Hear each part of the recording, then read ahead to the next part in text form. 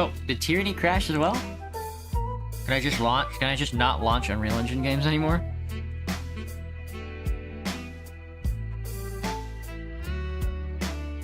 Nope, never mind. Hello, Celestia. What's up? How's it hanging?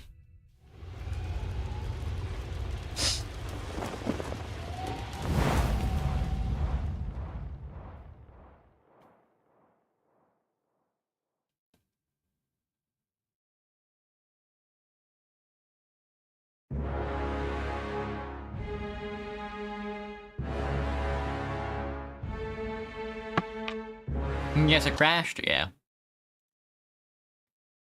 You guessed right. Now, the trick is, how are we going to play this next game? Because I don't even know how I want to play this next Tyranny run. I've done a couple of Tyranny runs now. I forgot Tyranny was a Paradox game. Death! Characters will die. No, we don't want death. No death. Don't full screen me, Doctor. Big heads? We want big heads. Frame rate capped at... Give me a 60 cap. Thank you. How's that sounding? How do I feel? I'm disappointed, but... it's to be expected. Turn the area loot radius up as high as possible.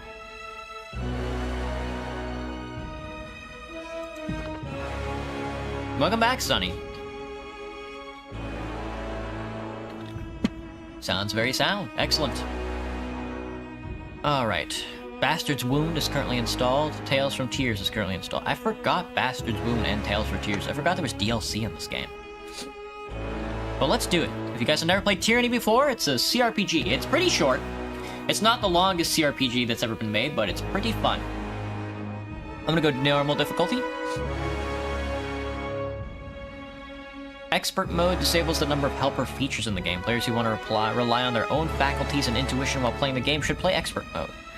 Selected when you start the new game, it cannot be enabled at the in the game end. Trial of Iron, only one save slot is permitted if your party is defeated, the game ends. New game plus. Oh, import a game from a previous save. Hello, Brandon. How will I Tyrant? I mean, I guess maybe we won't. Maybe we will not Tyrant. I'm not sure though.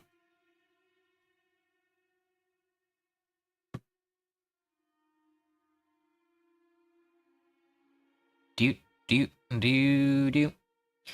We'll see when we get to the character creator how we want to play this out. Last time I played like a mage slash like phalanx, and I sided with Turon. For over 400 years, the armies of Kairos the Overlord have swept across the known world.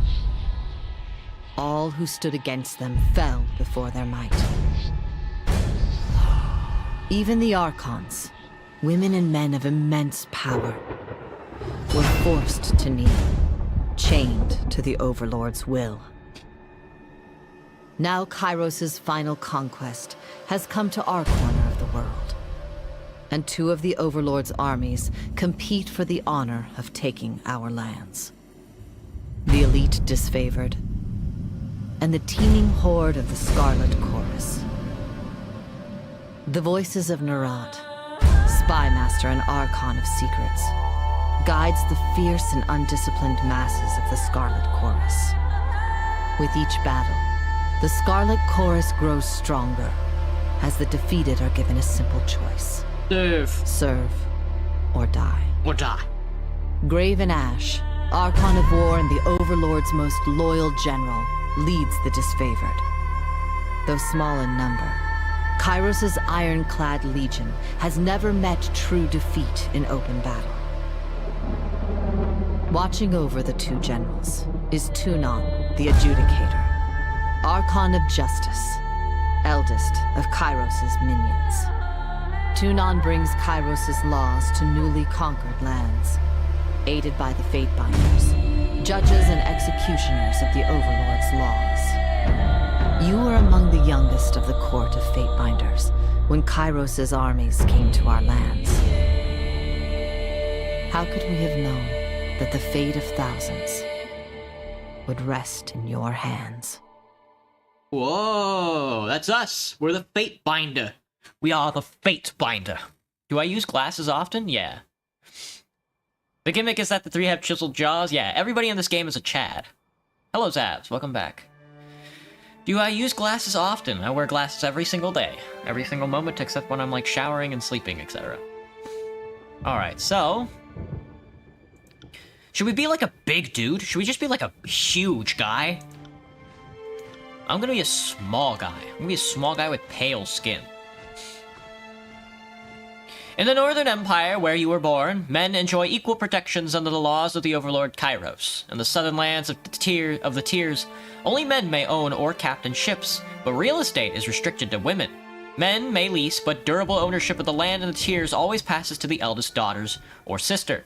Most sons enter their father's profession by their mid-teens. Those without a profession or family lands to work can find purpose by pledging service to one of the Overlord's mighty Archons. Criminals, derelicts, and others are often conscripted into the armies of the Archons. If a child cannot forge his own skein, he will certainly find one in battle. So that's if we're a man. If we're a woman, does our role change? It does. In the Northern Empire, where you were born, women enjoy equal protections under the laws of Overlord Kairos. In the southern lands of the Tiers, women may crew a ship, but only men may own or captain a vessel. While these customs give the oceans to the men, the lands are trusted to the women. Men may rent and lease, but only women may own land and bequeath it to their daughters and sisters. While following a parent's profession is standard, many women choose to pledge service to one of the viable trades or lands to call their own.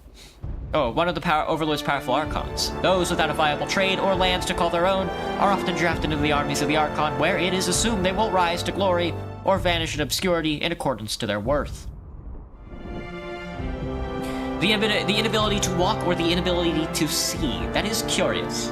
If we are a woman, we can own property. If we are a man, we can pilot a vessel. That is curious indeed. Should we become like a swashbuckler, if you will? A pirate? An irate pirate? Yo-ho and yar-har and all that?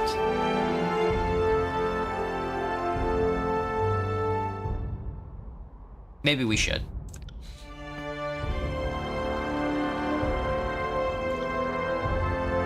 Let's take a next button. Ah, a face of hair and face. Dude, yes. We want like a... We're looking like Ewald Alfonso, man. We're looking like Alfonso.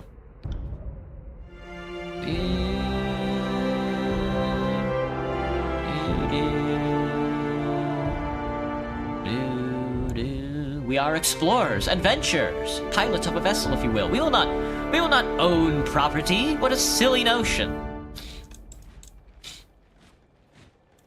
A creature feature. Land is the better option than water, especially here. Trust me, you'll see. Hello, Brantley. What's up? How's it going? Should we have like a full beard? A pirate's twist, if you will? Yes, yes. Ancient are his ways. A mustache. Yes, of gold. The mustache of gold. Aggressive voice? Got it. Sneaky voice? My wounds are slowing me down. Noble voice? Found something. Found something. Let's be a male noble. As far as tattoos go, we need something oceanic. Something of the waters. The waters of life. A sea serpent, if you will. Ah, coiled around one's legs. Yes, yes. Give me the blues. The bluish hues of the sea. This is quite... Ah, magics. Magics untold. Yes, very good. Very good. Not too much. Oh, a squid. The squid of life. Yes. Scarlet Latin squid. Indeed. Our banner is as one as well. The black squid. The black and scarlet squid. Something like that. Yes, good. Very good. Very good indeed. You had the flu, Brantley? I mean, I'm getting sick, but I don't have the flu. Are you all better? I mean, we are going on flu season. I really do need to get a flu shot. A beard that stretched to your ankles. Now that would be worthy. Red hair. Ah, Captain Redbeard. Captain Red Mustache. Let's see. This one, now this picture is particularly pirate. Certainly not that one. You wouldn't happen to have a pirate. You wouldn't happen to have a pirate amongst your profiles, would you? A yo-ho and a yar-har? That's very pirate, I'd say.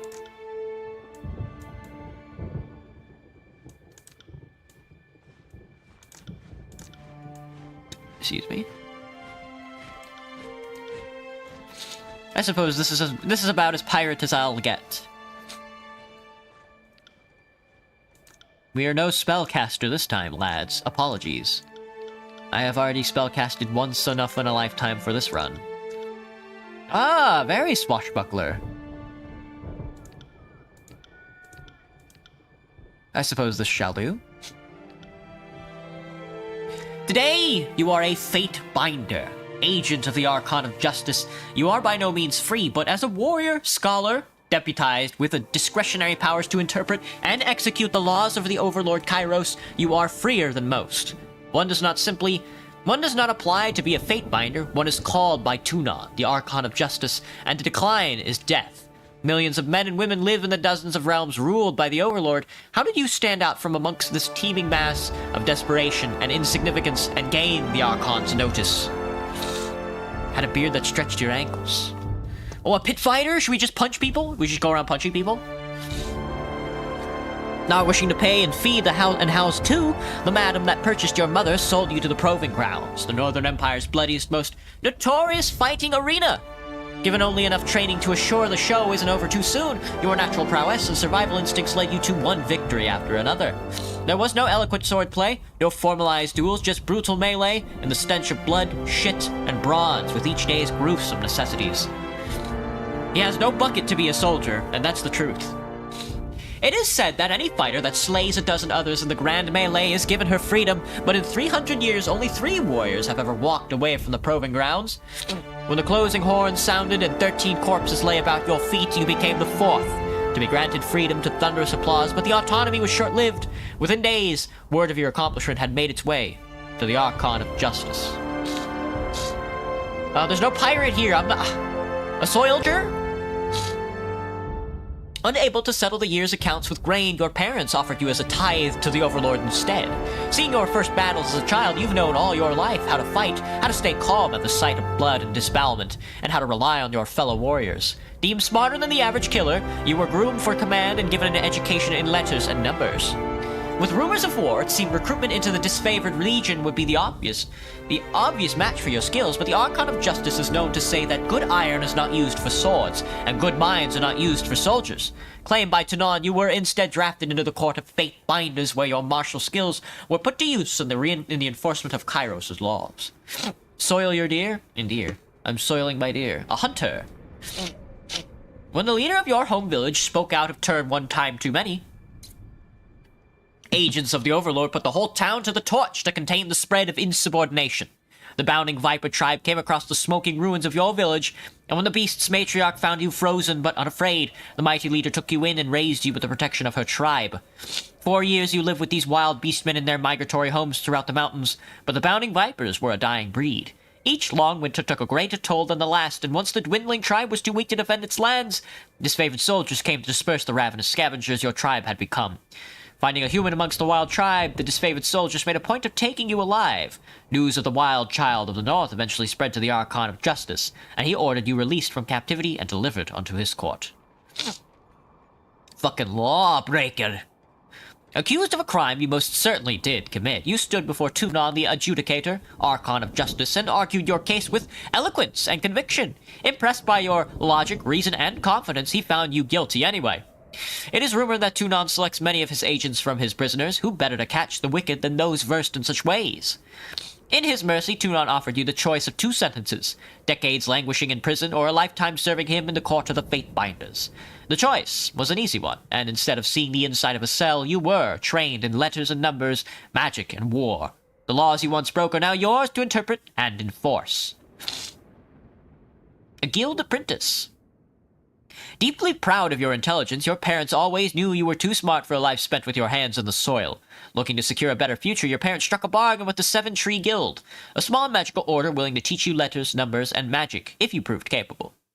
For several years, you learned much from the mages, mastering reading and writing faster than the rest, and eventually learned the basics of mystic theory and spellcraft. Your magical studies came to an abrupt halt when the voices of Nerat, Archon of Secrets, deemed the guilds a peacetime distraction that must be disbanded for the upcoming war. As mages assigned to the proper armies, while your peers went on to other guilds, your mind was seen as too valuable to be wasted on the armies. Instead, your life was claimed by Tunon, Archon of Justice. The War Mage. Few have the combination of wit and courage to be accomplished casters or warriors, and those cursed with such combination of talents are invariably pulled from their mundane lives and assigned to the armies of the Archons. Your earliest memories were a painful slog of training, study, lecture, and exhaustion, all the elements of being groomed for battle. You knew better than to ask what became of your family, nor to question the missives allegedly penned by their hand that were part of your earliest lessons in reading. When you reached adulthood, Tunon the Adjudicator came to the barracks and laid claim to your life. Seeing you as too valuable for the crucible of battle, the Archon of Justice deemed your life better spent dedicated to the art of punitive legal remedies. Though you had much to learn in matters of civil discourse, none could deny your bright future as Tunon's next great enforcer. A noble scion. Born to noble parents, you were groomed for leadership. Your youth spent on letters, history, rhetoric, and other matters of culture and statecraft. Though you had wealth and creature comforts, you were expected to grow up quickly and bear the honor of shepherding others through prosperity and war. When your parents came under accusation of sedition, you were sent to the court of Tunon, Archon of Justice, to defend your family's actions. Your parents were found guilty, their sentence the dissolution of the treasonous estate. Eloquently pleading your own ignorance on your family's actions, you negotiated your most crucial deal yet: immunity from the crimes of your family for the simple cost of swearing fealty to the Archon himself. Despite the unwilling induction, your education and savvy made you a valuable addition to the Archon's cadre of enforcers. And so long as you remain in good standing, your family just might be allowed to live. Or, of course, a diplomat. Though they would never tell you why, Tyros bestowed great wealth upon your family for some unmentioned service, and your parents used this wealth to have you raised far from home. Your childhood was a nomadic tour of terrorists, with hired tutors and fleeting friendships. While others had stability and routine, you had a worldly and varied education. A careless word in a far-flung city landed you in legal trouble, and you were taken before Tunon the Adjudicator and made to stand trial. Not only did you plead your innocence, but you turned the accusations around on the accuser for wasting the court's time, and the Archon of Justice concurred. Amused by your wit, wisdom, and adaptability, Tunon claimed you as his newest enforcer. It's pit fighter time. Sword and shield, javelin. I mean, it's gotta be. Oh god. I mean, should we punch? Oh, I kind of want to punch. I'm punching, dude. We're gonna punch. We're gonna punch the shit out of the enemy gamers. Sword and shield. One-handed weapons, parry, athletic. Javelin. Same thing, but with athletics with dodge. Great sword. Dual wielding. Parry, athletic, subterfuge is very funny. Short bow. Unarmed attacks, that's us. Shock spells. Frost spells. Vigor spells. Atrophy. We are going to be unarmed. That's going to be our first selection. Oh, I have to select my spell. Flurry of blows, palm strike. We're going to be punching, dude! We're punching! Hello, Felix. Welcome back. Palm strike. Perform a powerful palm strike to the target's chest, interrupting them, pushing them back, and silencing them. That's pretty good. Flurry of blows goes hard. But palm strike.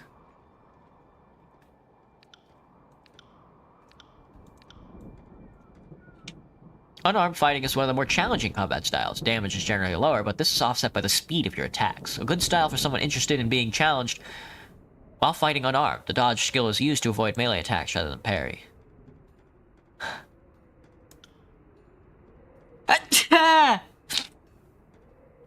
Puncher. We're punching.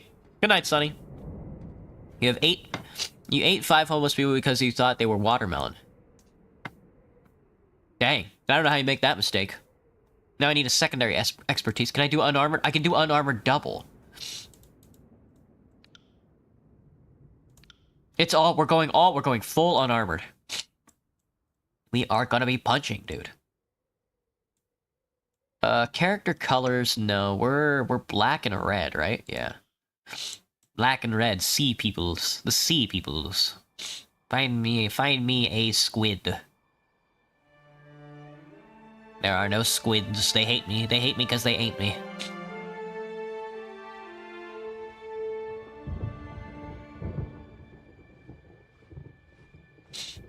Do do do.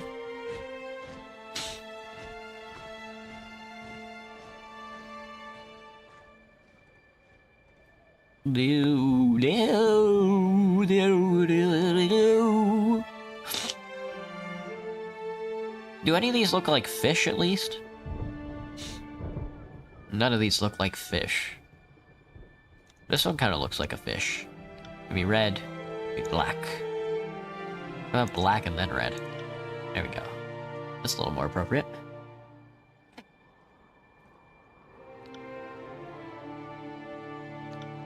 Sweet. Name? Punch. Fruit punch.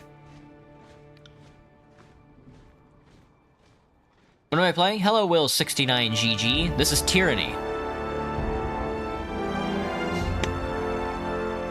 Might. Finesse and quickness are our strongly recommended. Oh, fuck. Ability and spell cooldown, accuracy, and armor deflection. I guess I should get might. Vitality? Vitality is a hard thing to pass up on. Resolve.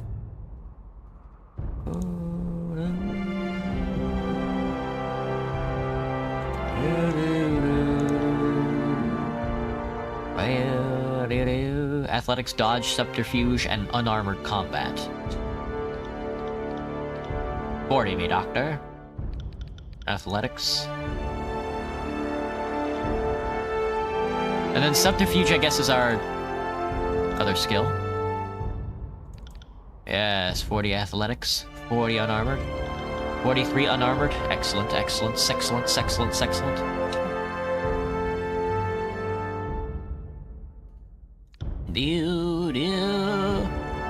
Selecting the we will be conquesting. Conquesting is the initial draw. Thank you, Zavs.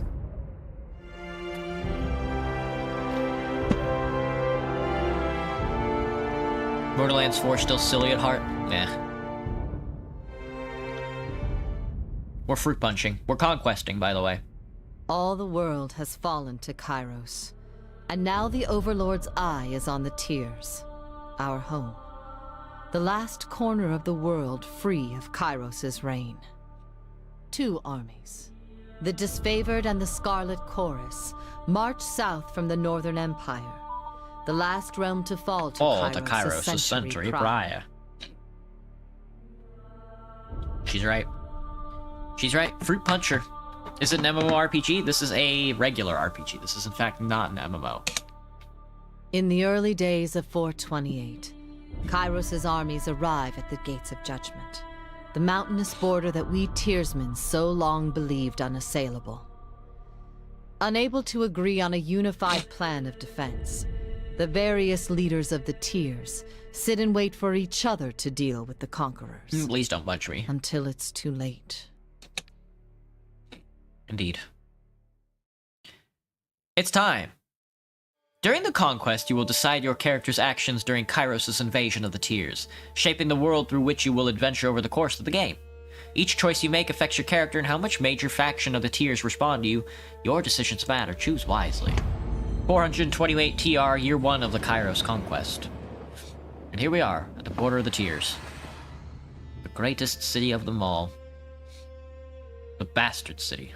Stood on this northern border between Kairos Empire and the Tears, built upon a natural harbor at the crossroads between realms.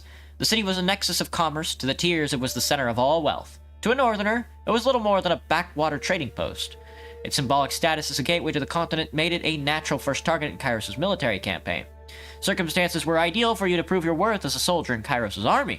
Taking this city would send a message to the rest of the tiers. Kairos' will is insurmountable.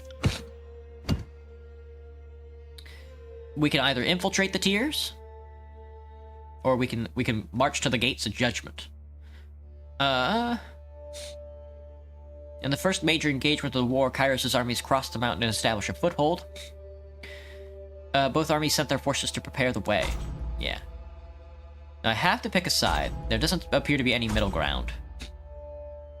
History would remember the Gates of Judgment as the first battle of conquest, but the real combat unfolded with advanced units of both armies, preparing for coming war. The Disfavored and the Scarlet Chorus each had a plan to infiltrate the capital city. Which army did I join? You lent your skills to the elite Disfavored scouts to capture the border garrison. Graven Ash insisted that an early victory in the offense would boost the morale of his troops and diminish the haughty overconfidence of the Southerners. Hello, Rupert. What's up? Hello, just chilling. How's your day?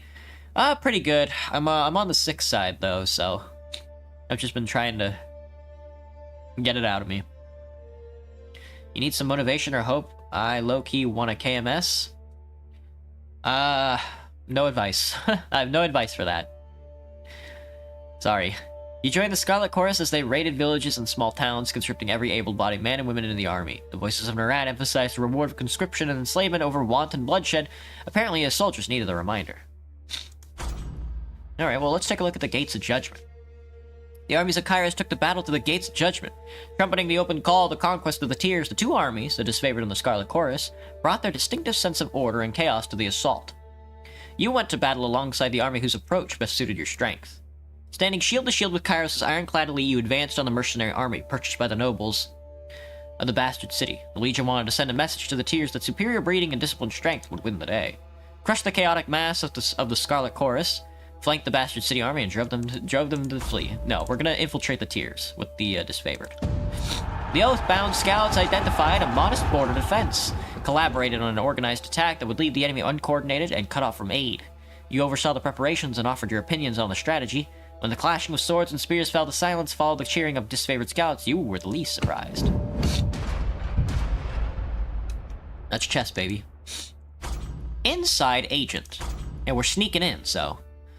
let's see. With the border garrison captured by the Disfavored allies, you travel ahead of the Kairos armies and lurked in the shadows of the Bastard City. You decided that converting one of the locals to Kairos' side would help bring the city to its knees. After all, corruption starts within. Enlisted a bitter captain of the guard to sell military secrets to the Disfavored. Better that Kairos' forces march to their next inevitable victory well informed. Came to an arrangement with a well-connected smuggler who knew how to sneak agents to the Scarlet Chorus behind the city walls. Scarlet Chorus were better operatives than soldiers, and this work required a subtle touch. That's true. That one's probably the one we're picking. Your fiercest opponents in the Bastard City were the mages of the School of Wild Wrath. Too barbaric to use their powers responsibly, the unbridled practitioners need to be stopped. How did you trick the hot-tempered mages into their own undoing? Lured the hot-headed mages to an ambush where a legion of Disfavored waited to spring the trap. The soldiers were hungry for a chance to subdue the arcane branch of Tyr's resistance. You tricked the guild elders into meeting with the voices of Nerat. Archon is secrets. The Archon was notorious for his cruel, mysterious interrogation techniques. The mages were never seen again. We're gonna sneak in and get the Scarlet Chorus inside. After accepting his deserved payment, the smuggler uncovered a long-forgotten tunnel that intersected with the sewers of the Bastard City. Armed with maps of the subterranean layout, your Scarlet Chorus allies fanned out to occupy various city districts under cover. They spent the ensuing weeks murdering key officials and sabotaging defenses wherever possible, weakening the Tyr's capital under the very noses of its leaders. Betrayal of the Bastard City. Your tactics of infiltration placed you in the Bastard City ahead of the main armies. Your work softened the city defenses for the arrival of Kairos' forces, but you wanted a decisive gesture that would give your allies a meaningful advantage. How did you assist in the fall of the Bastard City? Keep to the shadows. You eliminated the leaders of the Bastard City one by one. Spread the word of Kairos. You converted the poor and disaffected into a hidden army of the Scarlet Chorus. Once the dust settled, the army wished to bolster their troops with these sleeper cells. Challenged the commander of the Bastard City defenses to an honorable fight to the death. The Disfavored wished to spare soldiers' lives for the battles ahead and the civilian lives for occupation. We're gonna be sneaky. How do I feel about this run? We just started. Not too bad. We're walking around. We're being sneaky and we're punching people. We're punching people while we sneak around. Some deaths were quiet and unnoticed, while others were gruesome beyond words. As a wave of murder overtook the city's elite, your deeds swelled its infamy. Well before the armies arrived, no one in the Bastard City felt safe in their homes, much less behind their walls. By the time Kairos' forces crested the horizon, the city was fearful enough to throw open the gates and welcome the new protectors. The Bastard City has been conquered. We move on to the middle of the tiers. We have to select, though. The Bastard City settled into a new state of normalcy, with every tower displaying Kairos' banner. Your name was whispered alongside rumors of a decorated career to come. The armies divided into two fronts and migrated south. Tunon sent word that you were to join the next frontier of Kairos' conquest, either as the judge and overseer of the settlement of Lethian's Crossing, or as a war advisor with the armies advancing into the realm of Apex. This is Lethian's Crossing. The troops of the Mountain Realm. The troops of the Mountain Realm of Apex stood idle in the safety of their valley, biding their time as their neighbors in the Bastard Tier fell. In the second year of war, a joint force of Disfavored and Scarlet Chorus crossed over the mountains to take control of the Tier's central valley. Or Lethian's Crossing. Deposits of iron made the settlement of Lethian's Crossing a strategic war asset. Kairos sent the forge-bound smith mages of exceptional skill to establish a flow of weaponry. Tunon the Adjudicator sent one of his fate binders to ensure the enforcement of Kairos' laws. Ow. That. I'm not sure what to pick. Apex or Lethian's Crossing? Now, Apex is the tower.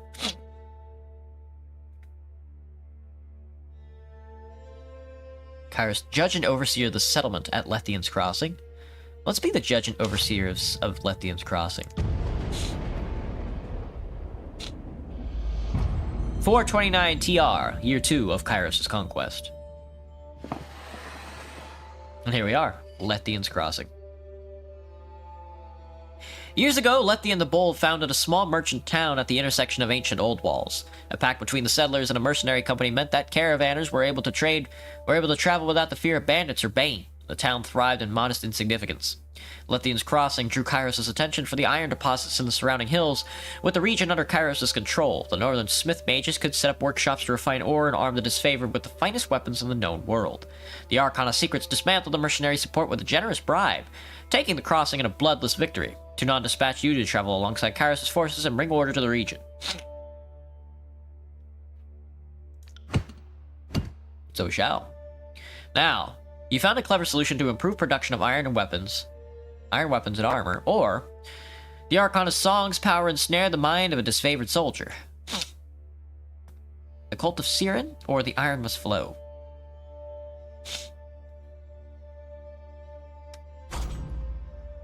Kairos' smith mages worked day and night to create weapons. No one faulted their dedication, yet production was low. The plans that came to light proved divisive to the Disfavored and Scarlet Chorus. On one hand, any additional manpower was needed for fighters, not forges. On the other hand, the celebrated weapons of Kairos' armies needed to be fiercely guarded. Drawn from the Scarlet Chorus recruits? We're expecting a reading today? Nah, I guess not. Hello, Rupert. What's up? Oh, I already said hi. Sorry. Solid sneaky, yeah, for real. The Scarlet Chorus took refugees from the recent influx and forced them to serve in Kairos' military. You repurposed these individuals to haul wagons of iron for the smith mages. This proved an inconvenience to the Scarlet Chorus, who relied on their forces of numbers to be effective in the field. Or we can conscript them. You conscripted help from a local tribe of beastmen. Their strength would more than offset their disobedience. The Disfavored protest that savages have access to the secrets of iron, but their voices were few compared to the support of the Scarlet Chorus. The Cult of Suzerain. Suzerain, the Archon of Song, used her arcane charm to lure locals into joining Kairos' army. As a patroness of the Scarlet Chorus, her efforts were critical to the conscription of new recruits. When an enthralled Disfavored soldier joined her cult, his company feared that the Archon was growing out of control and needed to be stopped. The Disfavored demanded that the Archon of Song cease her recruitment practices and that they be allowed to violently subdue her cult of followers. The loss of soldiers was a significant setback to the Scarlet Chorus' conscription effort. The Scarlet Chorus tradition used sent the latest batch of cultists to the front lines of the Apex campaign. Those who survived were welcome to remain in Kairos' military, and their performance would stand as a testimony to Suzerain's effectiveness. Let's get the Beastmen to work on the iron.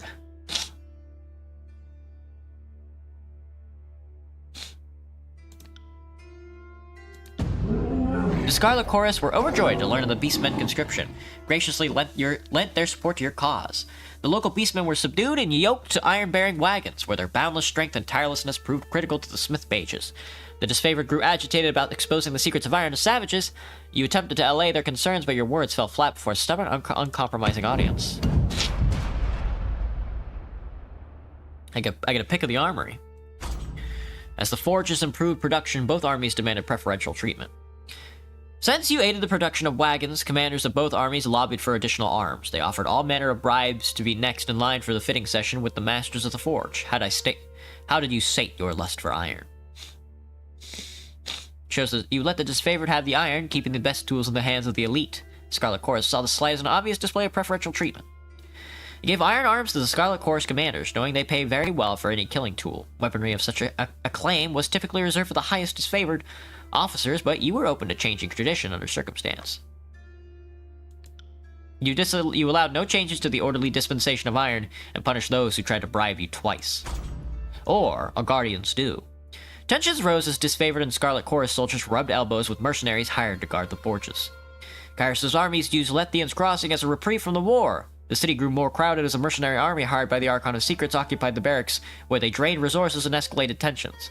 The disfavored wanted nothing to do with the sellswords, but the Scarlet Chorus sought to invite them into the fold. Disfavored demanded that the mercenaries be kept far from Kyros's armies. The righteous occupiers would not deign to share provisions or supplies with degenerate sellswords. You built a separate barracks and mess hall in order to keep the sellswords out of the army's way, and enact strict laws against disorderly conduct.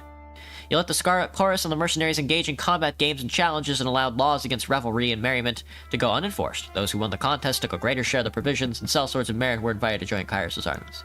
Let's side with the disfavored since we already took a Scarlet Chorus one. The elite soldiers from the north had little patience for sellswords under the best of circumstances and showed open contempt for mercenaries born in the tiers. They demanded that all armies, including their own soldiers, follow strict military discipline and be restricted to quarters when not on duty. After some discussion, you agreed that separate accommodations were the best possible solution. Though the sellswords balked at the oppressive foreign custom, you convinced them it was the safest recourse. Indeed. Who controlled the crossing? Tragedy struck when a mercenary hired by the voices of Nerat injured a forge-bound artisan, leaving him unable to practice his craft. Tunon ordered the mercenaries to leave the city in the hands of Kairos' more responsible servants. Only a token garrison could be left behind while the armies returned to the front. As disfavored and Scarlet Chorus showed increasing tension and hostility towards each other, Tunon decreed it best that only one force control the crossing. You're granted control in Lethian's Crossing to the disfavored or to the Scarlet Chorus. We will go with the disfavored. The disfavored placed a modest garrison in the settlement of Lethian's Crossing. Though the force was larger than might be needed to police the small settlement, protecting the forge-bound ironsmiths became the true agenda of the defense force, as these magical craftsmen kept the disfavored invasion force suited in iron. Relieved at the departure of the Scarlet Chorus, the citizens of Lethian's Crossing felt they got the least of the two burdens. You received word from Graven Ash thanking you for your decision. The forge-bound and their weaponry could not be entrusted to the voices of Nerat.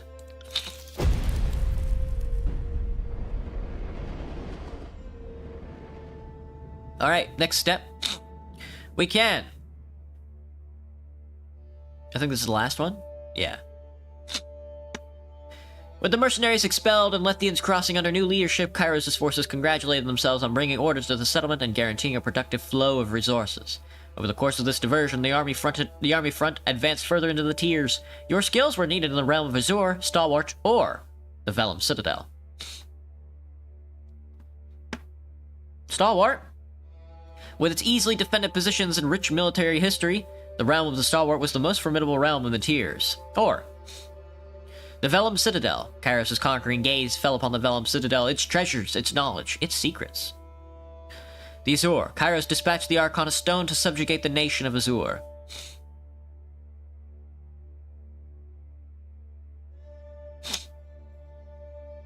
If I don't pick the Vellum Citadel, I think it burns either way. I think the Vellum Citadel just burns in general. I don't think I've ever done Azure. Let's do Azure.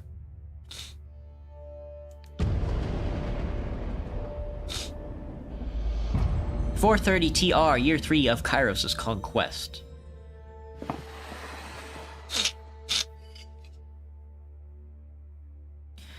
The nation of Azure, once the richest settlement of the Tiers, sat on a verdant, fertile plain. As the disfavored clashed with Azure's defenders, the Scarlet Chorus contended against the region's tribal beastmen, who protected their ancestral lands with incredible fury. Kairos dispatched the Archon Cairn to break the stalemate and force Azure into submission. The colossal man of stone and flesh arrived as instructed, but earning his cooperation was a tall order, even for you. Bread. Stalked by shadows, tensions arose when the Scarlet Chorus added a unique ally to their ranks. The destruction of Azure. Cairn's tactics left the armies tightening their belts. After a roaming pack of beastmen slaughtered a disfavored patrol, the Scarlet Chorus responded by laying claim to the beasts for their army, while the disfavored readied to accompany and to enact vengeance. The disfavored legion considered the beasts beyond taming, and the butchers of their northern brethren needed to be brought to justice. You denied the Scarlet Chorus' spurious claim and authorized the disfavored to enact proper vengeance. You denied the disfavored their vengeance and joined the chorus to capture beasts. You ruled that the Archon of Stone may do as he wishes with soil, being its natural master, and instructed the Scarlet Chorus to better control their numbers and plan better for the lean seasons. You ordered Cairn's disciples, the disfavored Earthshakers, to use their magic to repair the arable land destroyed by the Archon of Stone.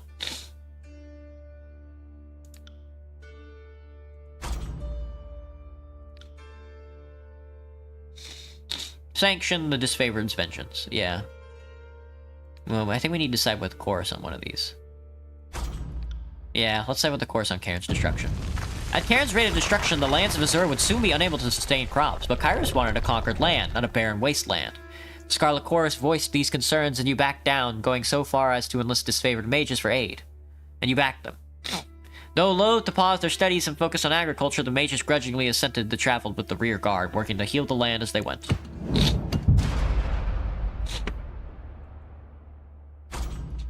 Forced into the fray. The Archon of Stone went missing during the campaign. As disfavored mages busied themselves with the search for Cairn, the Scarlet Chorus forced the mages into combat against their will, during which 2 were slain. Furious at the waste of trained specialists, the disfavored demanded that the Scarlet Chorus be punished. Free the mages. The disfavored demanded that you liberate the captive mages and had those who forced them into battle made their slaves. You ruled that demands of the war allowed Scarlet Chorus to appropriate military resources when they were available. Cairn's madness. The Archon of Stone refused to rejoin the war camp, loudly denying Kairos' claim over Azure. Nothing less than a full unit of soldiers could subdue the treasonous Archon, yet neither army was willing to risk their lives tracking him down. You delivered the order that sent Kairos' forces marching after Cairn. When Cairn brought them victory, the disfavored hailed him as one of their number. When Cairn defied the will of the Overlord, it fell to the disfavored to track him down and get answers. The Scarlet Chorus had the advantage of numbers and speed. You ordered them to deploy their numerous scouts to scour the countryside and find the alleged traitor Cairn.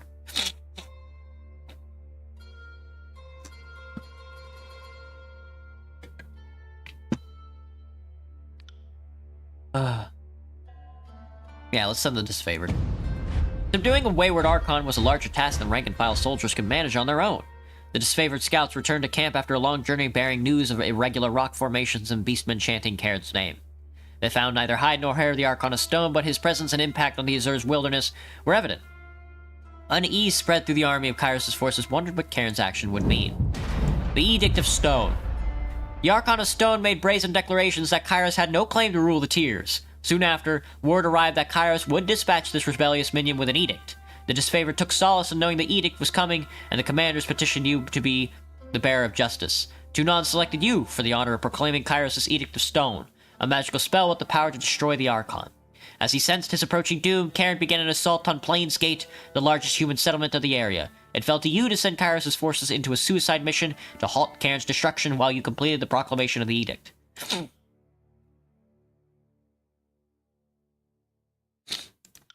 Knowing there was little chance of survival, you ordered the disfavored to march against the Archon of Stone as he neared the city of Plainsgate. You hoped that the elite of Kairos' armies would delay Cairn long enough for you to read the Overlord's edict. Believing that there was a slight chance that their superior numbers could hold off the Archon of Stone, you sent the Scarlet Chorus to delay Cairn's march on Plainsgate. You hoped you would have enough time to read Kairos' edict before Cairn reached the city. Believed that the only chance of slowing Cairn's assault was to commit the full force of Kairos' armies against him. It was a desperate gamble. If you were wrong, there would be no one left alive to warn the other Archons of your failure. Still, you ordered both the disfavored and Scarlet Chorus forces to march against the Archon of Stone while you read the Overlord's edict. And indeed, I did. The disfavored and Scarlet Chorus alike questioned the wisdom of this command. You were uncompromising. This approach was the only guarantee to halt the Archon's destruction. The disfavored phalanx shattered under Cairn's fury, and the Scarlet Chorus's mob was reduced to a smear under his foot. The city of Plainsgate suffered little damage at all as the armies kept Cairn occupied, a small beacon of hope among the devastation. As you read the Edict of Stone, the earth under the battlefield groaned open, spitting up outcroppings of rock that obliterated the surrounding landscape for miles. When the land heaved open to take Cairn, the Archon allowed it with serene acceptance. So he did. The Edict of Stone. But the lands blighted and unrecognizable, the realm of Azura was left utterly ruined by the events of the war. In times to come, the Tears would call this blasted region the Stone Sea, where the treacherous rock formations and persistent quakes became the defining features of this once verdant land. The Scarlet Chorus established a sprawling camp in the scattered rocky terrain and quickly absorbed those displaced by the upheaval of the land.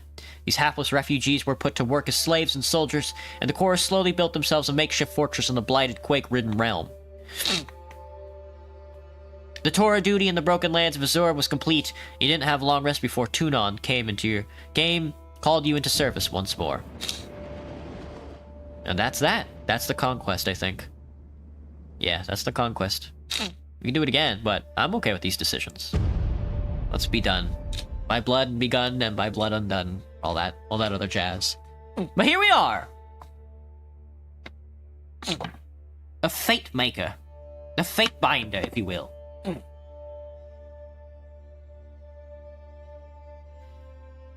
Oh, we've slaughtered 1,000 people just to try and conquer the Tears, and we aren't even close. The year is 431, and Kairos' invasion has shattered all major opposition in the Tears. The Younger Realms, the Bastard Tier, the Free Cities. All who defied Kairos lay broken by battle, or bowed in surrender. The two armies of the Overlord, the Disfavored and the Scarlet Chorus, now control our lands. Capture the flag but well, our will is not yet extinguished. Oh, red and blue, red and not blue. Entirely. In the valley of Vendrian's Well, those of us unwilling to bow to Kairos have banded together in defiance. Violating an oath of surrender from 2 years prior, we have staged a bloody uprising, murdering the Disfavored and Scarlet Chorus garrison in a midnight assault. With their main forces spread across the Tears, the Disfavored and Scarlet Chorus redeploy to Vendrian's Well to crush the resistance. But months pass with no definitive battle. As disagreement and discord paralyze the Archons, we bide our time and wait for our message of insurrection to spread across the Tears. The Overlord is not amused, and Kairos has one message for the Archons: crush the Oathbreakers or die. Kairos backs this threat with an edict, a magical commandment that can slay all in the valley should the order be ignored. The honor of proclaiming this edict fell to you. Sent across the mountains to Vendrian's Well, you carry the Overlord's edict to read before the Archons. As you finally make your way through the winding mountain passes into the valley, the ground trembles, and Kairos' magic seals the way behind you. You are trapped in Vendrian's Well, with Kairos' armies and the Oathbreakers.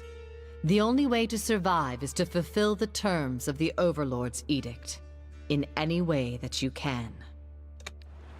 Indeed. So, either this edict will be read and we'll all die, or I, with my big-ass head, will find a way to solve this problem. Fate Binder Fruit Punch, I presume. Fate Binder? We've been expecting you. Hello, Aurora. Welcome to Terratus. Welcome to Terratus. It's been a while. Wow, it's been a while since I've seen anything that's going on here. Jesus. So this is unlike the usual RPGs, where you, where it's like turn-based. This game is in fact not turn-based.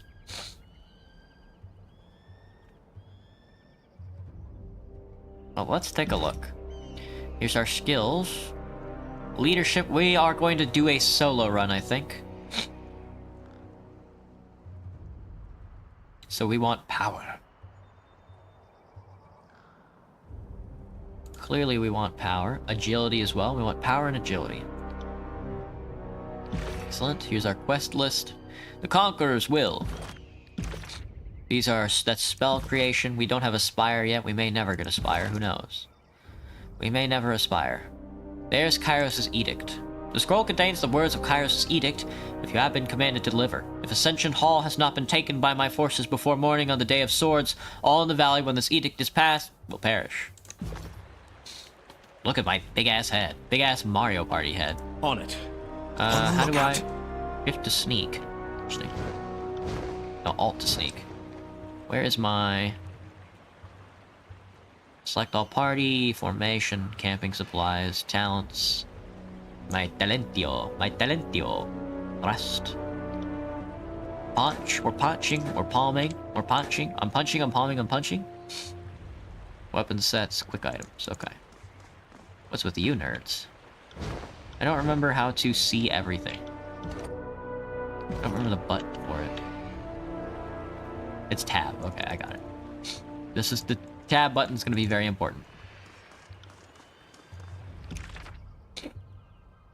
I got a new expression. Look at me.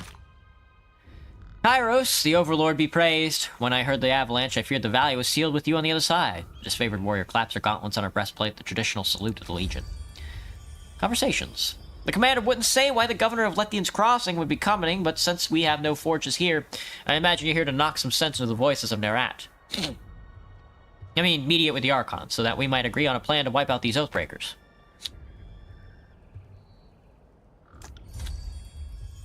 But I know the Archon's expecting you. Don't let me wax nostalgically about the olden days.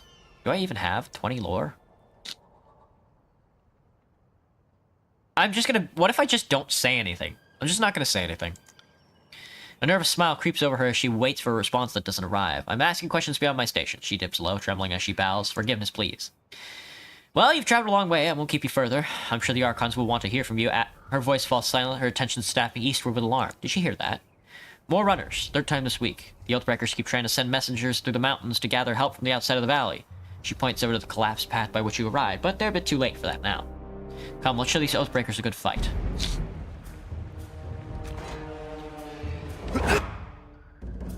Combat. Tyranny uses the possible real-time combat system, and indeed they do.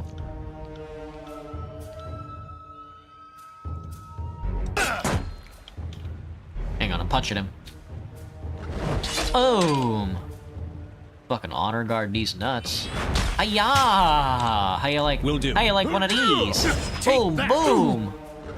Getting him with a punch, man. I'm hitting this motherfucker with the punches. Hiya and all that.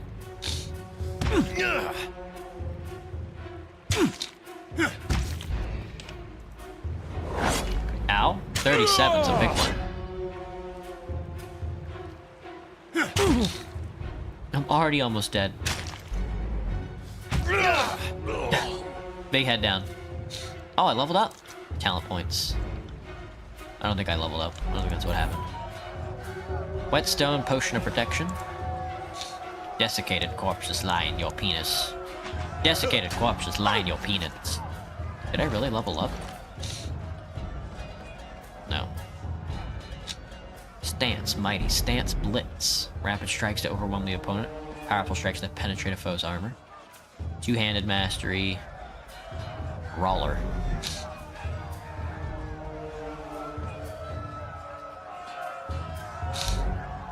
Allow basic attacks to strike multiple times. Slice. Sneak attack. Unseen advantage. Dude, leaping kick. 100 fists? Holy, holy. Squeeze through, move the boulder. I have the athletics to do so, yeah. Squish that girl. And her dumb big head. To battle.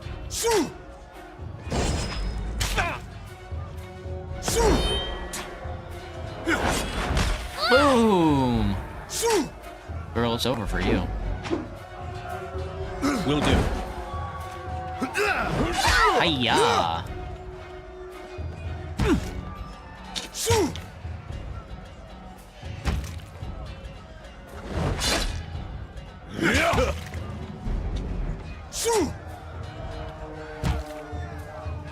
Fury of blows.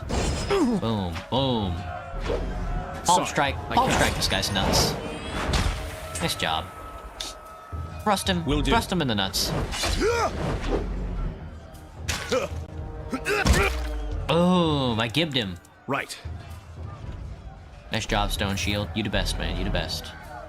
Take that guy's junk so we can sell it. Take this guy's junk so we can sell it. Let's see. Several skulls bleached by the sun. I'll pick 2. Holy, dude. Try and catch me, worm. Reverse. A young Scarlet Fury weaves around the Vendrian Guard attackers, avoiding their weapons with a fluid grace. She nods to acknowledge you. A breathless enemy soldier passes glance to her countrymen. This one's crazy. Too much lead in the water. We should cut her losses and turn back. Fate finder. Here at last. Here to join me in putting these cowards out of their misery. That depends. Who are you? Are you serious? I came to escort you to camp when... Damn it! Kill first, questions later. You look like you're handling yourself well, no? Sounds like you could use my help. Gain average fear, verse. Gain average loyalty. I'm no water lily, but I'd welcome an extra blade. You're bad. For the realm of Apex Charge, the Vendrian Guard level their weapons in advance. Heads up, we have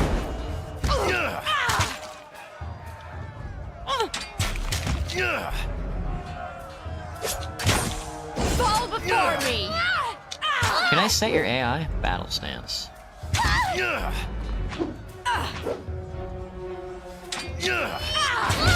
Ow. Can't do that. Can't do that. Push him down the stairs. Yes, kill him. Kill him. Nice job, kid. Defeat the remaining rebels in camp. I can't. I I can tell you didn't spend the conquest in a diplomat's tent. I have a clip button. Oh yeah, thanks, Graham. I'm Verse, by the way. But there are more important things to take care of than introductions. Those Vendrian Guard we killed didn't come alone.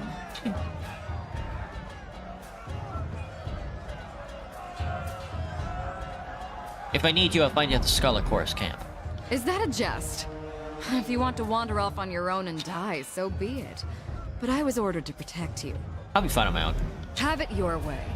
If you'd rather face the Vendrian Guard with your rear exposed, it's none of my affair.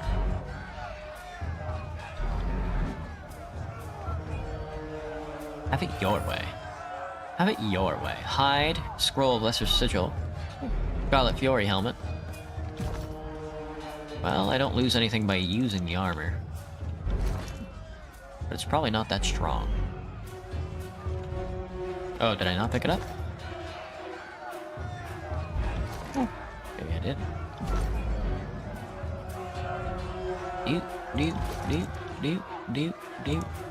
Do.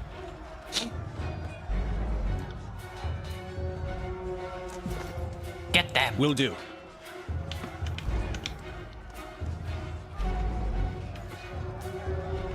That's a lot of them. Eyes forward, no looking back. The Vendrian Guard warrior roars with the falcons headed high, his words largely lost with the din of combat. Stand aside, or your funeral will be over the side of the bluff. I applaud your bravery, but I implore you to end this foolishness and lay down your arms. Not a chance. If I surrender, I'm as good as dead, unless we can drag some Kairos chosen along with our short journey into the void. As he signals the men to charge, the sound of chanting rises from the south, drawing his attention. Scarlet Forces reinforcements, hurry!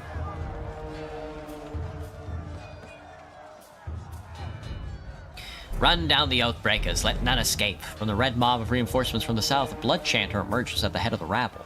The ornamental crest, you can collect the skin and sell it, yeah. Your staff pulsating with crimson tomes. Signing sigils of magic and wordlessly moving her mouth, the blood chanter describes a series of spells into the air. A red glow surrounds the Vendrian Guard warriors. The chanter's magic worms its way into their minds, blinding them with rage. Hold position, all of you. You there, keep to the path. The warrior gestures along the canyon trail, but his soldiers turn their attention to the Scarlet Chorus roaring challenges. No, do not engage, we need to run! His orders falling on deaf ears, the warrior reluctantly readies his weapon.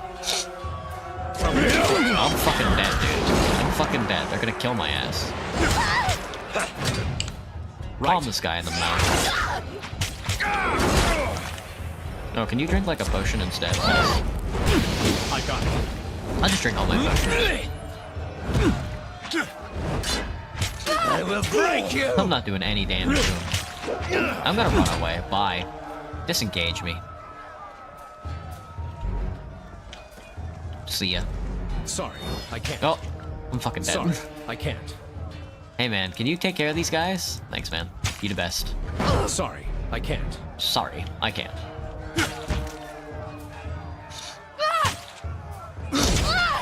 I'm so dead, dude.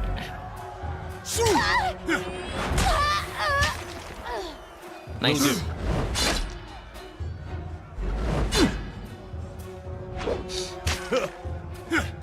He's gonna kill me. Oh, I drank a potion. I drank a potion just in time. Oh, I died. It's over. Fuck. Maybe we do need the teammates. I don't want the teammates, though. I just want to punch the enemy gamers. The year is for... Oh, fuck!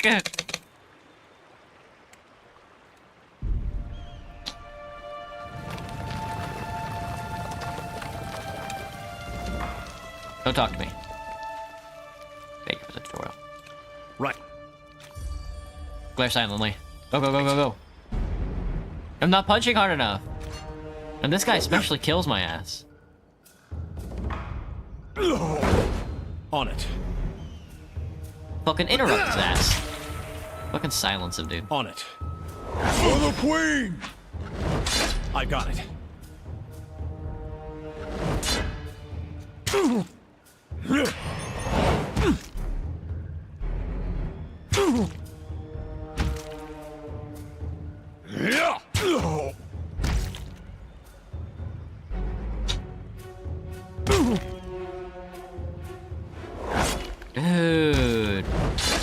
That's so strong. I got it. Also, turn off big heads. It's so distracting. I can't see anything.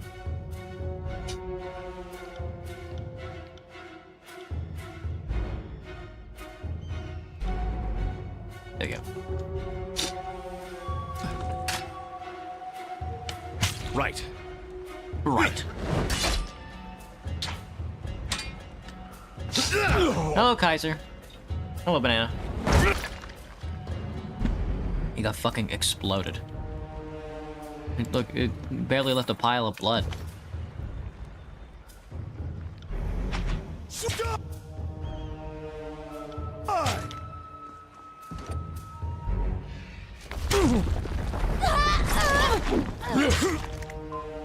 You lost. Will do. Will do. Killing this guy first is probably the best bet. On it. Cleaving strike.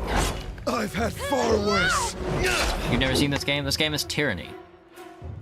I'm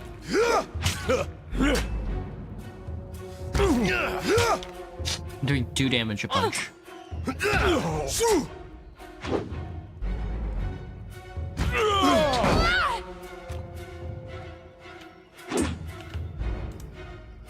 Unarmored combat +1. I'm getting unarmored combat stats by punching.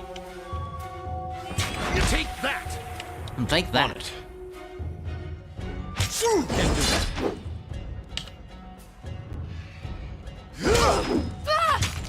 Ooh, 8 and 1. Boom. See ya.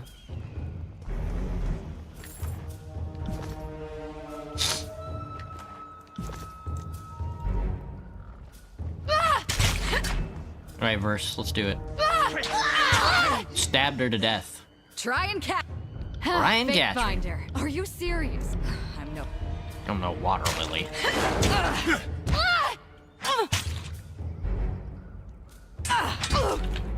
I got it. Oh right, I forgot there's combo abilities.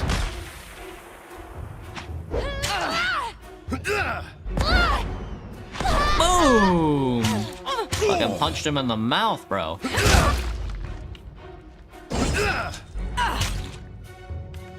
I got it.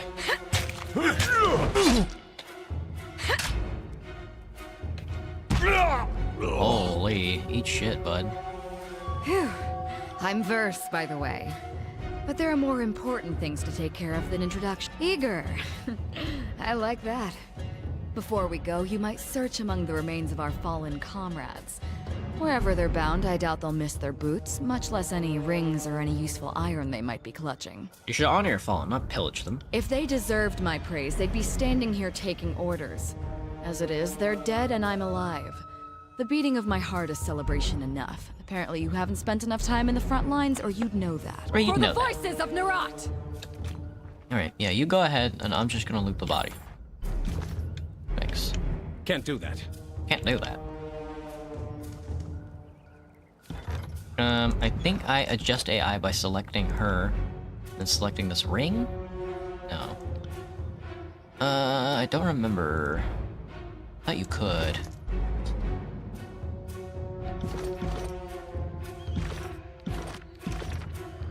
Maybe not. The Archon, the Graven Ash. Graven Ash, the Archon.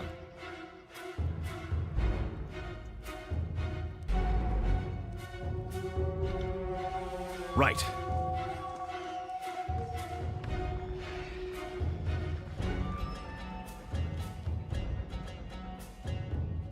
No looking back. I applaud your effort in this foolishness and lay down your arms.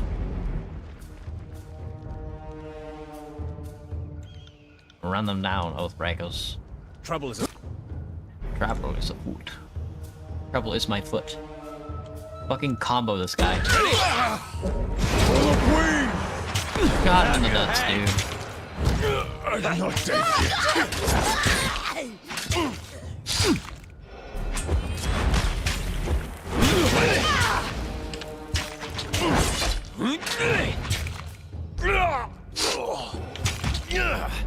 Right.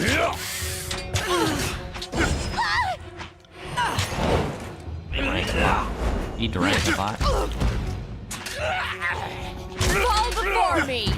Ooh, punched him. Mocking Blaze. Why do you still have a big head? Crescent Rudder. Come quick, we have a situation on the cliffside. They have the commander.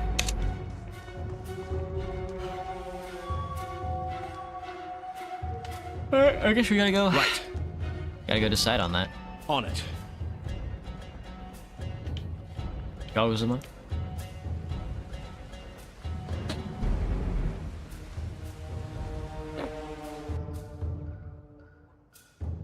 Stow your weapons so we find out how long a man screams before hitting the ravine down below. Cornered between a precipitous drop and a band of angry soldiers, the Oathbreaker warrior holds a disfavored police officer at knife point. Hello, Tyrell. Skewer him! Worry not for me. Graven Ash will protect, and the disfavored officer winces, blood seeping from the screams of his braces and curious. You heard the man. He plainly invited you to use that little blade of yours. What are you waiting for? Permission from your pimp?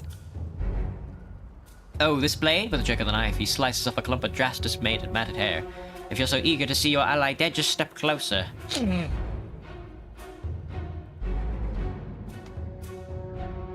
This favor gain finer favor.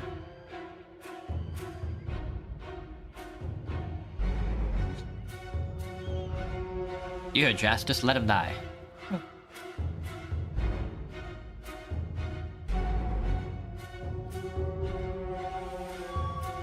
I do have 30 athletics. That's right, now the rest of you drop those weapons. With his attention on the other warriors, you dash forward. He reached out with his dagger to slay Drastus, but your hand is already on his wrist. With a wrenching twist, you mangle his hand, dropping the dagger harmlessly to the ground. The disfavored warriors rush forward from either side of you. Tyrell barely manages to strain grasp before being hacked and impaled upon their swords and spears. Sounds like a gremlin. Kairos be praised, that Oathbreaker fought with the rage of Cairn himself. Drastus slides a trembling hand along the cut in his neck. Thank you, Fatebinder, I thought today was my last. From the look of it, I guess they thought if they swarmed the pass, maybe one might make it out. Found a few scraps of parchment on the bodies. Drastus holds out a handful of crumpled parchments for your inspection. A student of letters, such as yourself, should be able to make sense of this. Examine the parchment.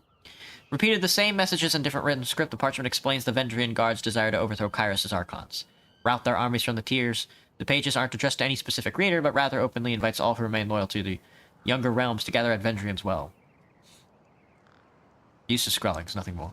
Well, from the look of it, we kept them from slipping out of the valley, where they hope to accomplish. I think their plan died here.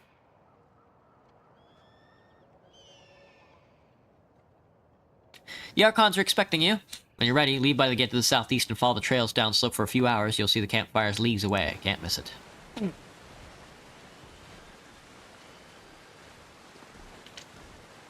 Loot the body.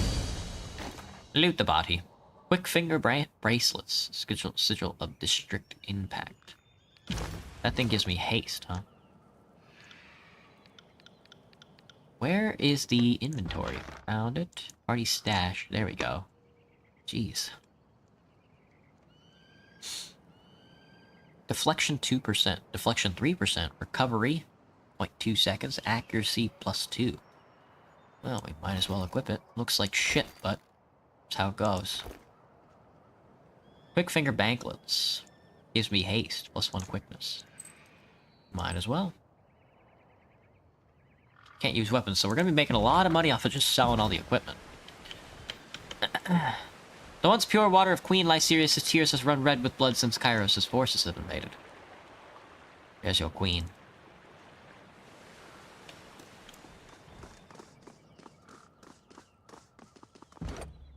Climb up the rope. What Wayfinder, have we Pathfinder. here? I wonder if that's the formula.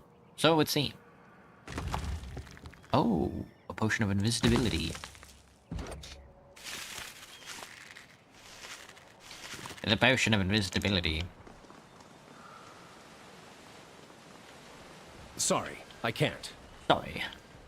I can't do that. Darkest demos.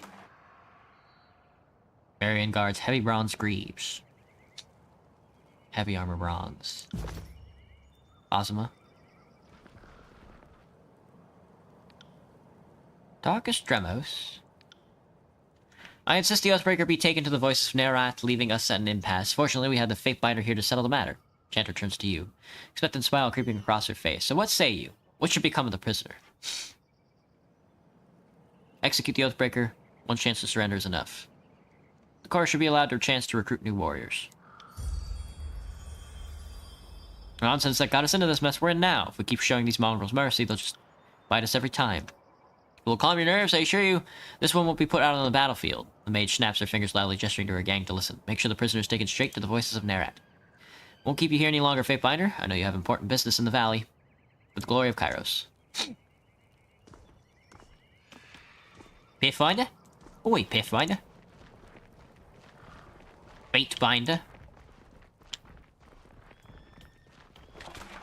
Oh, a Shrumbus. A McShrumbus. Crescent Runner. If you see the chorus causing problems, let me know. I'll crack some heads. Shut the fuck up. Mocking Blaze. Thrastus. Cosma. Fatebinder, what an honor to have one of Tunon's court visit our humble holdfast. Need supplies? Bursting with energy, the merchant slams her palm down on the top of the crate. Come for the right place. Let's see what you got.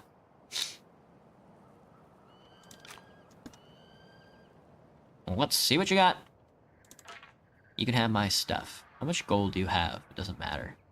Rogue's leathers. Let's see. Ceremonial Fatebinder of Tunon armor. Deflection 5%, recovery 0.6. Fine leather. Light armor leather. Light armor leather. Pierce. Opportunist. This is way better. Quality fine.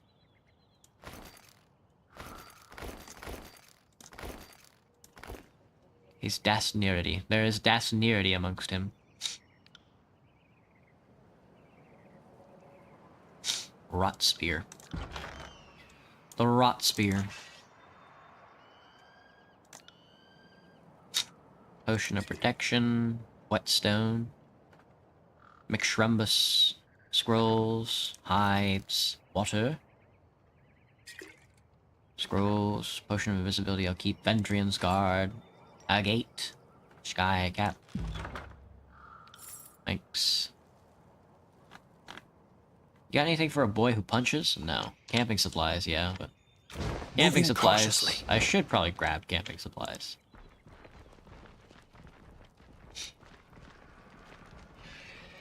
Alright, how do I get up on the wall? I don't remember. Can't do that. I think I have to go outside the gate? and then go up the other side. If I remember correctly. Ooh, Scarlet Course, leather armor.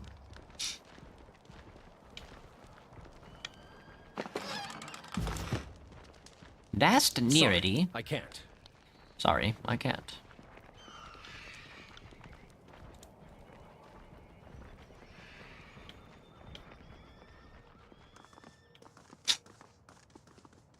Okay, we'll see how much. See how much it takes to get up this wall.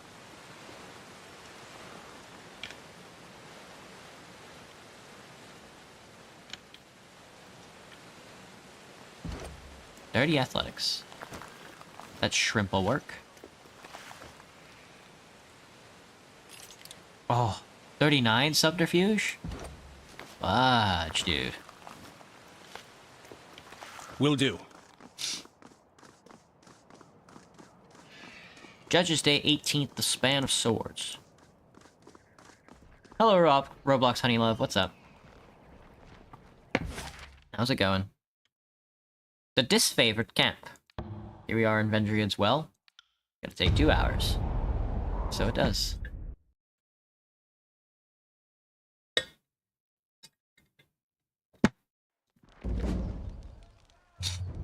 Sterling Hagnon. Slow down a moment. I know we're both eager to watch the Archons bicker over tactics like a pair of magpies, but I need to ask you something first. Voices of Nerat told me that you come as a mediator considering the source. Well, I can't help but feel I've only heard half the story. What's so special about you? I'm here to deliver an edict from Kairos. Did the voices of Nerat ask you to spy on me? Lost for words, Verse regards you with momentary unease. Well, are you even surprised? He's the Archon of Secrets. Knowing in advance is his business, so is snatching up any advantage over Graven Ash. Those who compete like a couple of new recruits on a spot about fire. For a spot around the fire.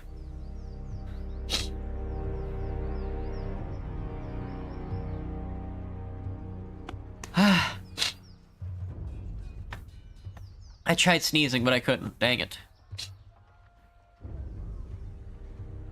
I have nothing to tell you. Alright, if you say so. You're walking with this weight pressing your shoulders, and I thought you could use a reprieve. I really ought to... I must meet with the Archons.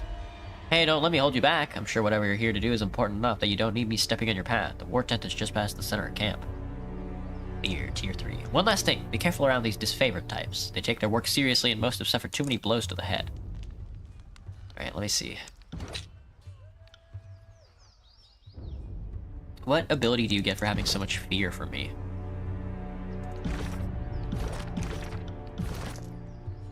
Nothing yet. This is robbery. Hail, Fatebinder! The disfavored scout nods at your approach. Camps on up ahead. Don't mind us, just clearing out the rabble.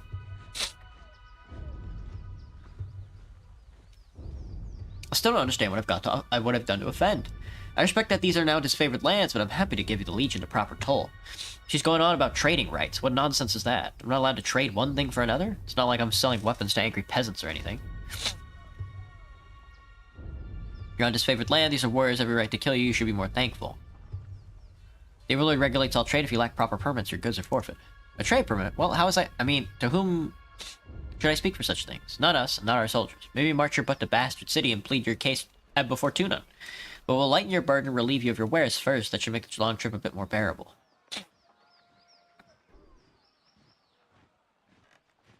Let's see. You'd best start making every strong argument as to why I should help you. Anything be argued before Tunon may be argued before me.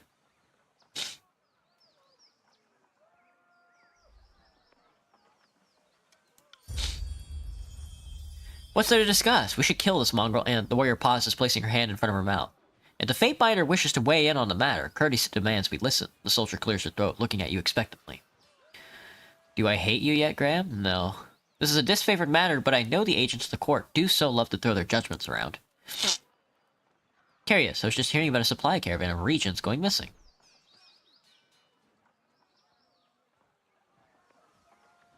Well, you could rob me now and have supplies today. Have my supplies today. The merchant grabs a flask from his cart, or you can leave me alive and have a fermented honey all year long. I even know a few family recipes for painkillers and healing draughts. Certainly any army will need those. He uncorks a small ceramic vial, and the aroma of cloves and lanolin assaults your nose. These are essential goods for the war effort. We should leave the supplier intact. But he has no permits. You're allowing this low-born wretch to profit when he should toil like any other conquered tiersman. Fatebinder, is it your right to settle disputes when we locked horns with the chorus? We have no authority on this matter?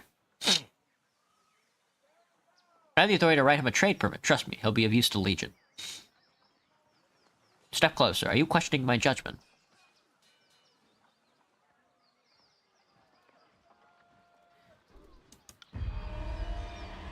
Gain wrath with the disfavored.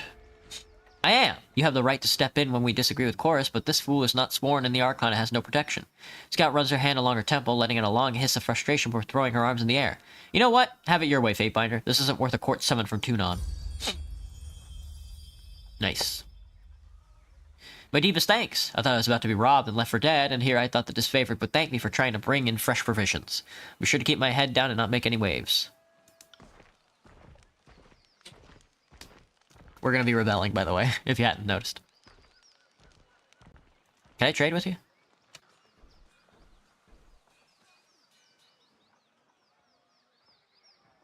Guild apprentice to the law. Woman, you're dead. Woman, you're dead. They won't see me coming. Oops, don't sneak. Yes. Not march into camp just yet. I don't really need to.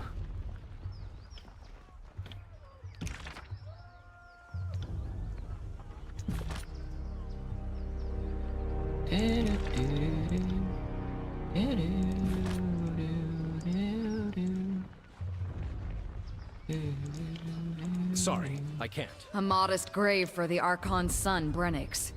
We don't bother with funeral rites in the chorus. No point in thanking conscripts for their duty. The Archon's son?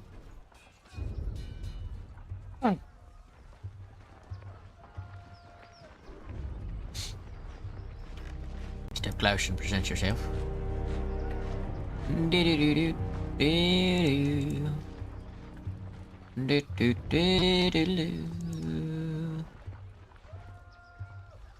The gate guard holds up a warning hand. Go no further. You approach disfavored ground. State your business. I am Tunon's Fatebinder. Stand aside, I am expected. Giving orders like you own the place already. The guard lets out a long sigh before gesturing for you to enter. The Archons are expecting you. You can find them in the war tent, head straight through the gate, and keep going. Go on in! The soldier gestures toward the gate. The Archons are expecting you. You'll find them in the war tent, center of camp. When was the last time I saw a tree? There's trees outside in Seattle.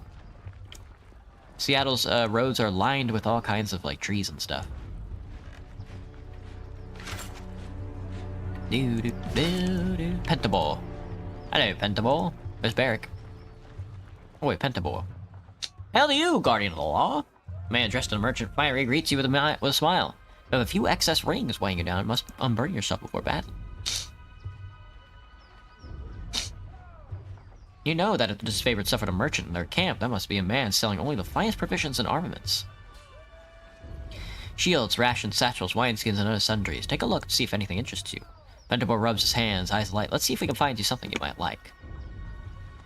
Probably not.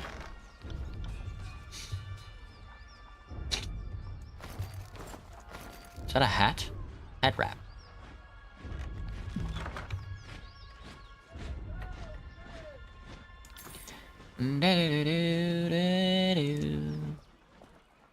What about you, Rona? Oh, no time to chitter-chatter. That wasn't so hard. That wasn't so hard. It's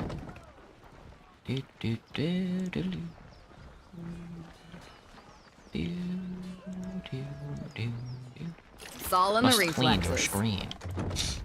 Same. Can't do that. Better quip.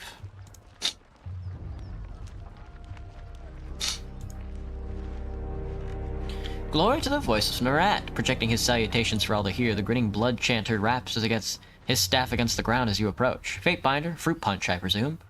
His smile quickly retreats, giving way to a sour scowl. I am Better Quip. I'm here to the embassy of Scarlet Chorus. Better Quip looks at you impatiently. Goodbye. Okay, I'm not gonna lie. After having read all that, I really want to play later? Gotcha. I really want to play Suzerain again, so I'm gonna take a break and then be right back with Suzerain. That was fun, don't get me wrong, but like, I'm craving Suzerain. I'm craving Suzerain like crazy. Let me see if I can adjust my stream settings. Suzerain. Do. Where's the music? Oh, changing my graphics driver killed my music for some reason. Let's not do City Skylines. Let's do Donkus Congus.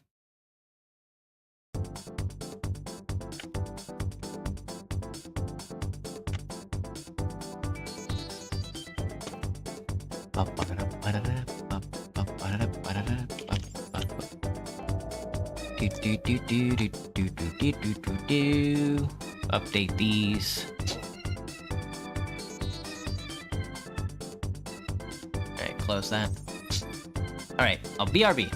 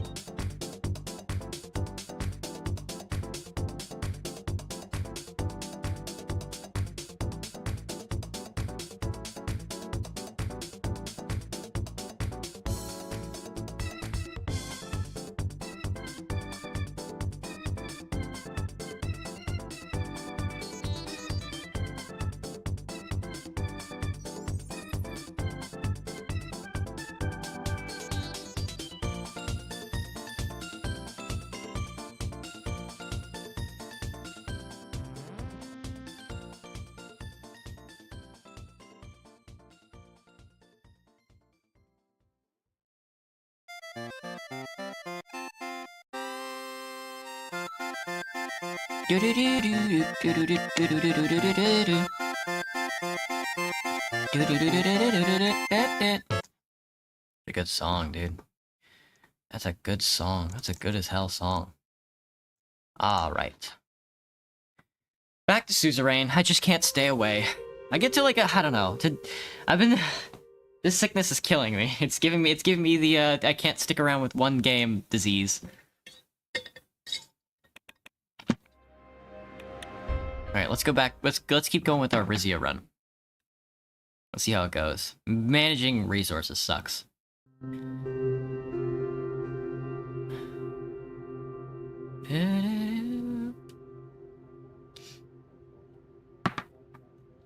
Alright, let's take a look at where we are. Topes. Let's see. Consumer Industry Park. Yeah, the economy in Taupe should be expanding by quite a bit. Resonant City restoration finishes. The restoration efforts of the ancient Resonant City center of Taupes have been completed. Hundreds of facades renewed and old roads being brought to the surface again. The concrete that we used to cheaply plaster over decaying ancient infrastructure has been removed, displaying the city to the public as it once was. Several ancient excavation sites around the city have also opened, with many of them expected to draw tourists from all over Rizia and Mercopa. These include an ancient villa as well as a horse racing track of an aqueduct. Except for other archaeological sites are still being excavated and are expected to gradually open in years to come. Oh, did I already do these? New hospital opens, yeah. Update on the Zeal incident. Oh, right. A few weeks had passed since the attack on Zeal. I called Lucita, Hugo, Titus, and Vina to my council chambers for a security update. Titus insisted on sweeping the room before Vina, and I sat down. Hugo was next to arrive early as usual. Your Majesty, how are you faring?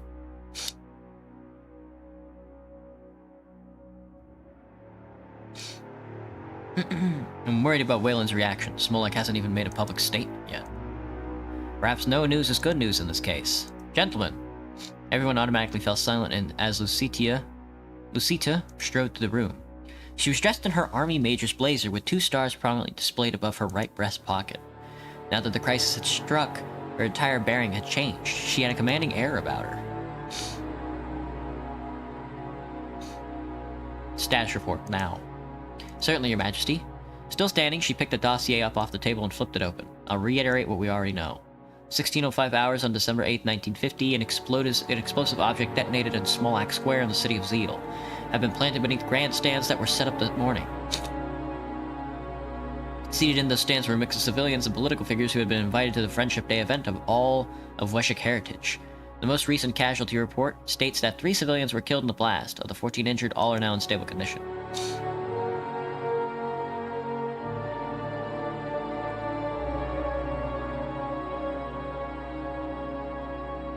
Don't forget right before the attack, someone screamed for the king. I haven't forgotten, nor has Wayland. She turned a page. Based on the scant evidence available, Wayland's intelligence agency suspects that Rizian nationalist group Amina was behind the crime. She looked meaningfully at Hugo.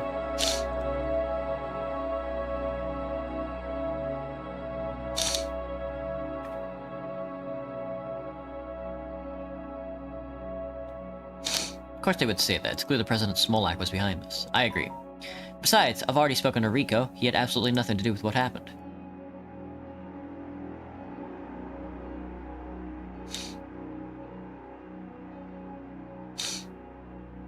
Amina's activities, like in the months leading up to the attack. Nothing out of the ordinary. A few marches and a rally held at the Duke of Isa's mansion in protest to the new Dashnir's Grand Sanctuary expansion.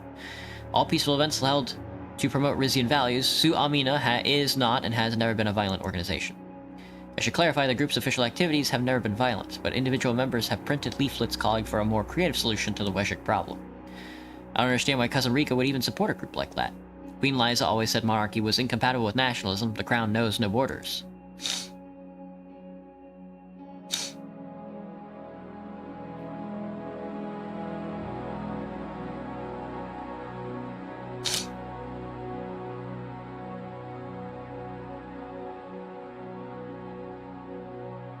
That's rubbish. The monarchy and the nation of Rizia cannot be separated from one another. I appreciate Rico's effort to protect both. That's the message the public needs to hear. If I may, Your Grace, why have you never once thrown your own weight behind Amina to support its ideals? Hugo spread his hands wide. It would do the group no favors to have an old man like me in the spotlight. They need youth, vitality. They are the future of Rizia, after all. He smiled warmly at Vina. My daughter looked away. Future or not, we have no concrete proof of Amina was behind the attack. All we have is Wayland's word.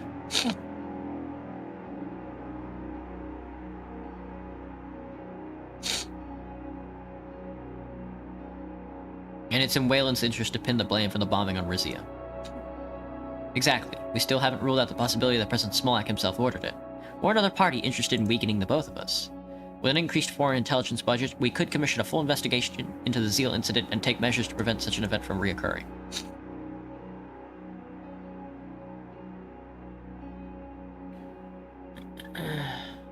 How much would that cost us?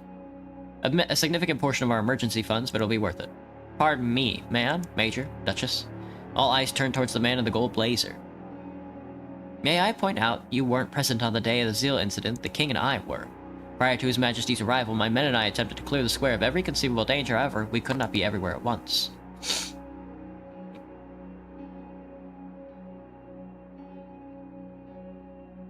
Shouldn't have been your job to find the bomb. It was Wayland's. What was your point, Mr.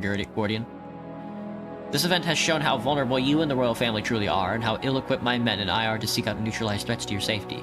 Therefore, it's my opinion that any emergency funds allocated to the wake of the Zeal attack should go towards re-expanding the Golden Guard. With a full-fledged division under my command, I could also easily send a team to Iza to confirm or rule out Omina's involvement of what happened. Lucita's jaws dropped. Hugo eyed Titus uneasily. Your Majesty, you recently conveyed your apprehension over re-expanding the Golden Guard's ranks and duties, but this incident could serve as an excellent opportunity for us to demonstrate our capabilities. I'm sorry, but why wasn't I privy to this discussion? The expansion of the Golden Guard is a security-related issue, which, as Chancellor of War and Internal Security, falls under my purview.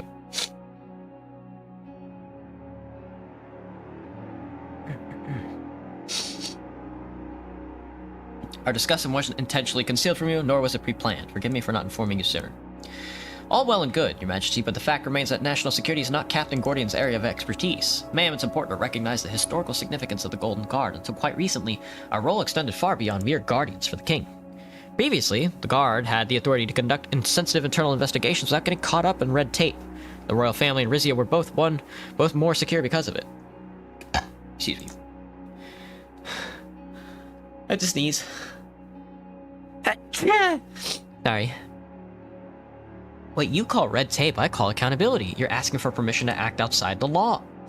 I'm asking for permission to become a more agile, flexible arm of the law than any division currently in operation. This will benefit us both.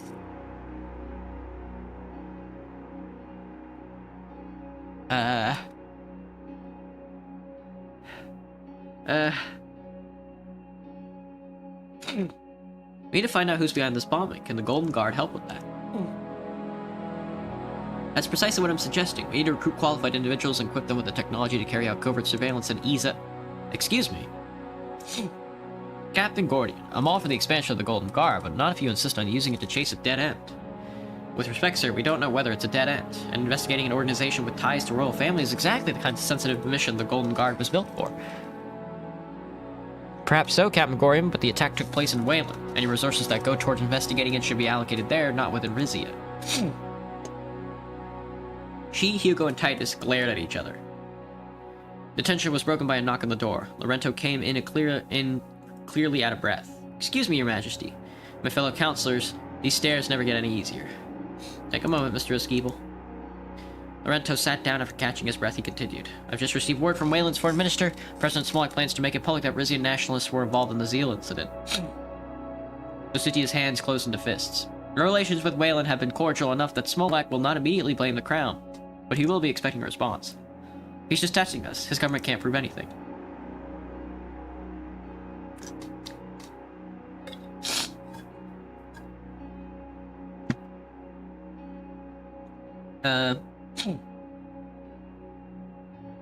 This makes it certain that Wayland was behind the bombing. They're trying to weaken our claim on Zeal. You see now why I want to launch an investigation? Imagine the reaction once it comes out that Smollett attacked his own people. May I ask what the five of you were discussing before I came in? Our security response to the Zeal incident. Duchess Cesaro is requesting funds for an expansion of foreign intelligence to conduct an investigation in Wayland, while Captain Gordian would prefer the Golden Guard be expanded and given license to investigate threats within Rizia's border.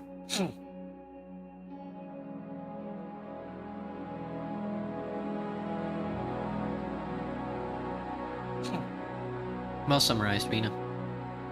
If I fund Duchess Cesara's investigation and exposes Weshik's wrongdoing, Smollett won't have a leg to stand on. A tricky needle to thread, Your Majesty. Pursuing such an investigation might lead to the President to think you're undermining his authority. If Wayland has nothing to hide, they will welcome our assistance. Sending investigators to Zeal would also shift the focus away from Suomina and the royal family. So, Your Majesty, will the Crown be funding one of these proposal expansions? Lucy, to expand our intelligence efforts, force, and send a team of investigators to Wayland.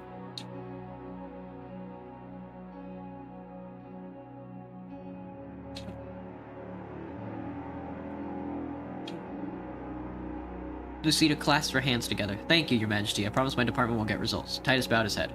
Rest assured this will not affect my own commitment to your family's security, Your Majesty. A true professional. I appreciate that. There's still the matter of the King's public response. Do you have any suggestions?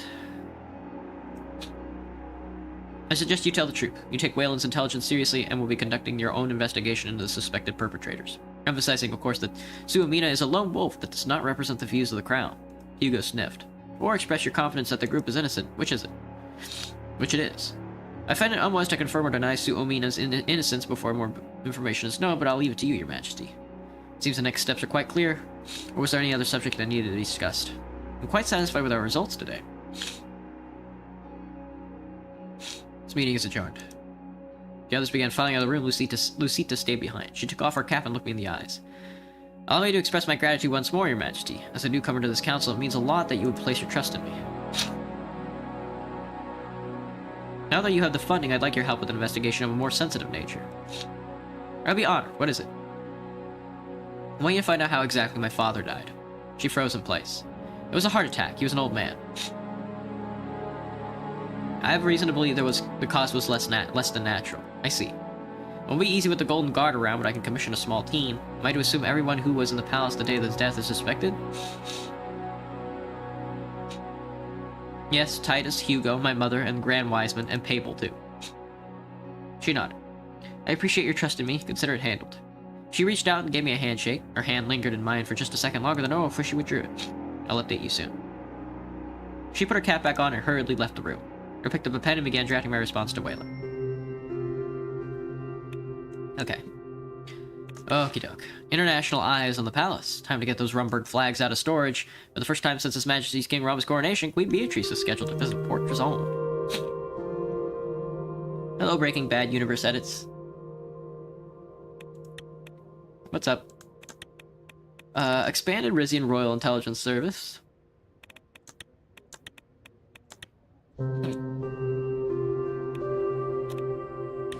Queen Beatrice greets Rumbergians and Bronaz.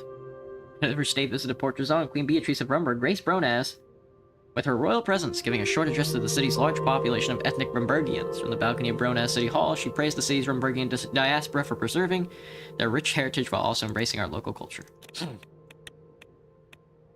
The timber industry. Mechanized logging and jails. Jails, Wesha community holds Friendship Day Vigil. The Wesha community and jails held a candlelight vigil in the honor of the victims of Friendship Day bombing and Zeal. Members of the Brennus Police Department were on hand to prevent potential violence between the mourners and the jail's chapter of Sumina, which was banned from the holding a celebratory rally several days prior. That's pretty funny.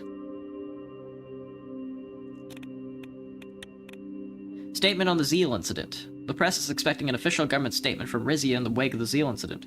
In particular, they expect the king to either denounce or defend the nationalist group of Sumina, who have been accused of being involved in the bombing. Issue a neutral response.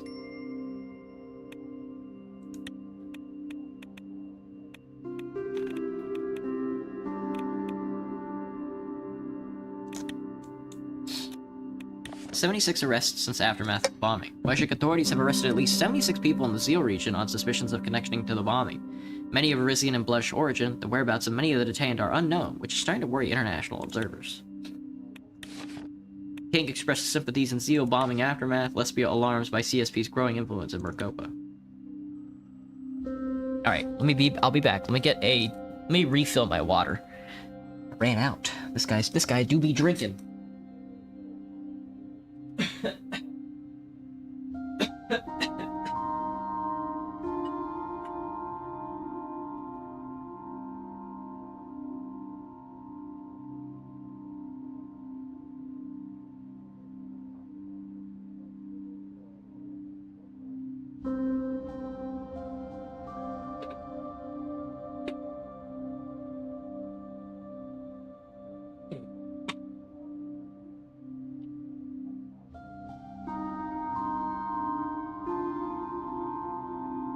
Okay.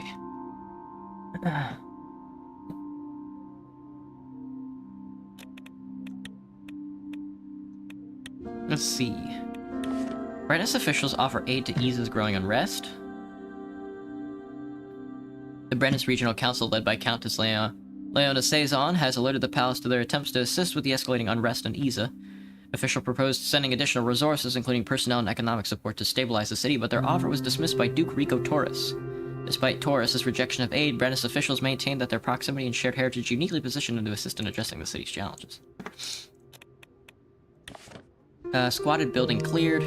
Squatted apartment building containing about 60 occupants has been cleared by Rizia's Imperii police forces. The occupied house provided temporary shelter to freshly evicted tenants in the area. Local officials have warned that it acted as a safe haven for millennialist ideas. That's very funny. Adequate foreign intelligence services?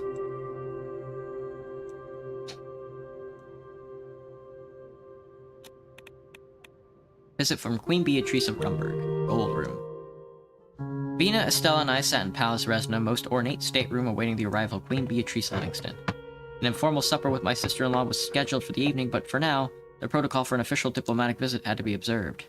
Fable came in through the stateroom door. He took a deep breath. Announcing Her Excellency Beatrice Livingston, Queen of the Four Corners of Mercopa, defender of Castle Tsarborough, conqueror of the Tranquil Sea, stout protector of the ancient lands of Rum, descendant of the most honorable King Edward I and the ruler of Rumburg.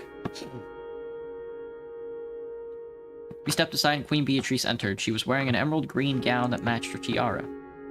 Vina, Estelle, and I rose to greet the Queen. Kiss Beatrice on the cheek. Embrace her. Kiss her hand. I took my sister-in-law's hand and kissed it. She looked up at me and up and down. What a pleasure it is to see you, Your Majesty. We barely had a chance to speak at the coronation. And my dear niece. She turned towards Vina. Why, you're looking more and more like your mother every day. I hope your father's proud of the lady you become. I am, and I know Lena would have been too. Vina beamed. It is lovely to see you, Aunt Bay. Beatrice embraced her tightly before moving to my mother. The two women gave each other air kisses, then stood back and eyed each other. Queen Beatrice. Queen Mother Estella. She tilted her face upwards and gave a short sniff. The palace looks as magnificent as always, but I fear a chat with your housekeeper may be in order. Every time I visit, it smells just the faintest bit like trash. My mother feigned a puzzled look. Is that so, Your Excellency? Bonnie, I do seem to detect an unpleasant draft of hot air, but only since you walked in.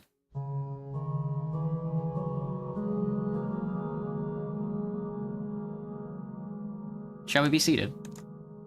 If you'll excuse me, I shall take my leave. I have a terribly urgent appointment on the other side of the palace. By all means, Your Highness. Our chatter is far more boring than the sort of carousing you're used to. Vina, why don't you run along as well? We'll catch up over supper. Vina reluctantly nodded. Sure, Aunt Bay. Have the staff give my room a ring when you're done. I'll see you two out. Just a moment. Fable walked Beatrice and myself over to a pair of velvet armchairs. Next to them was a table upon which a towering silver Rumburgian tea urn had been set up. He filled 2 porcelain cups for us, then escorted Vina and my mother out the door. Beatrice motioned for her own attendants to wait outside. We settled into our seats. Common upbringing, she's part of the royal family. Please respect her as such. What do we have the pleasure, Your Excellency? First things first. Queen Beatrice extends her little finger and raised her teacup to her lips. She smiled approvingly. Just like home. My compliments to your butler. Now, how are you faring a year into your reign? I know you had quite a scare in Zeal.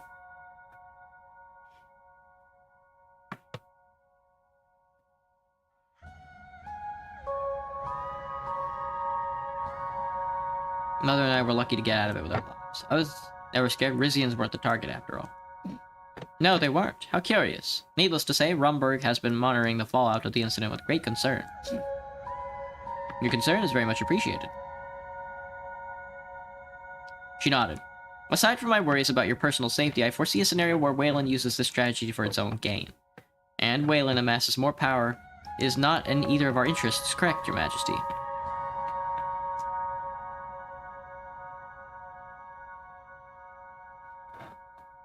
Not as long as they have our land. Precisely. Beatrice leaned forward and held my gaze. Of course we are the same age, Your Majesty, but I've worn my crown for many years longer than you have yours. And I and my country are far more experienced at dealing with the Republic of Wayland and their backers in the CSP. Sending your own investigators to ferret out the bombing culprits is a good start, should President Smolak were unwilling to play by his terms. But how do you plan to follow that up? What will you do if Mr. Smolak fails to relinquish his hold on Zeal?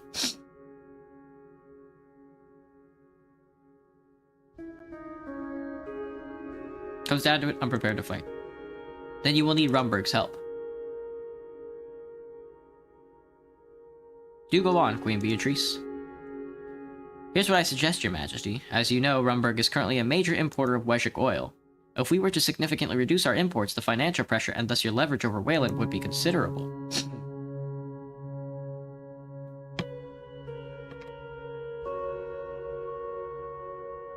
How much oil are you importing from Wayland? Enough to seriously make a dent in the country's economy, were our purchase orders to diminish. But in fact, my advisors and I have been speaking about forging new energy partnerships. And as it happens, Rizia about to come into possession of quite a bit of natural gas, correct?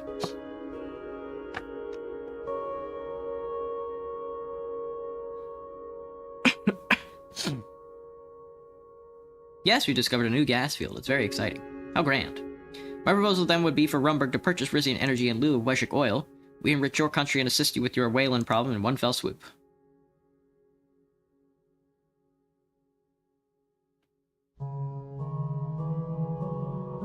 Promise you access to the gas from the field and you'll stop purchasing oil from Wayland. Generous, Your Excellency, but I can't guarantee that we'll be able to access that gas field. What kind of timeline were you thinking about? We can cut off our orders from Weshik oil immediately as long as you grant us a small amount of energy up front to add to the stockpile. We then give you a 1-year grace period to make the transition, after which I warn you, our needs will be quite substantial.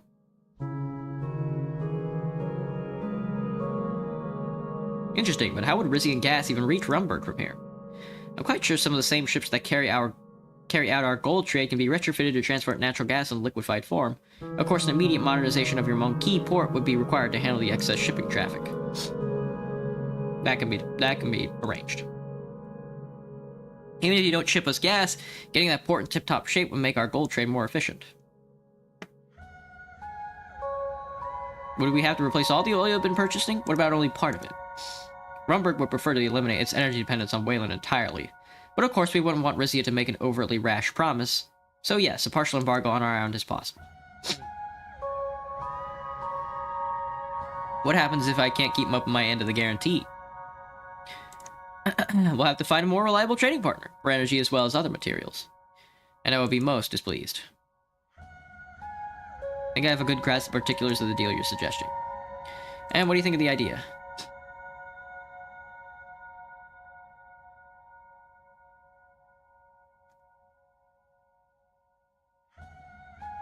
I don't want to complicate our trade relations.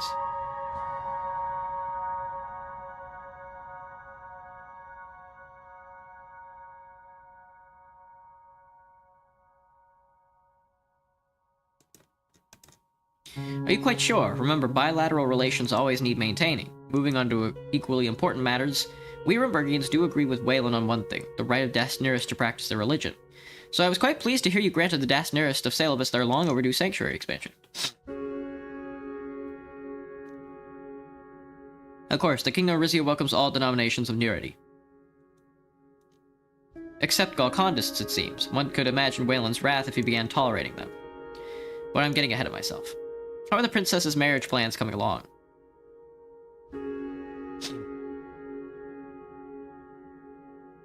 Why, is your eldest son single? Heavens no, my Bradley is still betrothed to the Duchess of Tompsford. Much as I'd like to continue our tradition of royal intermarriage, this pairing is necessary to secure Northwester Rumburg's continued loyalty. Surely you understand. Indeed, you made a wise arrangement. I'm sure you'll find just a suitable match for my brilliant niece. We royals are an endangered breed, you know. We've got to tend to our lineages as we would a rose garden.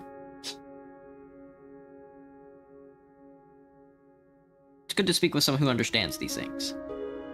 Sometimes you can't handle your own sweat. Me neither, Graham.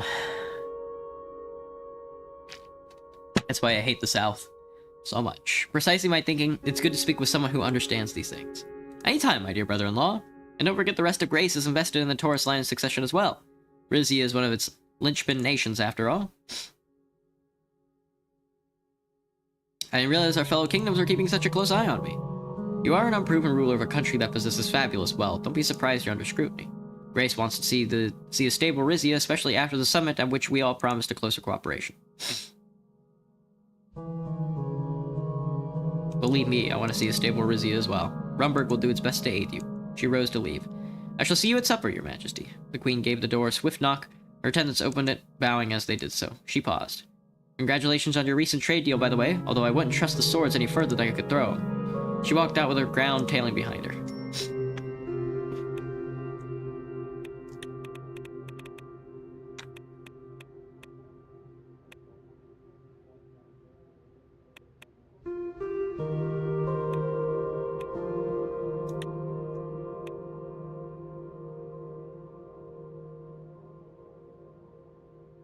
In a move to strengthen national defense, the kingdom mandates an increase in military commitments from all provinces.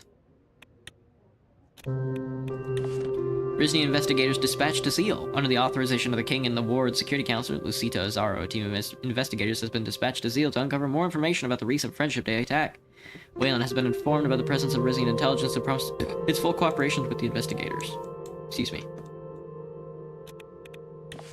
Swedish businessman Walter Tusk goes on a holiday in Valanqueir's wine country. The Cantuavo Vineyards in Qualis welcomed Swedish oligarch Walter Tusk and his family, who spent the night at the winemaker's luxury villa before continuing on a short tour of Valanqueir's wine country. Tusk confided that his newfound interest in the region was inspired by the recent availability of Rizian wine in Swordland. Swordist magnate Marcel Caronti checks in on resort construction progress. In Monquise, acting Duke Hubert Taurus welcomed Heart of Swordland's co-owner Marcel Caronti for a visit to the still under construction Caronti Resort, Valanqueir's. The business magnate expressed his approval at the resort's progress and his eager anticipation of its opening. People's Security Office denounces foreign meddling. CSP's investments in Nibia achieve poverty reduction milestone. Volgish Heritage Week allowed to proceed in Fort Ailes. The PAD was once more allowed to organize its annual Volgish Heritage Week, a festival celebrating the region's history as part of the Valgos Empire. Accompanied by controversy since the Rizian reconquest and resettlement of the district, it was especially contentious this year due to the events of Friendship Day and Zeal, which sparked security concerns. However, the week seems to be proceeded peacefully with only a few clashes between local Rizians and those Volgish Valesian heritage. Drug trafficking threatens Brennus Monteclar Crossroads. The inland crossroads city, known for its bustling markets and vital transport links, has become a key hub in the regional drug trade. Smugglers exploit its road and rail network to move narcotics, often hidden among legitimate goods. The local economy thrives on this flow of commerce, blurring lines between lawful trade and illicit activities.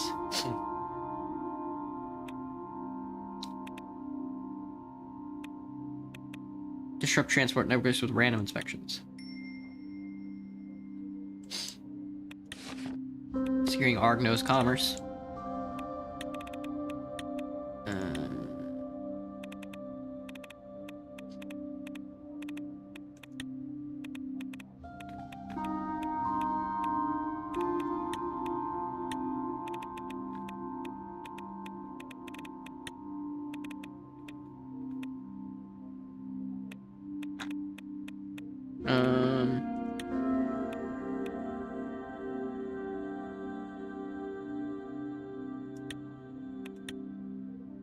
Something like that, yeah. Family visit to Iza, on the outskirts of Iza City. Sorry, I was taking a look through my edicts. I'm not sure what I want to do. This balancing resources sucks so much in games like these. I hate how they leaned into it. After months of promises and scheduled conflicts, V and I were finally on our way to visit my cousin Rico Torres at his palace in Iza. The city's main road was straight and impossibly wide, a relic of Marquean times when the city was a major trading center. I waved out of the car window to the crowds of citizens lining the road. Up ahead loomed the domed library of the university. I noticed Hello, Maddie, what's up? I noticed most of the people who'd come to see us were native Rizian, even on the streets of the cities of Wesha Quarter, Little Rocklowitz. We passed a street cleaner who was rapidly trying to scrub graffiti off the side of a building. I could just make out the remnants they read House Taurus will fall. Vina didn't seem to notice. She looked lost in thought. Hugo's meeting is here too, right? Why do you think they wanted us here so badly?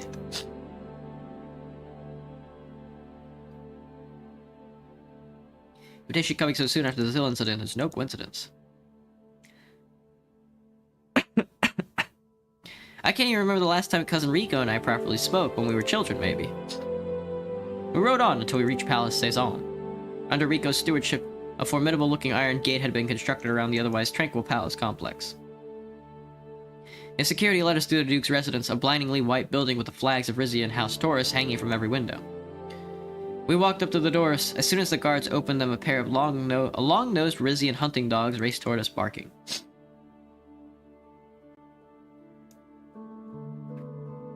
Bella, Bruno, sit. Both dogs promptly sat at attention, still as statues. I heard the sound of boots on tile as my cousin Rico approached. He was wearing an olive green tweed jacket and a flat cap.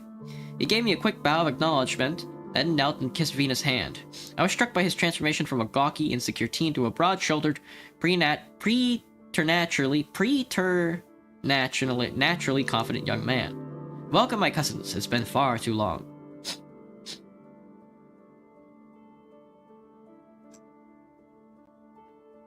Greetings, Your Grace. I trust Father informed you of today's plans. We leave for the woods in an hour. Wait, what? Hugo appeared from behind his son, a sheepish look on his face. You first hunt as king. I wanted it to be a surprise.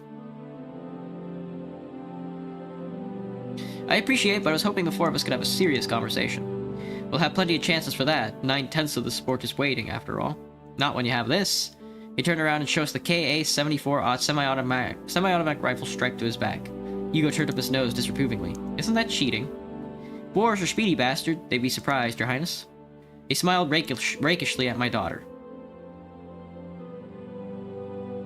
We have outfits prepared for the two of you, and your choice of weapons, of course. Good old-fashioned rifle for me. Hugo smirked at his son. You see, boy, there are still real gentlemen in this world. I do wish I'd known about these plans. I never so much as held a gun before. Come now, I'll teach you. It'll be great fun. Inside, Vina and I quickly refreshed ourselves and changed into the hunting garb that had been laid out for us. We stepped out to find 2 waiting jeeps.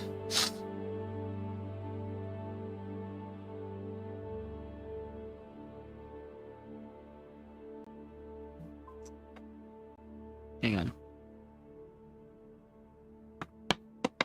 I'll ride with Duke Rico. I have much to discuss with him. Vina, care to share a car with your old man? Rico swiftly interjected. If you don't mind, Your Majesty, I've had this car prepared for the two of us. He gestured to his side, who held the door of the first jeep open. The two of us stepped in. East of the palace, the landscape quickly turned hilly and green. We were entering the Brennus Forest Estate, a private hunting ground reserved for nobility only. I turned away from the window to see my cousin smiling at me. I wanted to thank you for your understanding, Your Majesty. I know the Weshex were pressuring you to denounce Umina, who wisely saw their witch hunt for what it was.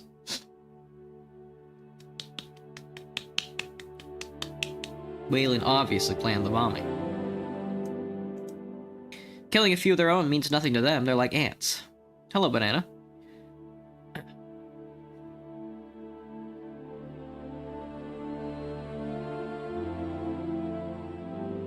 Halaita.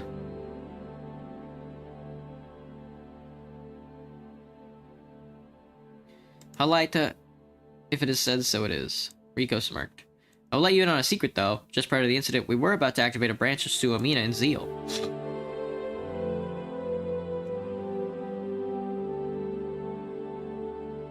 To what end, precisely? The region is teeming with Rizian loyalists anyway. All they need is a spark. Smolak was never going to hand Zeal over on a silver platter. We'll only get back what's ours if we put the screws to it. Of course, anyone we sent up there would have to operate in total secrecy, but wouldn't it be fun to mess with the Weshex?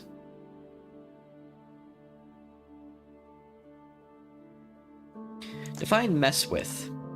Nothing as extreme as bombing, mind you. We just spread the word about the benevolence of King Ramus, with or without some light coercion.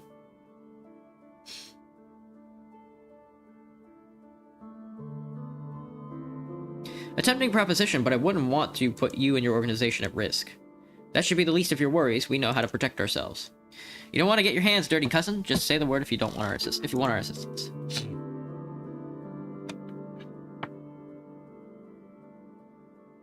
We can't afford to do this right now. I understood. I was only trying to help. Rico looked away for a moment. The woods around us were growing denser. How are you faring as Duke of Eza, my cousin? Be honest. Rico eagerly turned his back towards me. I'm sure you've been kept abreast of the situation here, Your Majesty. Hello, ankle biter. The Kirk thing? Whatever you mean by that, all I know is that he's dead.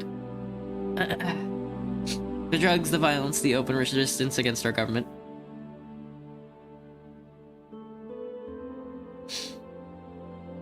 What can I do to help? I'm glad you asked. I've heard that in times of emergency, police from the Rizian Central Forces can be placed under individual leadership's direct command. I petitioned your ward security counselor for to transfer, but she refused.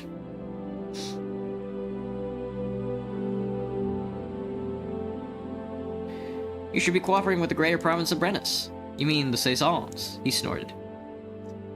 They can't be counted on to cooperate. If anything, they're actively plotting against us. I'll send you the petition when we're both back home. I trust you to do what's best for our city. We pulled out the road and continued some distance on a dirt path that wound through the pines. We came to a halt at the mouth of a grassy clearing with greatly sloping sides. Hunting blinds lined its perimeter.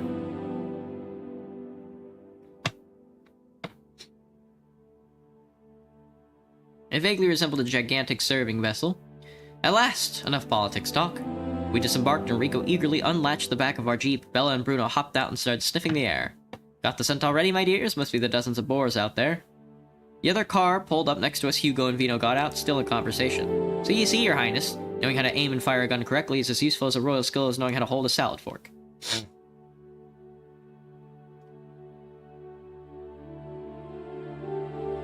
I trust you two enjoyed the car ride. It's always a pleasure to get to know the princess better. He waved his son over. But I've heard enough, Your Highness. I believe Rico is going to show you the ropes. I'll be delighted to if the king permits. He extended his hand to my daughter. You want to go with him, Vina? Yes, I'd love to. We didn't even get a chance to speak at the coronation. Vina took Rico's hand. With a smile, he picked up their guns and walked her over to one of the blinds, dogs in tow. Hugo shrugged. The two of us it is, Your Majesty. An assistant handed me a rifle, a Rizian-made Dator 56. It was more awkward to hold than I expected. My son may aim for quantity, but men like us know quality is key. He locked and loaded his Dator rifle. Its stock had a gold embossed bowl on it. We climbed up into the hunting blind opposite of Vina and Rico's position, and now we play the waiting game. There was a long stretch of silence, punctuated only by the chirping of birds and the occasional bark of Bella and Bruno in the distance. I may not like Rico's hunting methods, but his dogs are second to none. They'll drive the boars out in no time.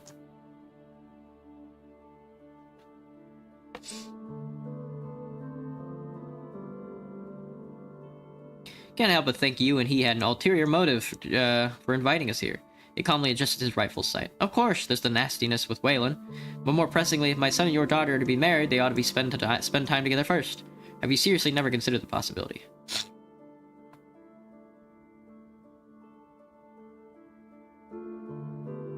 It's up to Vina to choose her own husband, and I doubt her cousin ranks high on the list of candidates. Her cousin once removed. As you know, there are interests both sides and outside the country who seek to snatch Rizzi away from the House of Taurus. Consanguinity wouldn't be my first choice either, but it's the only way to keep our family in power. Let's see how they get along today before we make wedding arrangements. Fair enough. Rico can be quite the charmer when he sets his mind to it. As your uncle and your advisor, this is my advice. You may follow or disregard it as you choose. Just then we heard a rustling sound coming from the woods. Bella and Bruno had found their quarry. A group of boars raced into the clearing, the dogs nipping at their heels, working in tandem. They forced their prey into the lowest part of the glade. Looking through my gun sight, I fixed my crosshairs on the group. Shoot a boar. I took aim and pulled the trigger. I struggled to keep the gun steady as it fired. The shot went wide and the boar scattered in all directions. Been too long, has it? Allow me. Is my nose full? Yeah. No, it's actually kind of dry. In one swift motion, he aimed and fired his rifle. The largest of the boars fell to the ground. As we turned away to reload, I heard a series of rapid-fire bangs coming from Rico's direction. I looked back out the blind to see the ground littered with dead boars. Not very sporting, if you ask me. By the end of the hunt, I had 0 kills, Hugo had 6, and Rico had racked up a dozen. He and my daughter were deep in conversation as they climbed down from their blind. Liza this, Liza that. I'm telling you, if the Wayland Civil War had happened while Grandmother was still in power, she wouldn't have set out the welcome mat. No, Liza would have honored Rizzi and Wayland's long history of cooperation and shown compassion for those who suffered. You naive little girl, everyone in Mercopa wants what we Rizzians have. The Wesheks saw a chance to get it, and they jumped on it. He flung his gun on the ground in frustration. I'm afraid your daughter didn't shoot a damn thing on today's hunt, Your Majesty. She was too busy distracting me with her nonsense opinions.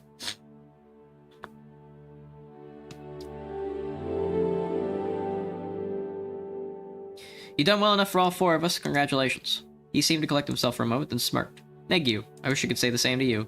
Rico and Hugo posed for photographs next to the boars they'd killed. The assistants began packing everything away.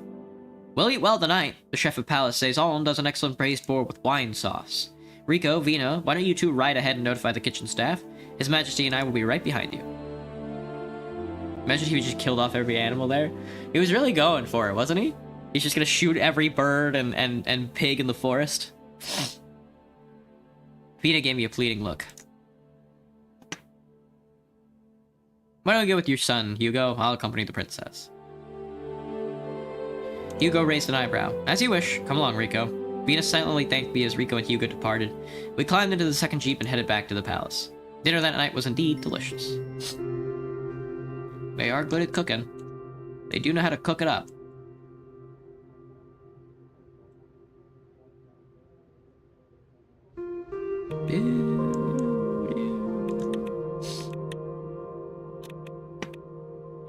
Send diplomatic envoy to improve relations. In a bid to strengthen international relations and fortify alliances, it's proposed to send a diplomatic envoy to a nation of your choice. Pales, Wayland, Dardia, or Morella. The success of this mission could lead to an enhanced trade cooperation and mutual understanding. We will send one to Pales. The Grand Duchy of Pales. Assignment started. Indeed.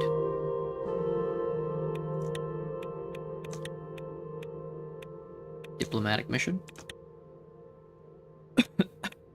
Cedric Refill arrives in Pales. Famed diplomat Cedric Refill has arrived in Pales to lead our country's diplomatic mission to Pales. During his stay, he will visit various political and economical leaders as well as tour the country in an effort to improve our relations. Now, is the capital of Pales Pales? The capital of Pales is Pales. That's very funny. Excuse me. United Companions SSS monitors geopolitical NEO office. Egg. Egg. The king visits to Monteclar. Anticipation runs high in Monteclar as the townspeople gather outside the fortress, which has been temporarily closed to prepare for King Rames's arrival. Accompanying the king to the Royal Counselor of War is Internal Security Lucita Azaro.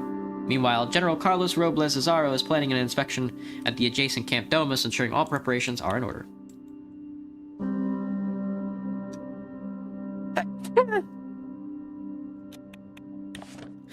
Rizia Imperii Businesswomen Association highlights gender pay gap. New report released by the Rizia Imperii Businesswomen's Association, RIBA, reveals that despite the great strides our kingdom has made for women's rights, inequality persists in the job market. Men still earn significantly more than women, a gap that RIBA report suggests that can be surmounted with the help of government intervention. That is a police transfer. I'm going to deny that. Sorry, lad. Good movie. A royal visit to the Scarlet Kingbird Festival. The Arena, Salabas, and Salabas City.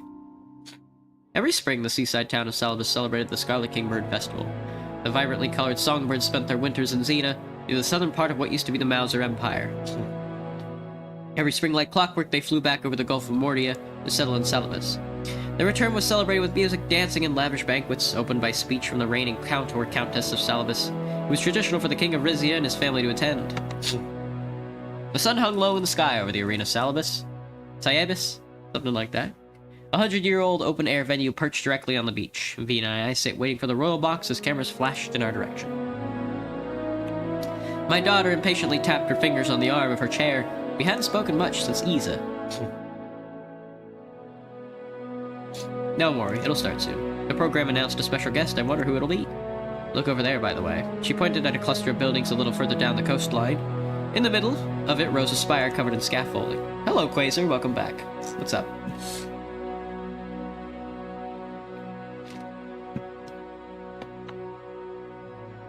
It looks das nourished. I wonder if there's a sanctuary the Grand Wiseman was asking for.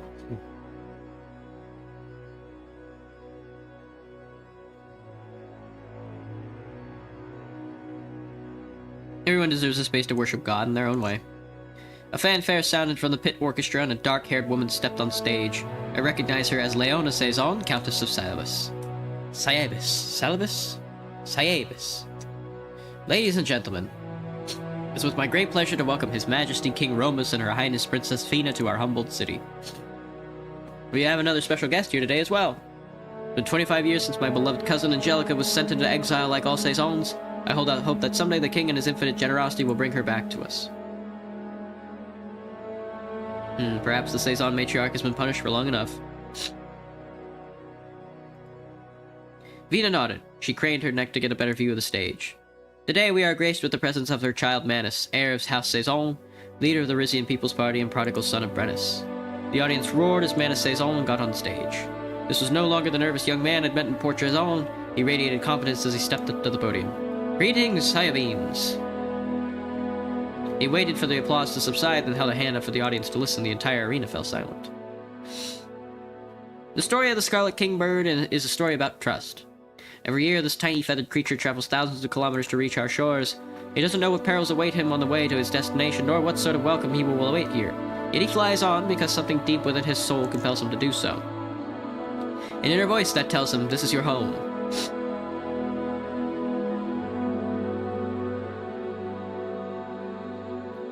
The kid has charisma.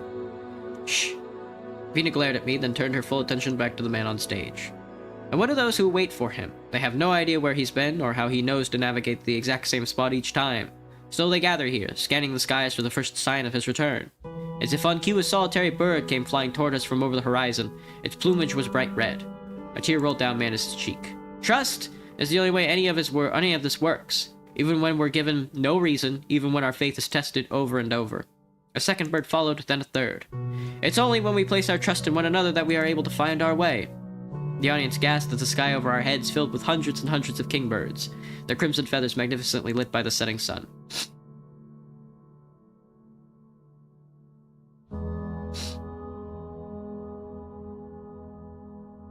Have you ever seen anything so beautiful? It's breathtaking. Vina sniffled. She had tears in her eyes as well. Once the sun had set and the birds had gone to roost, we made our way to the VIP reception in the neighboring pavilion. A big band was playing jazz music as Vina and I entered. We immediately found ourselves surrounded by local officials, celebrities, and members of the press. It was nearly an hour before I was able to sit down, almost as soon as I parked myself in a chair. I noticed Manus Suzerain making his way over to me. Mr. Suzerain, a pleasure to see you again. Manus smiled and shook my hand. Actually, I've been hoping to speak with you for a long time. Why did you request an audience with me? He gave me a look that was equal parts hurt and puzzled. I did, your Grand Vizier. The message must have gotten lost. But since we're both here right now, Your Majesty, I know what you and your family think of me, and I know that my position in government is symbolic at best, but I still think we have a chance to accomplish great things for this country.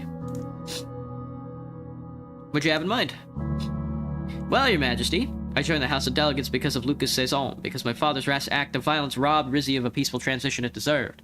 The rest of the RPP and I are in agreement. Our kingdom thirsts for reform. We can grant our peoples a voice without spilling a drop of blood.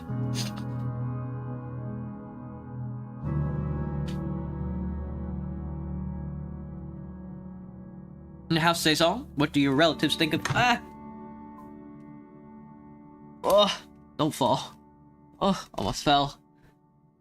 What do your relatives think of your crusade against their kind?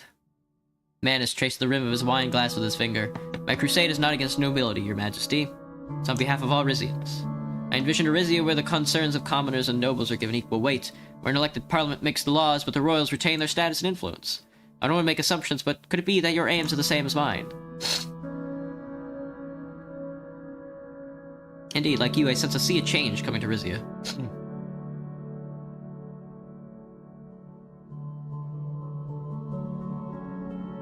Would invite the wrath of all three houses, yours included. That's why any reforms we implemented would have to proceed very gradually. I would never presume to tell the king how the country should be run, just know that should you choose to guide Rizia in a more democratic direction, my party is prepared to back you. How exactly would you back me? We will get the public on your side. When the time comes, they will embrace reform without hesitation. Sure you don't need some rest? Probably. It would help if you implemented some of the decrees you proposed. It's my wish that we work together to make it a reality.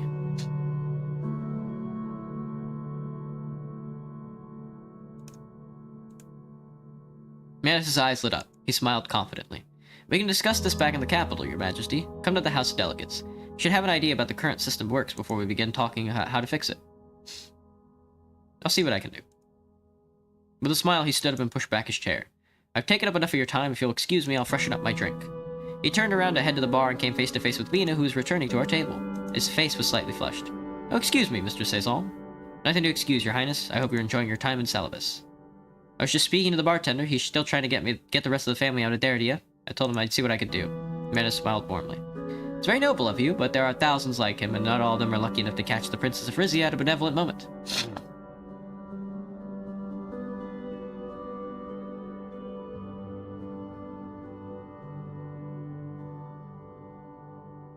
Forgive me, Mr. Suzerain, but the Prince and I have really got to be going. Vina ignored my remark. Your speech was beautiful, Mr. Suzerain. Actually, it reminded me of an essay of Queen Liza's from 83.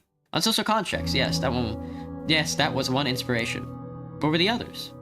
The band began playing Sweetheart of Entry City, an upbeat tune that had recently reached us from Arcasia. You know what? Tell me after this dance. She took a step closer to Manus and extended a hand to him. He looked at me questioningly. One dance, then we go home. Vina beamed. Manus took her hand and rose from his seat. Wait, this is faster than the dance I've been learning. Do you know the steps? As a matter of fact, I do. I'll walk you through it. He led Vina out to the dance floor. Cameras flashed as the two of them started dancing. I wondered if the photographers were capturing the look in my daughter's eyes. It was the same one her mother had given me during our first dance together.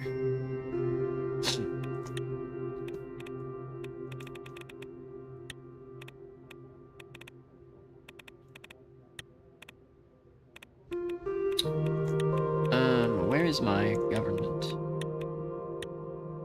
The RPP.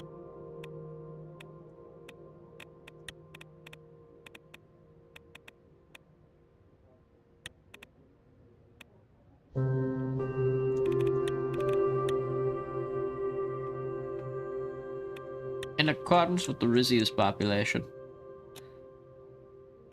Go, Khan pilgrims demand access to Morella border. A considerable congregation of devout Khandist pilgrims from Darity and Morella has congregated at Point Dart border crossing and seeking entry into Rizia for their sacred pilgrimage. Allowing these pilgrims to cross into Rizia could boost global image as a bastion of tolerance and compassion. However, these groups may intend to visit holy sites that are currently restricted under our law. Grand Duchy of Pales. Rizian Oil and Gas continues assessment of new gas fields. Continuing its assessment of newly discovered gas field off the country's coast, tentatively nicknamed Arias. Cooperation with police and scientists, a team of geologists have begun seismic surveys to determine the field's exact borders. It's expected that the survey will be complete within the next several months. Indeed. Rumblings from the streets to the taverns. Meeting with Rusty Montero. Public mood shows signs of decline. Some bread and circuses will take care of this. The nearest republic. Oh, Dardia has something to say. Relations neutral. Okay. Morella neutral. Wayland neutral. Everybody has neutral relations with me. Unfriendly from Lesbia. Neutral with Swordland. What about Pales? Neutral with Pales. We become communists last time? Yeah, Quasar, and then we had to step down. We did. Says on air, gives speech about trust. Can he be trusted? Rufus Grag's royal gossip Vina dances at last. President Walker boosts welfare, faces economic challenge. Meeting with Rusty Montaro. On the banks of Sapana River in Bronaz stood Palace Varana. Almost as opulent as my own palace, it had once served as a summer residence for my ancestor, the Rubaz family. Today it was the home of Rusello Rusty Montaro, the CEO of Rizian Royal Gold, the wealthiest commoner in the country. I stepped out onto the deck of the Rizania as the yacht approached the palace's private dock. Hugo and Elna were already there, gazing at the grounds. Can't believe what I'm seeing. Palace Veranda without its water garden is no palace at all. I think it's an improvement myself, but what do you make of this, Your Majesty? I looked in the direction she was indicating. The water garden, once tranquil oasis filled with blossoming flowers and gently burbling fountains, had been replaced with a gigantic gold-tiled swimming pool.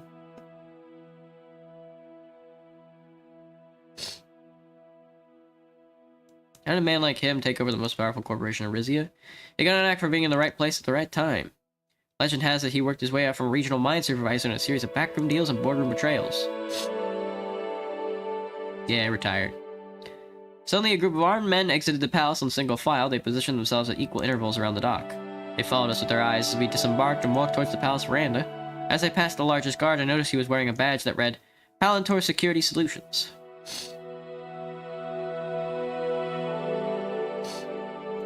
Are you Caucasian? He stared at me with a look of non-comprehension. There was a rustle behind me as Titus shifted his weight on high alert. Rusty rose from where he'd been sitting and rushed over to us. Anthony! Antone! That's no way to treat our royal visitors. The guard reluctantly bowed and stepped aside. Rusty ushered us past him, shaking his head as he did so. I'm so sorry. You can take the guards out of Arcadia, but you can't take, well, you know. The gold magnet's red hair was streaked with gray, but his eyes had a youthful mischief about them. You sound like this one drunk? Do I sound drunk? He gestured towards a number of floral-patterned chairs that had been set out on the terrace overlooking the pool. On behalf of all of us at the esteemed Rizian Royal Gold Corporation, I do hereby extend my cordial greetings to your royal delegation. Kinda? He trailed off with a grin. Heck, I was never one for formalities. Welcome to my palace, Your Majesty. I don't think this is the first time I've ever streamed while I was sick. Last time I streamed while I was sick was back in, like, February.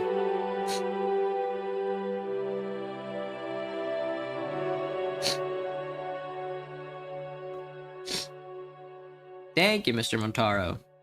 Rusty, please. Call me Mr. Montaro. Calling me Mr. Montaro is like trying to put an elevator in an outhouse. He turned to Hugo and Elda. Your Grace, Madam Treasurer, I haven't had a sit-down with you two since the last gentleman wore the crown. My uncle gritted his teeth. You must mean my honorable brother, His Majesty King Valero, may he rest in peace. Now Hugo, Rusty paid his respects at the funeral like everybody else. She shook Rusty's hand. He beckoned for us to sit as his valets brought over water and fresh fruit. Hello, Empanada. What's up? How's business? We'll get to that, Your Majesty. Settle down. Have a drink first. By the way, no rush on paying back what loan I gave you. You'll get your repayment in due time.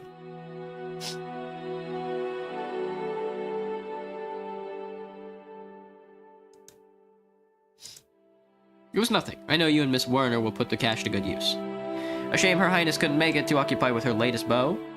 One dance does not a beau make. We'd appreciate it if you didn't speculate about Princess Vena's romantic prospects.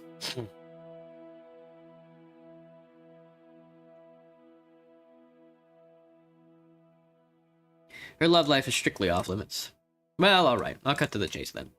He sat back and unbuttoned the top button of his shirt. Gross. Now, as you know, Rizian Royalgo boasts a long, proud history of cooperation with the Crown. It is indeed a mutually beneficial partnership. I intend to keep it that way.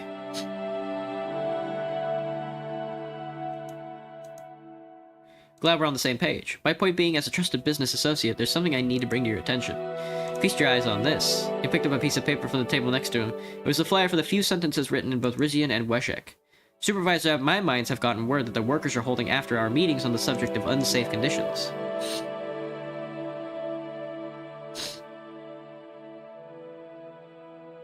That's troubling. Workers in this country should have a right to safety. They already do, Your Majesty. Someone's been stirring up trouble. Have there been any accidents lately? Anything that might have triggered this? Rusty snorted. Accidents have been a part of this job since the dawn of time. You used to say you weren't a real miner until you weren't missing a finger. Did you ever even work the mines yourself, Rusty? Rusty slowly held up his left hand. His little finger had been lopped off at the second joint. First week on the job in Argno. Thought I'd save time by fixing a blockage in one of the ore processors. Reached right in, and wouldn't you know it, started working again. But did I blame RRG for my own boneheaded stupidity, Your Majesty? I did not.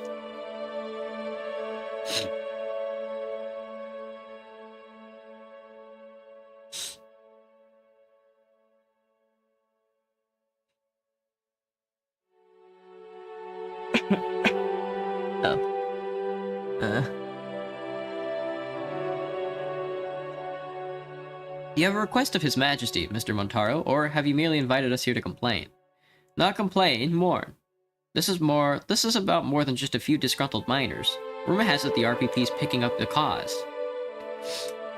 Since when are you worried about the Rizian People's Party, Mr. Montaro?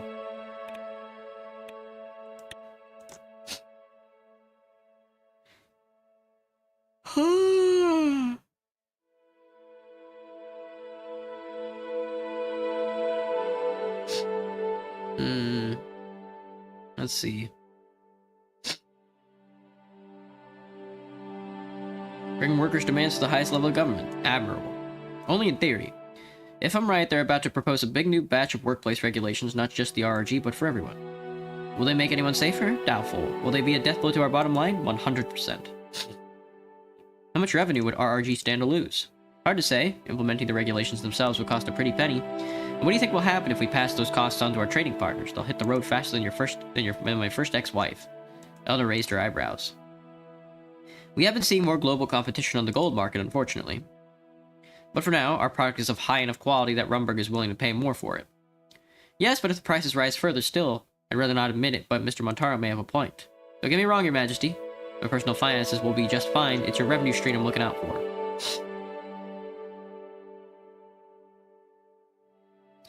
The company will rebound once we get Zeal back. We'll see about that, Your Majesty. 25 years ago, that little nub of land was home to some of the fattest gold veins my company's ever found, but never knows what shape it's in now. Ready to focus on breaking new ground, if you ask me. Rumor has it your relatives in Felonquiris might be sitting on some extremely valuable real estate. That said, the more unnecessary requirements we keep to meet the extract gold, the less of it you get to keep. We still have the MITZ, don't we? Rules wouldn't apply to there. Well, that's the other thing. Some RRG isn't as direct Sure, RRG isn't a direct stakeholder in the trade zone, but we're involved enough to be highly worried about Alma Sultania. First female Prime Minister of Morella, a pioneer. A pioneering pain in both our behinds. Women's never picked up a chisel in her life, and she suddenly knows how to run the mitts. She started calling for regulation over there as well, or worse, nationalization. Morella doesn't have unilateral power over the international trade zone. Rizia, Lesbia, and Vogsland all have a say. And guess which one of those Miss Sultania has been cozying up to on the subject? If she and Hegel get their way, Rizia will either lose its mining rights, or our boys will have to pray to Millenniev before going to work every morning. No matter what, our revenue from the region takes a hit. And the CSP will claim another victory. The political aspect isn't as concerning to me as the loss of access to our most important mines. We have to keep close eye on this. Aren't most RRG miners labor hands from the foreign countries? Would the regulations even apply to them? They're fixing to have it that way, yes. The folks pushing for these restrictions, I mean regulations, are a mix of labor hands and honest-to-goodness Rizians, with some support from the Saisons to boot. Was there meant to be a Borderlands 4 release? Yeah, it did. I see what they're going for, I really do, but giving them everything they want would set a dangerous example. A little extreme, don't you think? I agree we shouldn't impose more regulations than necessary, but investing in safer and healthier employees could lead to profit in the long term, foreigners included. Rusty took a big bite out of a watermelon slice. He wiped away the juice off his chin. Look, I won't press the issue any further, just hope you'll do the right thing if this ever lands in your lap. Who knows? If all goes well, I might be persuaded to sell you back the shares of the Honorable King Valero sold me. Anna pushed her chair back and stood up. I'm going to recuse myself from this part of the conversation. Where's the ladies' room? Just inside. If you're never sat on the solid gold toilet, you're in for a treat. Duke Hugo, why don't you show her the way? Maybe have a gander at my latest art acquisitions while you're at it. He winked at me. Go on, Hugo. I'll be fine out here. Hugo looked us both warily. Very well. Miss Werner? Elna gave him a nod. The two of them headed towards the palace doors. I watched them go inside when I turned my attention back to Rusty. I saw him studying me intently.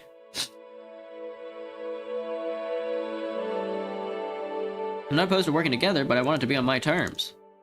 This is just the beginning, Your Majesty. He looked around to make sure all the guards were out of earshot. I heard you're thinking of bringing some pretty big changes to Rizia. If I did have such plans in store, what business would it be of yours? Aha, so I'm right. All I know is the word reform has come up in connection with your name once or twice, and I don't mean the branch of Dastanerity. If I'm wrong, go ahead and tell me to go to hell. All you nobles do anyway.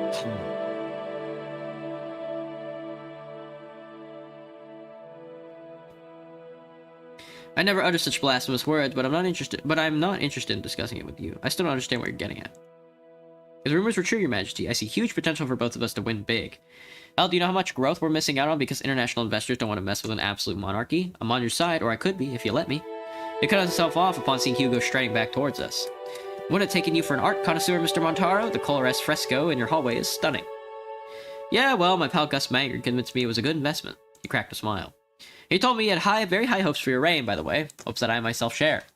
If you keep on making deals, let us run our business the way we always have. We'll just imagine a gold swimming a pool even in Rizian backyard.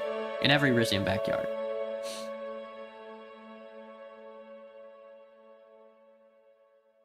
Why does every modern game do that? Hype bait? That shit would be illegal to happen, or just have supported media on this properly. Can't do much about it. Yeah. Not much to be done. Hugo shuddered quietly.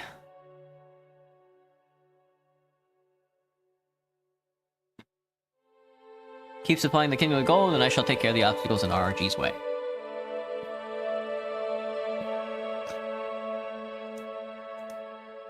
Much appreciated, Your Majesty. And don't forget, you ever find yourself low on crown funds again, the Bank of Rusty is still open. Elena stepped back onto the terrace. That was colder than I expected. I hope I haven't missed it much. Hugo practically sprang from his seat. It's been a delight, but we must be headed back to Port Trizon. And here I was about to ask you to stay for lunch. So soon, Your Majesty? Lunch would be lovely. Rusty smirked in triumph. Sorry, Your Grace. Gotta pretend to be civil for me a while longer. Hugo and Elena sat back down as the valets began bringing out our midday meal.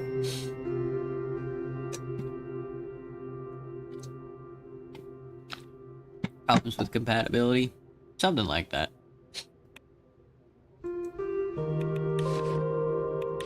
Surveying nears completion on potentially massive new gas field in West Antician. Erdmarg signals joining non-aligned movement. I would also like to join. Bid to craft alternative geopolitical paths distinct from neighboring Rumberg challenges. I don't know, we'll see. Royal visit to Monteclar. Let's see.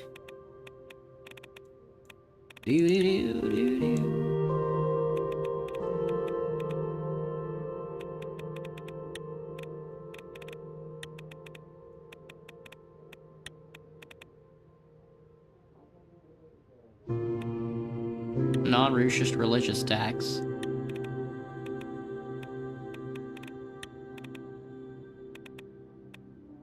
Legalize illegal substances. That is what I want to do. We'll see at the end of the year. Royal visit to Monteclar. Hello, Onyx. What's up? From anywhere in the city of Monteclar, you could look high into the hills and see the ruins of Fortress Cesaro. Expanded and fortified over the decades, it had served as a stronghold for the city's inhabitants from the early years of the Resonant Empire until its destruction in the War of Rizian Succession. How far did the Resonant Empire stretch? 499 to 1099.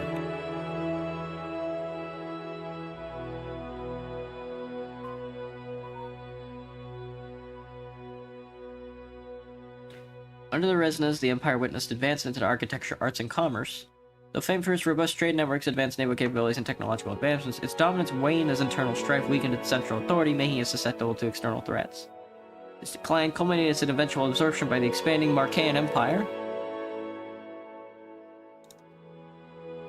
Marcaean Empire was the largest country in the world. It was also considered to be the most advanced civilization. The capital was Ullery, located today was named Korakord, with a population of almost 10 million people. Empire sprawling trade. Ullery is in Swordland, isn't it? No. I don't remember. Rumberg stopped paying its tribute earlier, Agnolia broke away. Yeah, something like that. Feel like reading? Yeah, I do. How do you like the view, Your Majesty? For safety's sake, a wooden walkway had been constructed over the crumbling remains of the pyre pits. Lucitia and I walked along it until we came to the northwestern corner. From here, we could look down into the valley where the provincial capital sprawled across the fast-flowing Alka River and up into the foothills of the mountains opposite of us. Imagine how this fortress must have looked 1,000 years ago. Incredible, isn't it? The fortress was closed off for our visits, but a crowd had gathered just outside the walls. We waved down to them, then turned away, following the walkway towards the former armory. Our aides and guards stayed a respectable distance behind. Not even the Marqueans could destroy this place, you know? Only when Rizia's noble families turned against each other did it finally fall. She paused and turned to face me. It took years for the Azaro and Taurus family to repair their bond. I hope our houses will remain harmonious through your reign.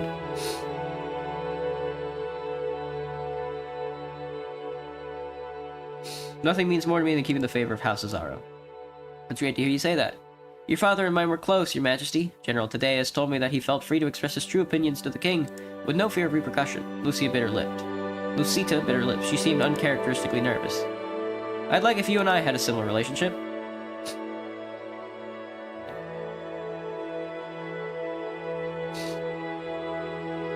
I want to have that relationship with all my counselors, Duchess. Nobody should feel like they have to hold back their opinions.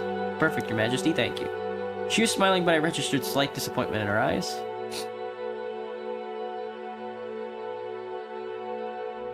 It's precisely your willingness to speak your mind that makes you such a valuable asset on my council.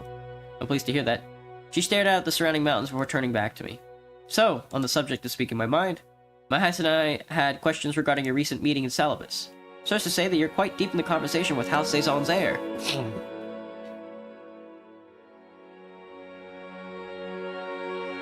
Rizia can only be strong if it's our royal family stand together. We were his guests. We were guests in his province. Refusing to convene would have been a terrible breach of etiquette. As terrible as what his family did to you. You know the entire house is still suspected to have ties to Arcasia. This isn't surprising.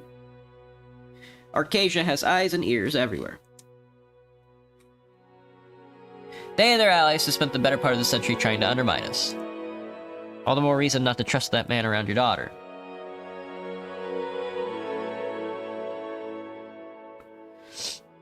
Thank you for your advice. Perhaps I'll require your assistance with this in the future. I'm just looking out for national security, as is my job. We come to a small grassy patch in the shade of the fortress' southern wall. Lucita gestured for me to sit down. I had one more thing I wanted to bring up while we were alone. When I took over my father's position on the Royal Council, he gave me a trove of his old files. Wedged between the standard purchase orders and internal security reports, I found this. She reached into her pocket and unfolded a thin square of paper. On it was a map of Pales. Overlaying the outline of the Grand Duchies were arrows, diagrams of tanks and battalions, and hastily scribbled instructions. Some of them were in my father's handwriting. Look at the date, 1949.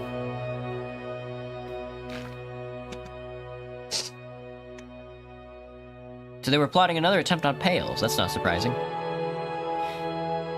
Had this been attempted, it would have been a complete rout. All glory to King Valera, but perhaps it's fortunate that he died before this could be carried out.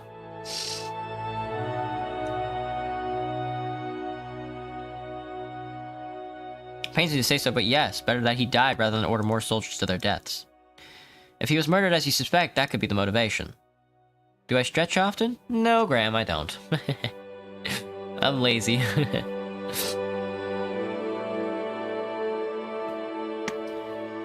His dying wish was for me to take back the lands that were lost, but I'm no conqueror.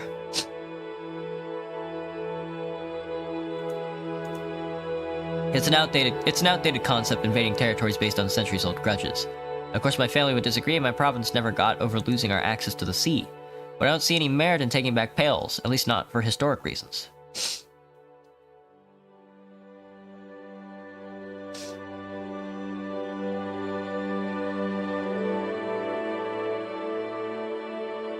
Are you saying there's other reasons? She looked away. I don't want to sound paranoid, but I think Lesbia, ATO, and Morella becoming closer to Volgsland and the CSP. I do wonder whether our neighbor will get swallowed up in the superpower conflict. That is a legitimate worry. Look what happened to Wayland in the 30s. Arcasia and United Catania nearly destroyed it by proxy in a rush to gain access to its oil. And now Pales may be sitting on an even more valuable resource.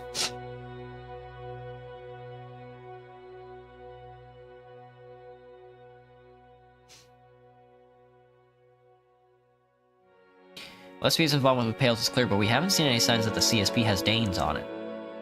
The CSP is who? The Catanian security pact. Not yet, but with Morella edging closer to Volgsland, they might be emboldened to try for a reconquest of their own. Think of it as a chess game. Sometimes it's best to remove certain pieces from the board before it's too late.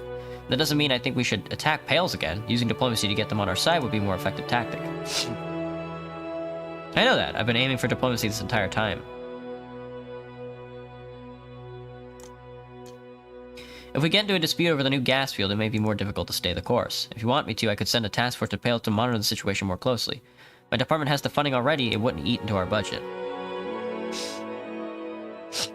I'm afraid such an action will be misinterpreted as aggression. No, I want all of our intelligence capabilities concentrated on the Zeal incident at the moment. I understand, we'll focus on that going forward. She began standing up.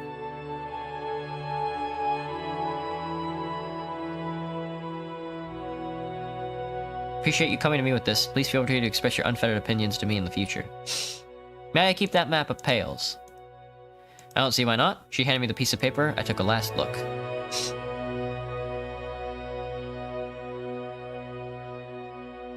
I'll keep this as a reminder of Valero the Frail's folly. And General Tadeo Cesaro's. But speaking of the military, it's nearly 4. Let me show you something. She gestured to the stone wall behind us. A metal ladder led to the top of the small watchtower, now the fortress's highest surviving structure. Lucita scaled it in a matter of seconds. Follow her. I followed her to the top of the tower. From this side, we could see Camp Domus, the country's largest military training facility. It stretched far into the distance with hundreds of barracks clustered around grounds that simulated all types of terrain. We looked down onto the main square. A platoon of some 50 soldiers, mostly men, but a few women as well, was preparing for an exercise. I guess sitting on the floor is enough for me. Hello, Cinebuff Ref. 33.5 times 2? 77? A drummer to the side of the square beat out a complex rhythm on a snare. Long, short, short, long. That's an inverted wedge. The soldiers snapped into a V formation, narrow at the back and widening towards the front. Very impressive. The best trained soldiers in South Procopa. Another rhythm came from the drum, 2 rim shots followed by a rapid roll. Extend line spread out into a herringbone. Almost unconsciously, she started moving along the soldiers, but as she put her left foot down, the section of the wall beneath suddenly gave way. She began falling backwards. Grab her arm. I grabbed her arm and pulled her toward me to safely. She looked at me in surprise, breathing heavily. Let go of her. I released my grip on her arm. She stepped back from me and brushed herself off. Seems old habits die hard. Thank you, Your Majesty. She swiftly climbed down and told the guards it was time to leave. We will not be flirting. No flirting. Gas field survey reaches completion. The Rizian survey ships sent to assess the boundaries of the RES gas field have returned to Calacabees and reported their findings. They have discovered that at least half the field lies within a 200-kilometer radius of the island, giving Rizia a claim to it. Our foreign ministry has contacted police, and Duke Axel Reinhardt is expecting a meeting will be arranged to discuss these findings with our country's next step. Excellent. Alright, it's time to do some decrees. Let's see, I want to legalize illegal substances. The state, in a landmark decision, decreased the legalization of substances previously classified as illegal. This transformative policy is aimed at reducing the burden on judicial systems, undermining illicit trade, promoting responsible use through regulation. Funds formerly allocated for enforcement will be redirected towards education, addiction treatment programs, and public health initiatives. This measure recognizes the shift societal perspective on substance use and prioritizes harm reduction. Made in less % run? Yeah.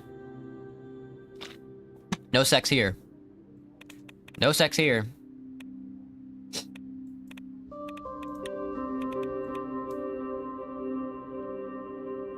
Inheritance tax, probably not. Privatize the crown lands, no. Allow the free press, I'm okay with. In accordance with the Rizian People's Party initiative, this decree ensures the unassailable right to free press. It establishes the freedom of media and entities to operate without undue influence from public or private sectors, ensuring the citizenry's access to plurality of viewpoints and information. It is a resolute step towards transparency, accountability, and the promotion of a vibrant democratic discourse. The door opened without ceremony and Hugo strode in. His face was lined with urgency. Your Majesty, he bowed. I want to offer some counsel before you sign this decree. Please. Thank you, it won't take long. So, freedom of press. He stepped forward but didn't sit. His hands were resting behind his back. I assume this is man Suzerain whispering in your ear again.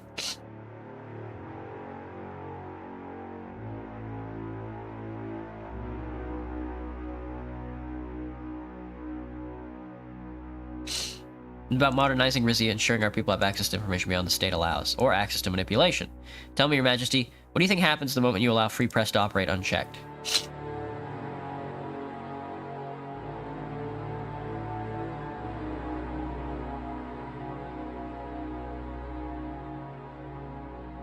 A little chaos, perhaps, a few angry calms, a few smug intellectuals thinking they've won something. Perhaps so. Or maybe it would be like giving your enemies a megaphone, an invitation to the radicals and demagogues to undermine you in broad daylight. And for what? The illusion of transparency? The satisfaction of appeasing the RPP? You're too young to remember the voice of Rizia, but I do. Its riders didn't only attack the king's policy, they went after his personal life, even his family members. It's an enormous risk. Music is getting intense for no reason, I know. Me when I legalize other newspapers in the country, this is serious stuff.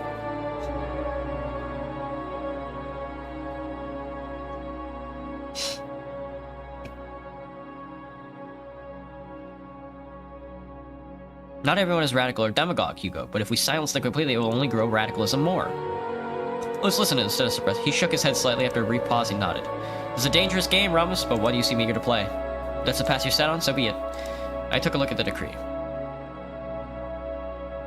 Signed the decree. I signed the decree. Very well. I truly hope you're ready for this. Goodbye for now.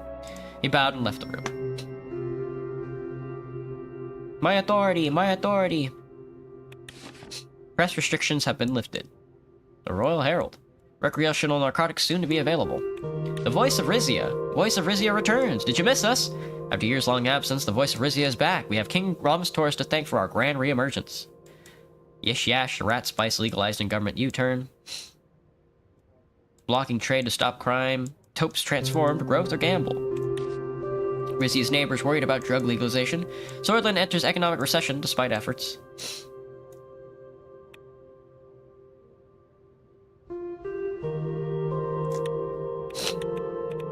Let's see. No state censorship on press. Some media freedoms. Legalized recreational substance use. Indeed. Alright, we got a little bit of authority left. Let's take a look. I'm not gonna sell any energy. We're out of a negative income on energy. And if anything, I'm not selling stuff. Trade. Or construction.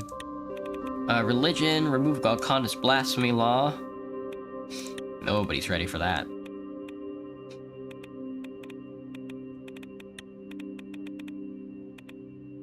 Mass political amnesty for anti-monarchists. The kingdom declares a mass political amnesty allowing non-noble individuals previously imprisoned or exiled for political offenses to return. Those granted amnesty must swear loyalty to the crown and commit to the law and order of the state. If any of these individuals are found guilty of high treason or similar severe offenses, they will face the harshest criminal punishment. This decree aims to promote national reconciliation while ensuring that those given amnesty are held accountable for their future actions. Why the hell not?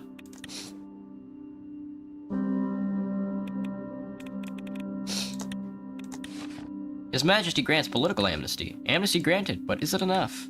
Rizia's amnesty reform or diplomatic strategy? Indeed.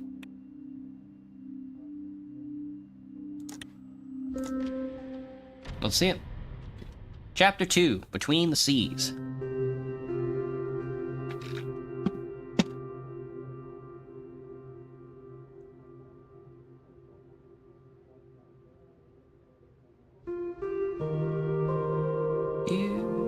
Fort Ailes, council meeting on the Pale's gas dispute. Respond to the Monkeys Palace welfare protesters. A substantial crowd has amassed at the Palace tourist gates at Monkeys, vocalizing their concerns over the lack of access to higher quality education and healthcare services. Some voicing concerns with increasingly difficult living conditions. The crown can choose to disperse them, allow their peaceful protests, or offer assurances to improve welfare spending across the nation. Promise increased health and funding and education funds. Just allow the protest. Walker re-elected to second term with clear majority. Dwight Walker. 57% national vote. Lesbia adjusts tariffs on ATO nations amid protectionist strategy. Protest at the palace gates. Thousands of protesters gathered outside Monkeys Palace complaining about the state of our welfare system. After rousing speeches by local community leaders, the crowd slowly started to dissipate with the protest over by early evening. You never got killed on any run in Rizia? I never completed any run on Rizia. I haven't been killed, I haven't been exiled, I haven't gotten what I wanted, I haven't done really anything. Folk at the Tor military equipment factory has been completed. Support for the crown wanes. Crown loses favor amongst the people. Opinion figures show a steep drop in public confidence. Negative authority return. They remember what we've taken, not what we've given. We will win their hearts back soon. Vogg's land has something to say to us. It has a neutral relationship with us. Pales to send ship to newly surveyed gas. The condemnation of Ravenous Island militarization by ATO. Yeah, that's where they put missiles on it or whatever. Alright. Azaro nobles present at equipment factory opening. An array of journalists and representatives of House Azaro were given a tour of the freshly built factory. The folk of the tour. Thousands of workers have found employment at the complex of Rizia's domestic arms manufacturing reaches its latest expansion. You'd love to see it.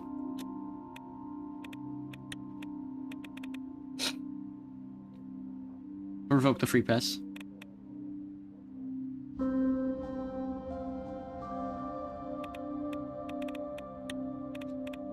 Let's see. Let's hold on to some capital for now.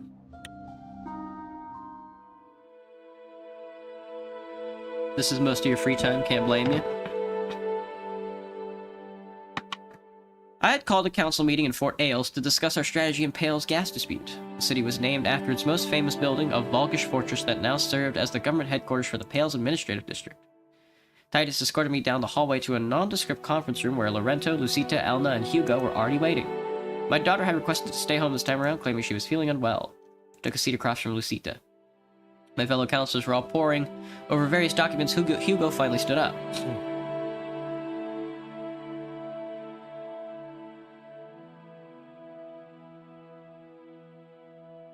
Thanks, Maddie. Thanks for always tuning in, man. Glad you could tune in. Good morning, Your Majesty. Should we fill you in on the situation so far? Yes, please. I'll take it from here. As you know, our joint team of researchers recently completed their assessment of the gas field between Pales and Rizia, tentatively nicknamed Arius. The Rizian surveyors determined that the field lay in both Rizian and Peletian territory. However, a few days after our teams returned to port, we received the news that the Peletians had made a different decision. Duke Reinhardt is now under the impression that the entire gas field belongs to Pales. He has ordered that exploratory drilling begin immediately. Lucita had a worried look on her face. A Peletian drill ship departed the port of Ramaz at 0800. This morning, it's expected to reach the field by this time tomorrow. Your Majesty, I have advocated for caution regarding Pales in the past, but this strikes me as highly concerning.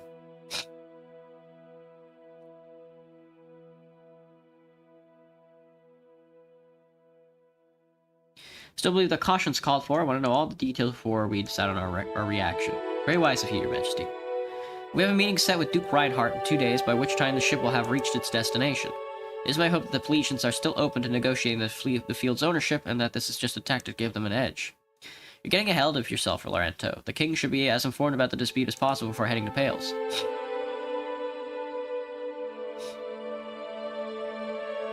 I want to know everything I can about the disputed field.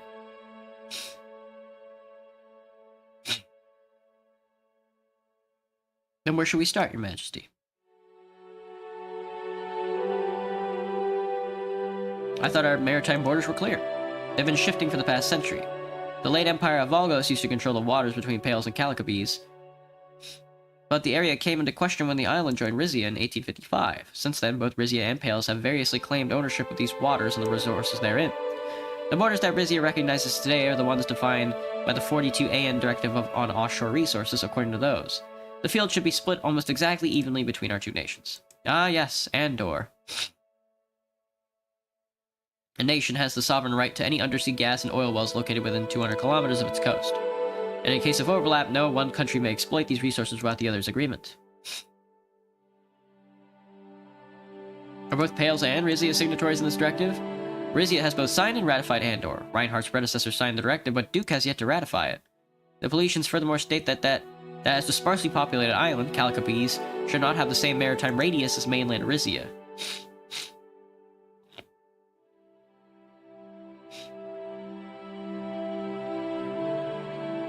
It wouldn't hold up in international court. That's debatable, Your Majesty. With enough legal firepower and international support, Pales could have a case. Do we know how much gases in the field contains? We still don't have an exact number, but the surveyors have confirmed that it's a lot. Quite possibly more than the current natural gas reserves of Rizia and Pales combined. In other words, whichever country controls the Arius field will become Marcopa's next energy superpower. Does Rizia need the gas from the field?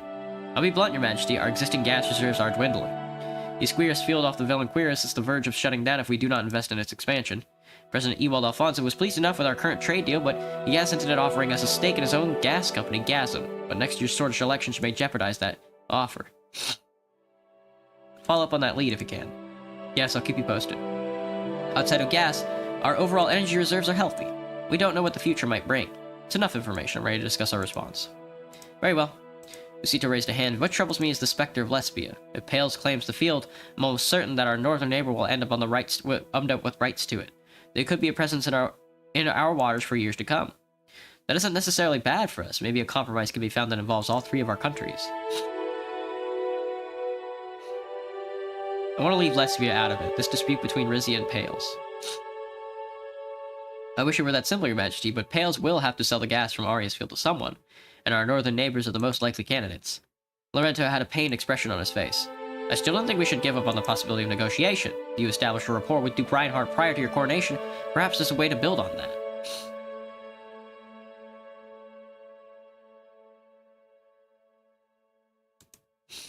You're right. If we meet in person, I'm sure I'll be able to get him back bound. I'm sure of it as well. Shall we discuss our diplomatic options? Are you leaning towards more particular outcome? Can we just split the field 50-50 with Pales? That's what we have legal claim to, isn't it? Yes, that was the outcome I was hoping for before this incident, but it seemed that without the aid of a third party, sharing the field would be more difficult than expected.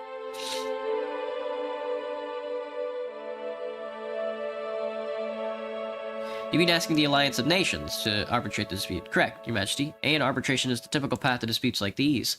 Unfortunately, arbitration is an expensive and time-consuming process, and there's no guarantee it would end in our favor. With that said, it's definitely the safest way to avoid a diplomatic incident.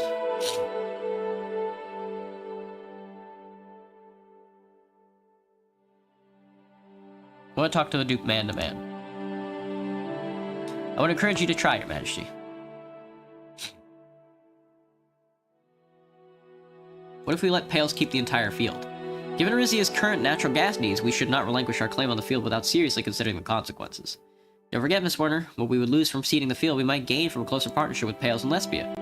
On the other hand, Mr. Esquibel will make us look weak, and the foreign powers will jump on the opportunity like vultures. My uncle's hand unconsciously formed a fist. Think about how much territory we have relinquished already, how much wealth we have lost because of it. I am certain that if we give it the gas field, the Weshiks will be even more emboldened to keep their grip on Zeal.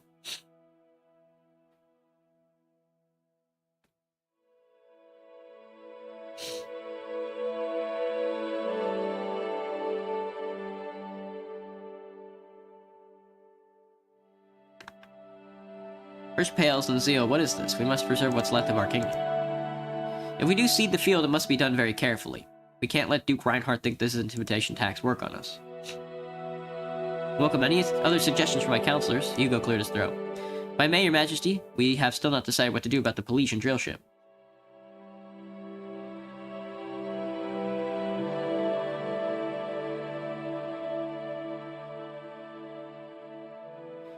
I don't like the idea of being present in the gas field during our negotiations, but I don't see a way to stop it. I do, Your Majesty, but my fellow counselors won't like it. She spoke slowly, as if thinking out loud. With His Majesty's blessing, the Rizian Navy could surround the field, preventing the drill ship from reaching its destination. Lorenzo looked up in outrage. Are you in your right mind, young lady? The Navy? We'd be escalating the situation.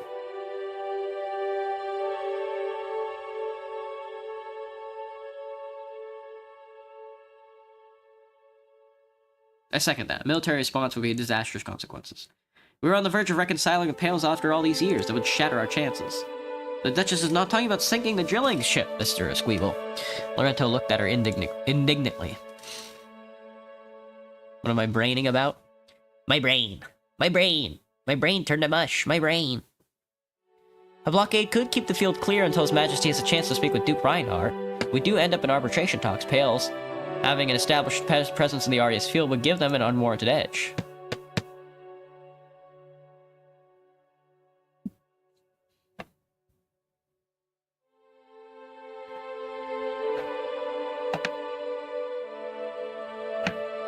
Even so,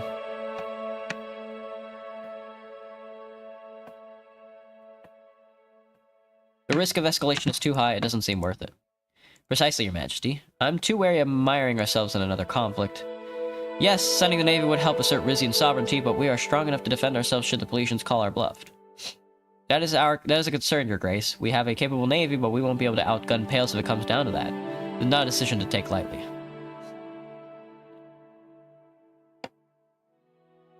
We have no other choice. We will institute a naval blockade. No, I agree. I think we should exercise caution and meet with Duke Reinhardt before deciding our next steps.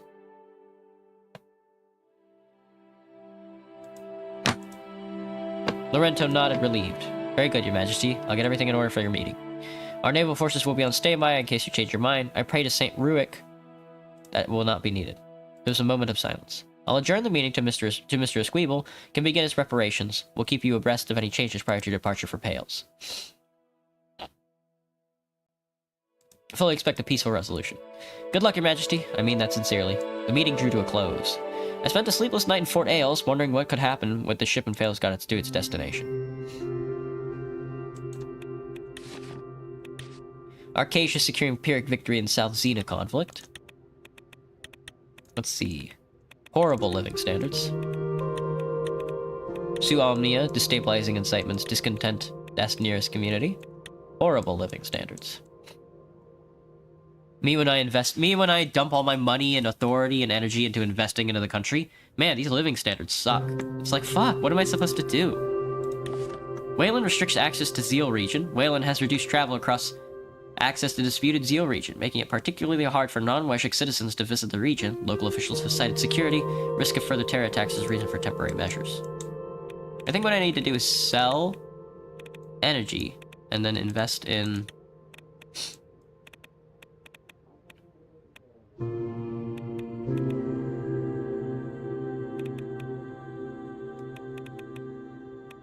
invest in, like, oil fields and stuff. Reform movement. Responding to the growing reform movement, the reform movement spearheaded by Rizian People's Party is beginning to gain momentum across the nation. Reformist organizations and RPP party membership are growing in size, with tens of thousands of citizens turning out in major cities to demand the right to elect their political leaders and participate in shaping Rizian policy.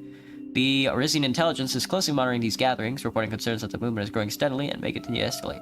They report that the RPP's call for a new constitution is reasoning with the public, and support for democratic reforms is gradually increasing. Take no immediate action.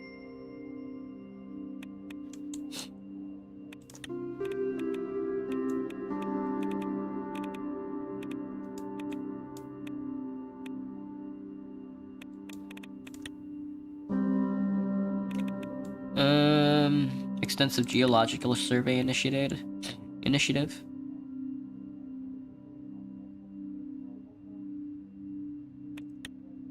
Something like that. Confederacy of Vendanisam requests support in uprising. With instability in key states of the Confederacy, such as the Sultanate of Ragarka, Holy Isles of Penguvi, and the Duchy of Tamarin, the situation is rapidly deteriorating. Prince Consort Kabwin Sangatam leads the effort to maintain monarchic control and suppress the uprising, but their resources are stretched. In request for grace solidarity, Vindasem turns to the guild for assistance. Have some energy. Castle Reinhardt of Pales. Port de Zone. Deridian Galconis community sheltering the BFF. Internal security forces have informed us. Goodbye, Marty.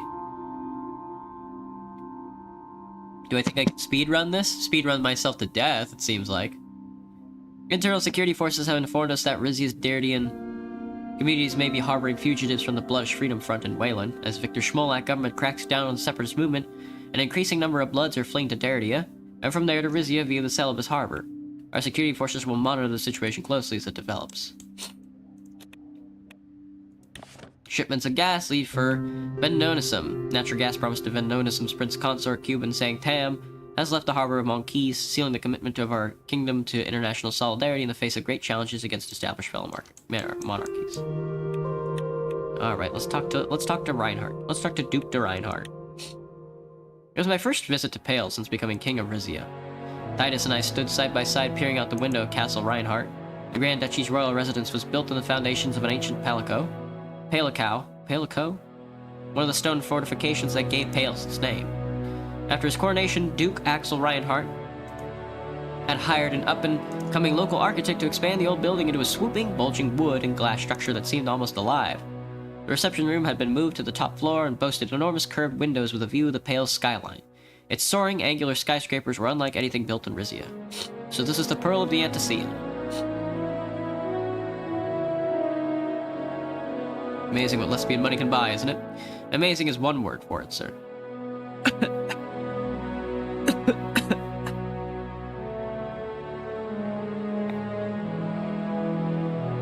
I do hope our two countries can resolve our historical rivalries. A harmonious partnership could bring significant benefits. Sure, though I must admit, I do hope one day to see the Rizian flag flying over Pales once more. Speaking of speedrun, there's a lot of runs from games I've never heard of. Yeah, me too. Pretty much for every video game that exists now, there's like a speed run for it. A panel in a wall slid open, and a secretary clad in a pastel mini dress emerged. She motioned for me to enter. Make yourself comfortable, this might be a while. Will do, sir. The secretary announced my entrance. I stepped into the room and was greeted by Duke Reinhardt. Polician ruler hadn't aged a day since we last met. He was tall, square-jawed, with the looks of an adventure serial. I recall that the tabloids had nicknamed him Duke Dashing. He maintained eye contact as he bowed to me. Your Majesty, we meet again. Bow. I returned Duke Reinhardt's bow. He spread his arms out wide. How do you like my castle? It's breathtaking. He raised an eyebrow. I wasn't sure about it myself, but when you're the leader of such an advanced economy, there's always pressure to keep up with the times. You know how it is. The secretary left, closing the door behind her. The Duke and I took seats on the opposite sides of a wooden conference table. His posture was casual, even as he regarded me with intensity. I'll be honest with you, Your Majesty, I never expected my brother to abdicate. Excuse me. I was perfectly happy to live a life of leisure, coasting off the family's fortune, enjoying the odd celebrity Rendezvous.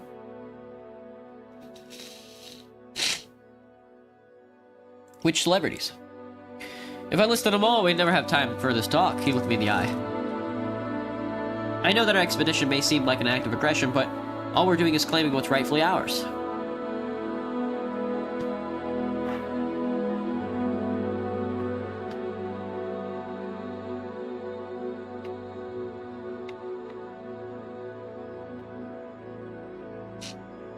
Rizia did not dispute your claim to the field. In fact, we're prepared to let you keep it. You are? He raised an eyebrow in suspicion. Let me guess, you want something in return. My goal has always been to get Pales to rejoin Rizia. If giving up a gas field will help me achieve that goal, I'll do it. Do you think we're willing to trade our sovereignty for access to natural gas? Your Majesty, the Reinhardt family has ruled over Pollution Peninsula for just as long as the Tauruses have ruled over Rizia. If you are going to question our legitimacy, you may as well question your own.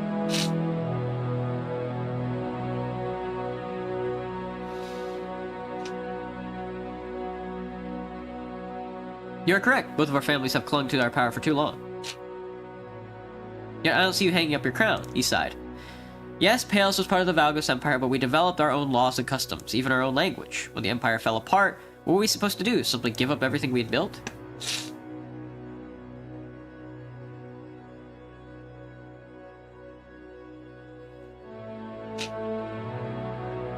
Pales could have kept its cultural identity intact if it had rejoined Rizia. Regime's end, it was your time. That wasn't your kingdom's decision to make. I heard what it was like back when then. Rizia and Morella picked at us like vultures. Goddamn Vogsland trying to provoke a revolution from the sidelines. Lesbia was the only nation willing to support our independence.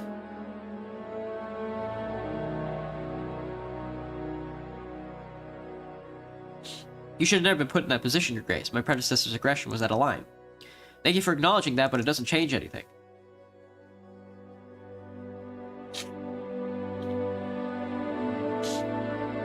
I understand why Pales accepted Lesbia's aid, but now that Morella's in league with Vogsland, you can get caught between superpowers.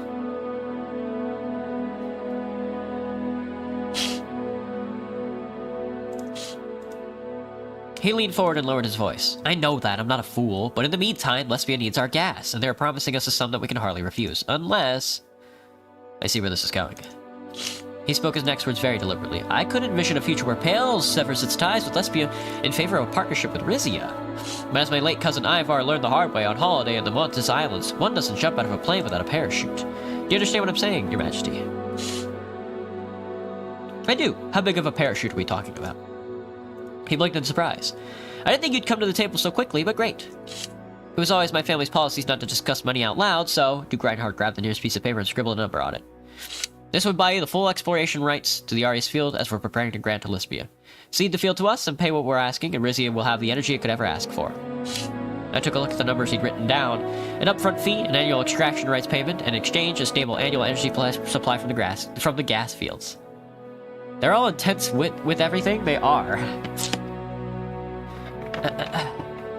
So it would seem. It was a ridiculously large sum, much more than our treasury could afford.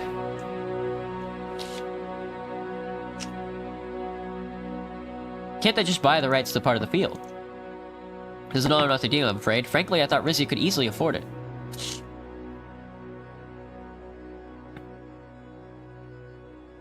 Sorry to disappoint you. Our resources have shrunk in the past years, that's why we need the gas field. However badly you need it, we need it more. Unfortunately, if you can't purchase the rights to the entire field for the price I'm asking, we will be forced to honor the original deal with Lesbia.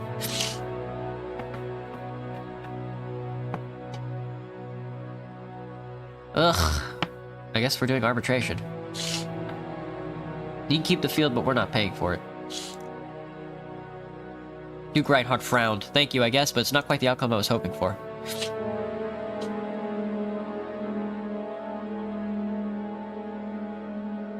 This doesn't preclude possibility of cooperation in the future. Cooperation will be a lot harder with the fleet of Lesbian drill ships between us, but we'll see. Reinhardt reached under his table and pressed an intercom button. Hilda, be a doll and help show His Majesty the way out of the building. Wouldn't want him getting lost. He turned back to me. We'll send over an official concession to form for you to sign in the meantime. You won't object if our ships stray. Can I, like, load? Load last checkpoint? Yeah. Whatever. I'm gonna load and then try and sell a bunch of oil, get some money. I want to suck this guy off, but he won't let me.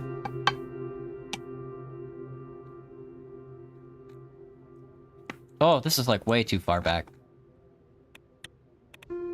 Oh, maybe not. Great. Let's sell some energy. Large initial?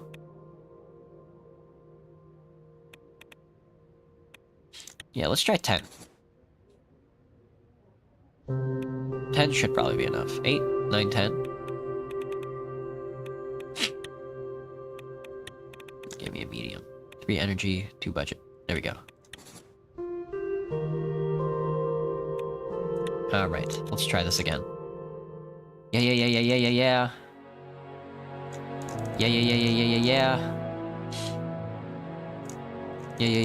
Yeah. If you phrase it like that, yeah, I wanna suck this guy off. Your Majesty. It's breathtaking.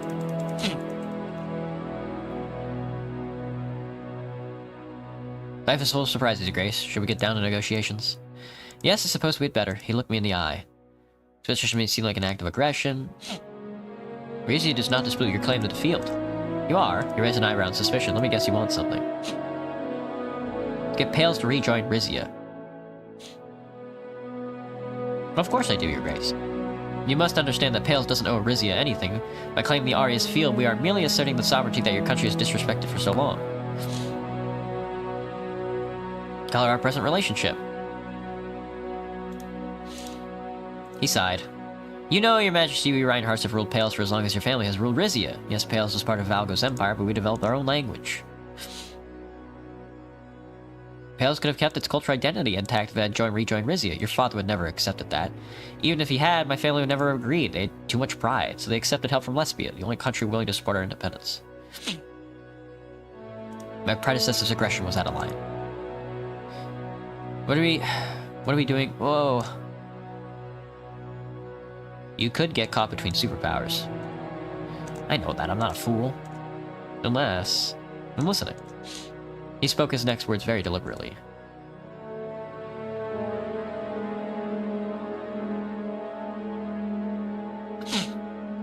How big of a parachute are we talking about?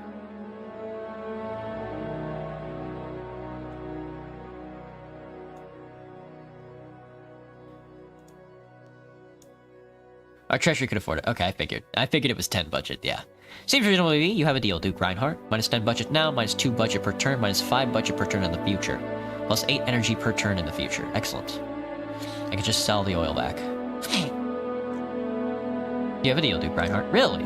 A boyish smile spread across his face. Perfect, Your Majesty. Now, if only finding a wife was this easy. Well, I do have a daughter.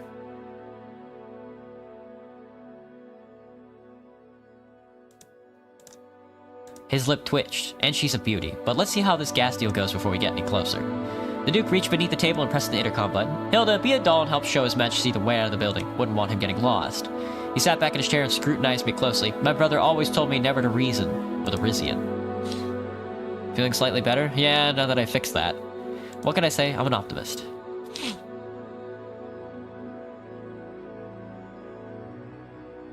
You're not your brother, and I'm not my father. We can break this cycle. Duke Reinhardt's secretary opened the door. He stood up and gestured me to do the same. Until next time, King Ramus. I rejoined Titus in the reception room. We followed Hilda through winding corridors to the front door. We stepped outside into the warming light. He waited until we were out in the building shadow to speak. How did it go, Your Majesty? Pelesian Rizian reunification, Titus. Titus nodded wordlessly. We got into a car and began a long trip back to Port Trezon. The Pale Stream is under construction. You'll love to see it. Excellent. Excellent. We have an energy income, which is good. So we can just sell our energy then. To get more capital so we can build up the... I would like to either do an extensive geological survey, which is going to be 4 budget. I don't think I can sell enough for that though. Or at least expansion of the Esquiris, which is 3 budget. If I sell oil, I'll get 2 budget, which is not enough for much. So we'll rest on it for a while. Alright, sweet. Energy exports set to increase. Energy exports do increase substantially. Energy exports authorized is energy security at risk. Large energy exports authorized is energy security at risk. CSP deploys medium-range missiles in Sunsaimia base, Rizia to become energy exporter. Trade deals with Pales. Deepen economic ties. Autre raison. Attended House of Delegates session. Decide whether or not to attend the House of Delegates session. Rizia Pales to begin drafting gas field rights transfer agreement. Indeed. Following our discussion with Duke Raxel Reinhardt, the economic ministers of the Kingdom of Rizia and Grand Duchy of Pales, to begin drafting an agreement regarding the Arius gas field. Pales will retain ownership of the field, while Rizia will have exclusive exploration rights. The King and the Grand Duke will have the opportunity to review the agreement in the coming months. A call with Prime Minister Alvarez. Prime Minister Alvarez. Been a week since the meeting with Duke Reinhardt and Pales. I signed an official document ceding ownership of the Arius gas field to the Grand Duchy of Pales. Elna and the Polesian economic ministers were busy drawing up our deal to purchase our exploration rights. In the meantime, Lesbian Prime Minister Patricio Alvarez had contacted Lorento asking to speak with me. I was spending the week at my palace in Monquise. Lorento visited me to brief me ahead of the phone call. He stepped in front of my desk and bowed. Good afternoon, Your Majesty. Trust you are well, Mr. Esquivel. Well enough, though I must say I'm worried about the increasing tensions in southern Marcopa. We can expect improved relationship with Pales, not that we're on the verge of a gas deal. Furthermore, Morella and Doria have expressed interest in purchasing energy from us. Or we mustn't forget about Wayland. My requests for an updated timeline on the Zeal handover have been repeatedly ignored.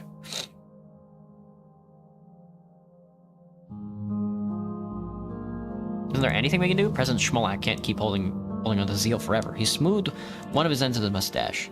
I have filed a complaint with the Alliance of Nations. Presumably this will be addressed during the upcoming South Marcopa session. For now, though, we have Prime Minister Alvarez to worry about. My father ever talked to him? No, His Majesty Valero died mere months after Alvarez won the 49 election. He must have sent his obligatory congratulations in private, though. He referred to the young man as the Viper in a diaper. I've heard he's an alcoholic. Rare is the world leader who doesn't enjoy a little drink on the job, or a big one. But no, Alvarez has apparently acknowledged his problem and entered a rehabilitation program. He's as sober as an archpriestess for now. Why do you think he's calling? Well, he can't be happy that Pales reneged on the gas deal. His country's energy demands have skyrocketed since joining ATO. I've heard rumors of a massive new infrastructure investments. Naturally. Involving the Prime Minister's own construction company, Alvarez Industries. It was a matter of our shared interests in the Mefdian International Trade Zone. He must also be aware of Morella's nationalization intentions. How trustworthy is he? Considering the only reason he entered politics was to avoid going to jail, no charge has successfully been levied against him, but in my opinion, he could only be trusted to protect his own best interest. All good? Yeah. That'll be all. I'm ready for this phone call. Fuck. Very good, Your Majesty. I'll meet you afterwards for a debriefing. An assistant brought in the blue telephone that was used for the calls with heads of state. At 3:01 p.m. it rang. Good afternoon, King Ramos. This is Patricio Alvarez. Max 15, Max 20, Max 15. This is Majesty Ramos Torres, ruler of Rizia. How is everything in Lesbian, Mr. Prime Minister? How are you, Mr. Alvarez? I'll be honest with you, Your Majesty. Things were going a lot better a week ago. I heard him swallow on the other end of the line. Our deal with Reinhardt was a year in the making, and 1 hour with you was enough to make the Duke of Pales have a sudden change of heart? What happened, Your Majesty?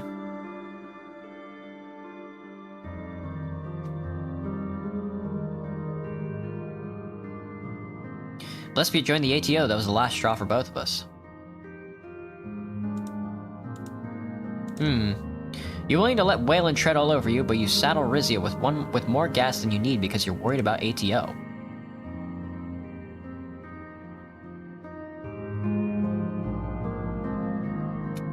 Zeal is a local dispute. I see superpowers as far more of a threat.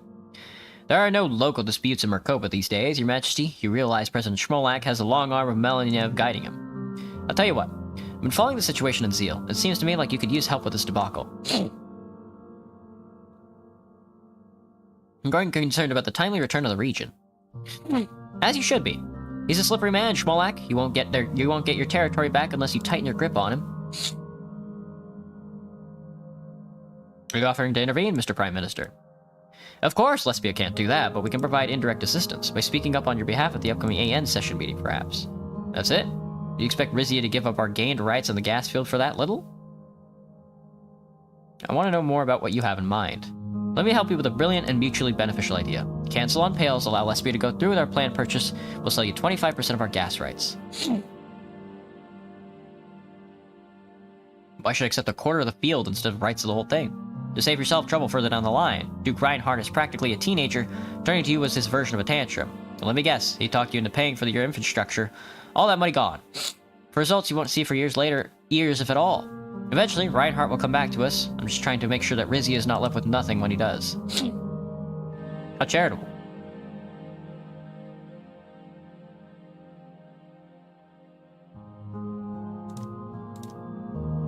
A certain social club I'm in has taught me the importance of service to others. But it's up to you. Keep your deal if you believe that that's what's best for your country.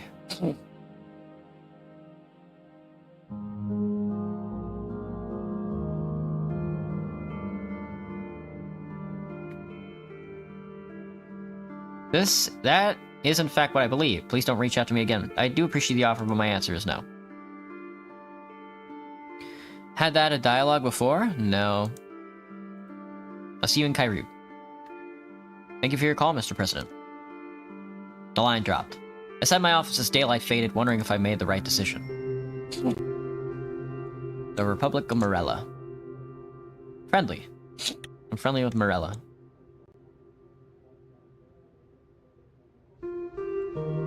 Southern Mercopa. Southern Mercopa. United States of Calrad.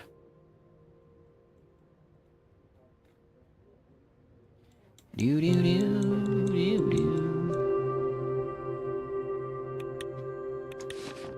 Rizia and Pales reach peaceful gas agreement. All eyes on South Mercopa at upcoming AN session. Rizia and Pales reach an agreement on the gas field. Attend the House of Delegates session. Attend the session and give their final ruling on a proposal in question.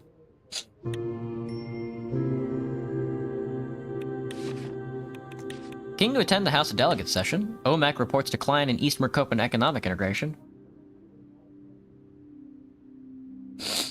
Dang. Arcasia extends aid to impoverished free cities. The Guild of Tackling Grace trade declines. Recent reports indicate a troubling decrease in trade volumes with Grace. Key economic organization, this downturn is impacting the Treasury, necessitating immediate and effective response. Options include appealing to Rumberg and other Grace partners, exploring alternative trade partners, or investing in domestic industries to reduce reliance. Rizia will find newer, better alternatives. Grace condemns the trade decline. Your mom, dude. Rumberg tries to reassure its Grace members. I just don't have the, I don't know the capital. Rizia, yeah. We got that Riz. We got that good Rizia. Evening conversations with the Queen Mother Estelle. It was the night before my trip to Kairoot for the Alliance of Nations meeting. I had just finished some last-minute preparations in my study. I carefully made my way back towards the palace's residential wing. It was later then I realized the halls were dead silent, illuminated only by weak shafts of moonlight through the windows. Grand Wiseman Ignatius' quarters were on the ground floor. I saw light coming out of the keyhole. Peer in. I carefully bent down and looked inside. Sal was rocking back and forth in his armchair, his eyes closed. He seemed to be mouthing a prayer. Just before the stairs was the entrance to Vina's room. Through the door, I caught the faint strain in her voice. Press your ear against the door. Oh, don't be so blue. Honestly, what are you expecting? No, I won't talk to him. He's in Kairoot the next few days anyway. Yes, my love, we'll speak very soon. There was a clunk as she hung up the phone. I moved away from the door and kept walking. I reached the top floor. Across the hall from my bedchamber, the Queen Mother's door was open a crack. I looked in. My mother was standing out on her balcony, her back turned towards me. I heard her whispering softly to herself. Good evening, Mother. She looked startled for a moment, then smiled. I'm surprised you're still up. You have a long day ahead of you. Guess I'm ending soon? Yeah. She lit a cigarette and blew smoke out of the gardens. All set for tomorrow?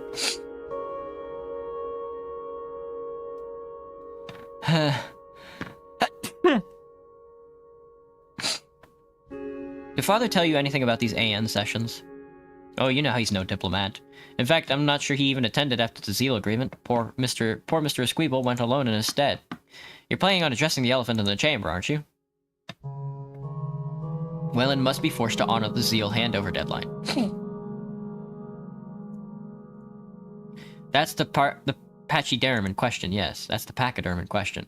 We need our land back, no matter what kind of announcement Victor Schmolek has up his sleeve.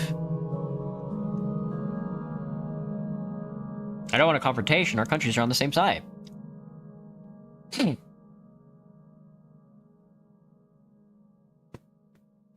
Any advice for how to act, then? I'd say don't stoop to his level. Make him look like the tyrant he is. Speaking of which, how is that bird of prey on your council proceeding with her investigation? These things take a while, you know. I do hope the investigators turn up something we can use. I shudder to think of what might happen if the handover deadline arrives before the culprit is found.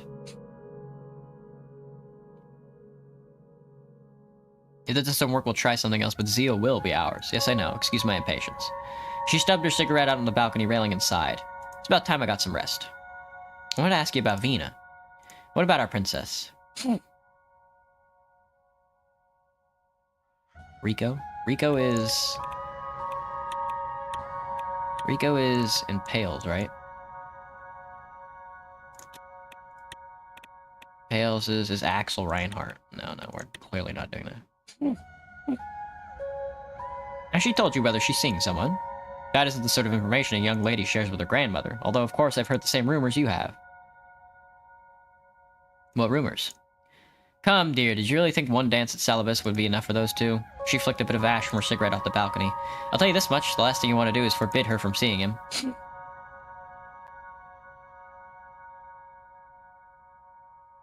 I know that, I'm not stupid.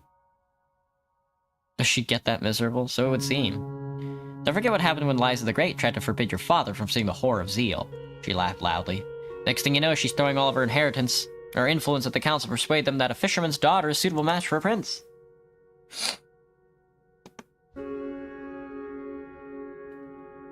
I actually like the kid, but he doesn't seem like the marriage material to me. She cast a sidelong glance at me. Royal marriages are a balancing act, my dear. You never said his betrothed or the country, but almost never both. Almost. You were lucky for a while, Romus.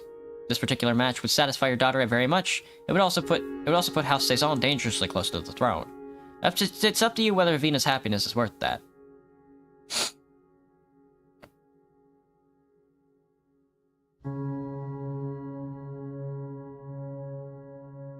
What other choice do I have? The way I see it, you could use this pairing to keep a close eye on the opposition, assuming Vina trusts you enough to pass along information about her paramour's family. No, she's my daughter, not a spy. Or there's another thing you could do. You'd send the princess on a nice, relaxing trip abroad. Nothing cures love sickness like a change of scenery. A diplomatic mission, perhaps. And if she meets someone dashing foreign prince over there, consider it a bonus. She yawned theatrically. And with that, it's time to turn in. Wish me luck for tomorrow. I know you won't need it. I wished her good night and left the room. I heard her light click off. I returned to my quarters to see Titus take his post outside my door. I wonder how long he'd been shadowing me for. In my room, Paybell had already packed my suitcase and turned the bed down. I climbed into bed but was too distracted by thoughts of the day ahead to sleep. Damn, dude. Damn. We're of course gonna send her to Pales, why wouldn't we?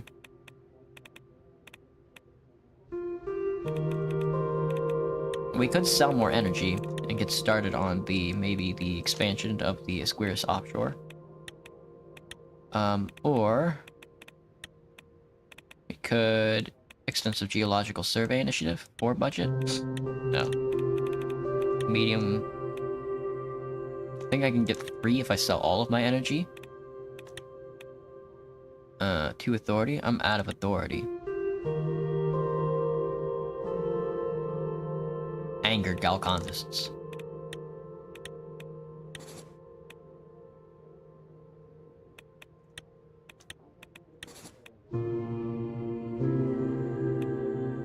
Alright, let's do an expansion of the... Oh. Yeah, let's expansion of a Esquiros offshore gas field.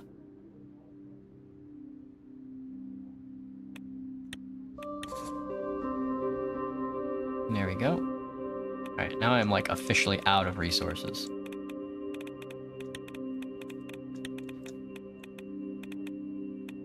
I could sell military equipment. I think that would be a bad idea, though. Would privatize the crown lands. 6 budget goes crazy.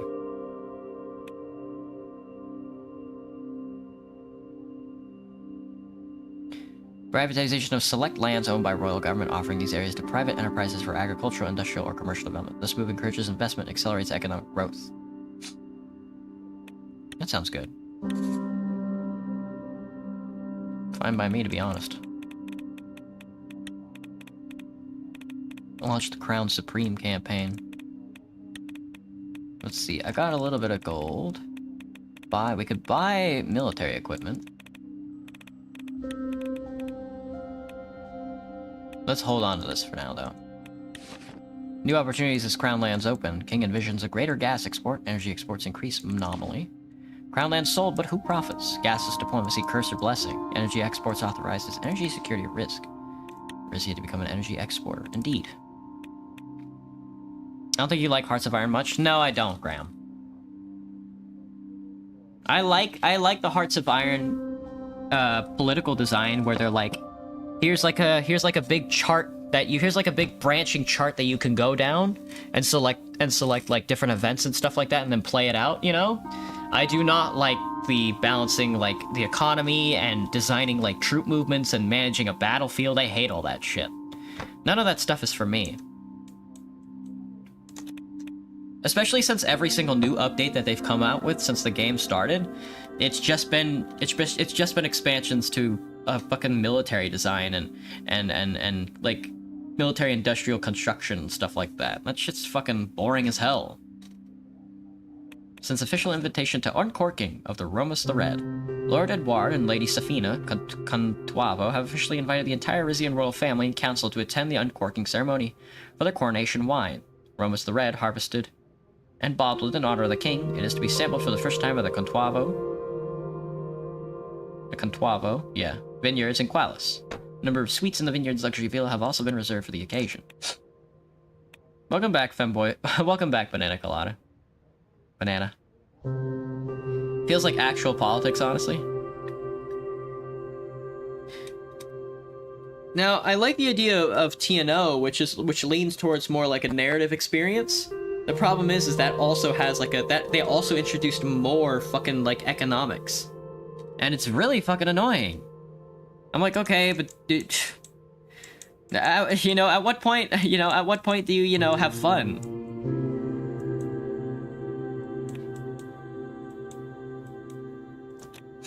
Visiting the House of Delegates. I walked down the palm tree-lined path that connects Palace Resident to the nearby House of Delegates. In contrast to the ornate palace, the house was essentially a plain concrete box. Its stripped-down appearance reflected its hurried construction. The only adornment was a phrase chiseled above the entrance, Ax Populi Rizati, to the Rizian people. Made my way down the hall in the meeting room. Hugo rose to greet me as I entered the empty chamber. We took our seats atop the raised wooden platform at the center of the room. Directly below the platform were 2 podiums, one for each speaker. Wooden benches for the delegates were arranged in a circle around us. Welcome, Your Majesty. Good morning, Your Grace. The delegates will be on their best behavior with you here today. The Suzerain boy might even keep his speeches to under half an hour.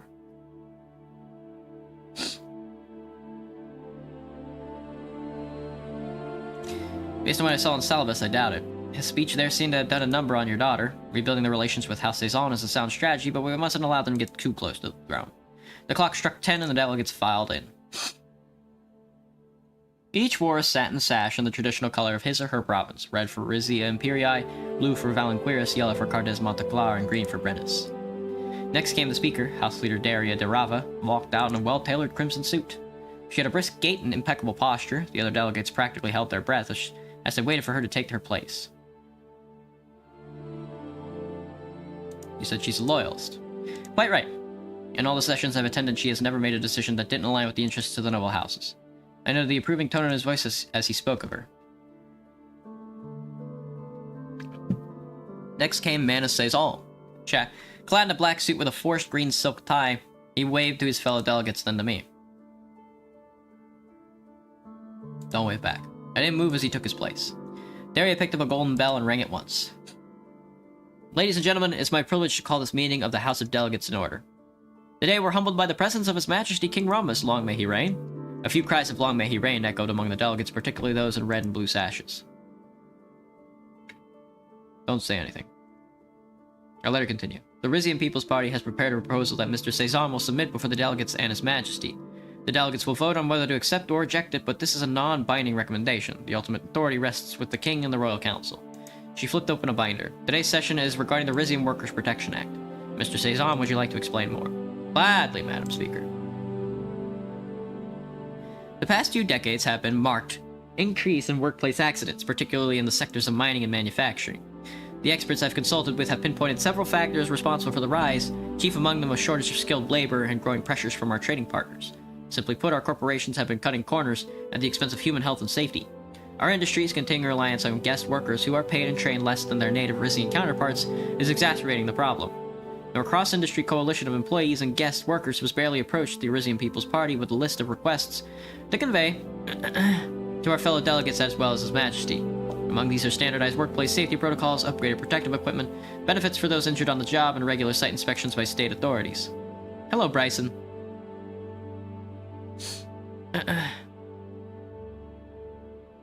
And of course, financial penalties for corporations that fail to meet these requirements.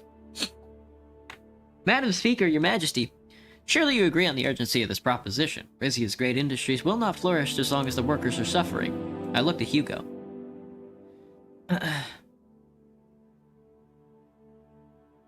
It's hard to believe he had none of these measures in place before now.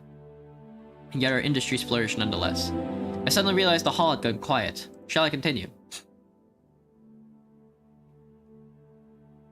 Please go on, I didn't mean to interrupt. Man has cleared his throat. As I was saying, my party and I believe that healthier workers will lead to a more prosperous society. What we invest in these measures now will pay off tenfold in the long run. Daria sharply knocked on her podium, all eyes turned to her. Forgive me, Your Majesty, but I cannot let my opponent continue with these lies. Manus reluctantly took a step back. Of course, my party believes that worker safety is paramount, but the regulations that have been suggested today almost amount to overkill. Meatloaf? Love that clip of Smosh. Meatloaf? Meatloaf? The business owners in my circles, most of whose companies span generations, cannot simply transform their practices at a whim of the government. Furthermore, they already see employee safety as their responsibility. Shifting their responsibility to the government will do nothing to protect those at risk. It will, however, stifle our economic growth and decrease our viability in the global arena. If our businesses are to remain competitive, it is wiser to incentivize good safety practices than to punish their absence. Madam Speaker, you are on board of a construction company yourself. Would you ever advise that it voluntarily undertake the measures we're describing? Daria brushed off the comment. My point stands. We should not be spending our wealth from the Arius gas field acquisition before we have even earned it. Our focus should be on the bolstering our businesses, not meddling in the affairs of our corporations. From near the front of the door came the sound of a single person applauding. I looked towards the source. Rusty was standing in the back of the gallery, dressed in his usual plaid. He nodded at me as he kept clapping. Behind him, leaning against the wall, were two of the Arcasian guards I'd seen at Bronaz. I turned towards Hugo again.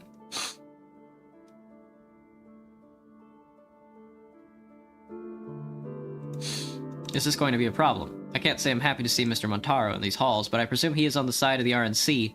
The most he'll do is further expound on the impracticalities of Mr. Sezon's proposal. We turned meat into bread. Meatloaf is pretty good. I haven't had it in a while. Maybe I should make some meatloaf one of these days. It's ground beef and like meatloaf is ground beef, right? And breadcrumbs and like mirepoix. Making meatloaf and then like putting it on like a bed of like mashed potatoes would probably be pretty good. Rusty stopped clapping now. He was scrutinizing me closely with a gleam in his eye. How nice of you to join us, Mr. Montaro. Do you have any words on the topic at hand? Call me Rusty, Madam Speaker, and as a matter of fact, I do. Rusty ambled down the aisle of the chamber. He came to stop between the two speaker podiums. Now, I won't take up too much of your time. The Baroness of Quielo summed things up pretty well. But I wanted to offer my point of view as a humble business owner of a common birth. He looked at me and winked. Now, the Rizian Standard Dictionary defines gold as a yellow precious metal used in jewelry and to guarantee the value of currencies. I stayed silent. But in Rizia, it's so much more. Commoners who've never even touched a ducat still feel proud to live on shores of gold, as we sing. Excuse me. But our shores would never have been golden in the first place if our monarchs had listened to naysayers like Mr. Suzerain here. Your Majesty, your predecessors knew that there can be no prosperity without hard work. Our grit and determination today fills the nation's coffers tomorrow. But where does that grit go when the government's got our hands tied? How can we function as a company when you folks don't trust us to take care of our own people? If I may, sir, how exactly would our proposal tie your hands? What is so difficult about regulating safety in gold mines? Don't play dumb, kid. You know each mine site in Rizia is as unique as a birthmark on the Archpriest of Dare's behind. Scandalized chatter broke out among the delegates. Daria banged her gavel for silence. Point is, there's no one-size-fits-all protocol for regulating what we do. The environment, that ore density, the tech being used, it all varies, even within parts of the same mine. We're doing our best to keep our workers safe on the job, but we also want them to go home with healthy paychecks. Your Majesty, esteemed delegates, if we're forced to develop specialized protocols for every single nook and cranny of our business, we'll end up with millions in the hole. Who even knows if anyone will be safer for it?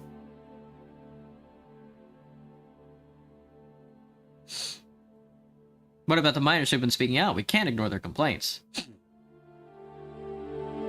Our RG takes care of our own, Your Majesty. We'll solve this within our company like we always have.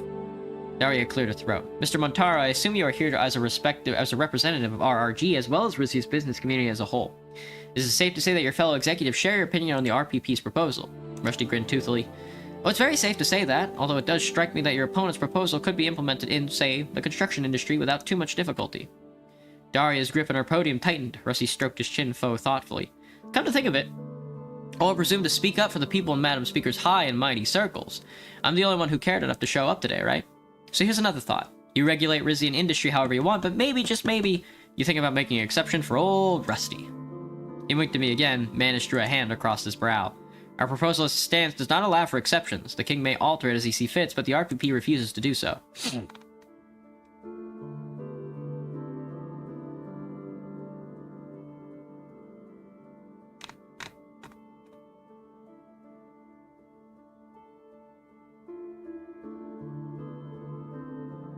Giving some of the workers what they want might divide them enough to head off organized dissent, right?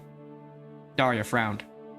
What it will do is hamper the majority of Rizian businesses while giving miners an unfair advantage.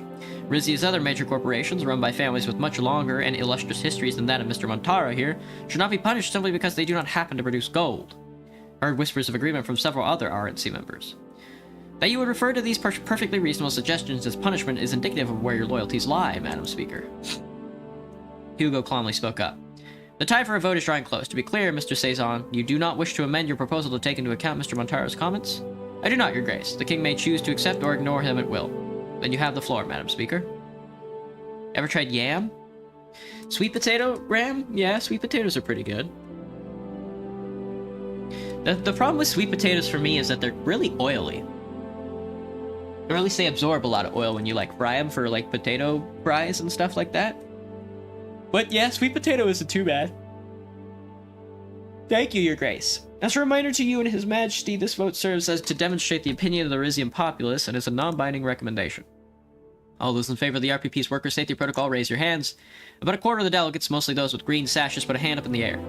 Those in favor of encouraging Rizian businesses, all businesses, to develop and enforce their own safety protocols on a voluntary basis. The rest of the delegates, an overwhelming majority, raised their hands. The delegates have an official recommendation. Rather than introduce sweeping and expensive labor reforms, Rizia should entrust the matter to the safety of its business owners. Hugo nodded. Thank you, Madam Speaker. The final decision is now in the hands of His Majesty King Ramas. Will you accept or overrule the delegate's recommendation? Have you said what you wanted to say, Mr. Suzerain? I've stated my case, Your Majesty, but I will say this. I'm glad you joined us in the room today. Perhaps now you have a better sense of how His Majesty's Valero system was designed to function. The majority of delegates in this room support noble interests, not those of the subject they claim to represent. As long as that's true, it's the king's responsibility to see past the lies and make the decision that best serve ordinary citizens. Thank you for listening. Rusty, any closing arguments? I surely do not, Your Majesty. Seems to me like the decision you have to make is no decision at all. You could even walk out of this room right now and let your legislative system do the rest. But you're a man of action. I know you want the final say, so by all means go on and say it. I'd like to confer with my Grand Vizier. Of course. He turned away from the delegates and spoke in a low voice.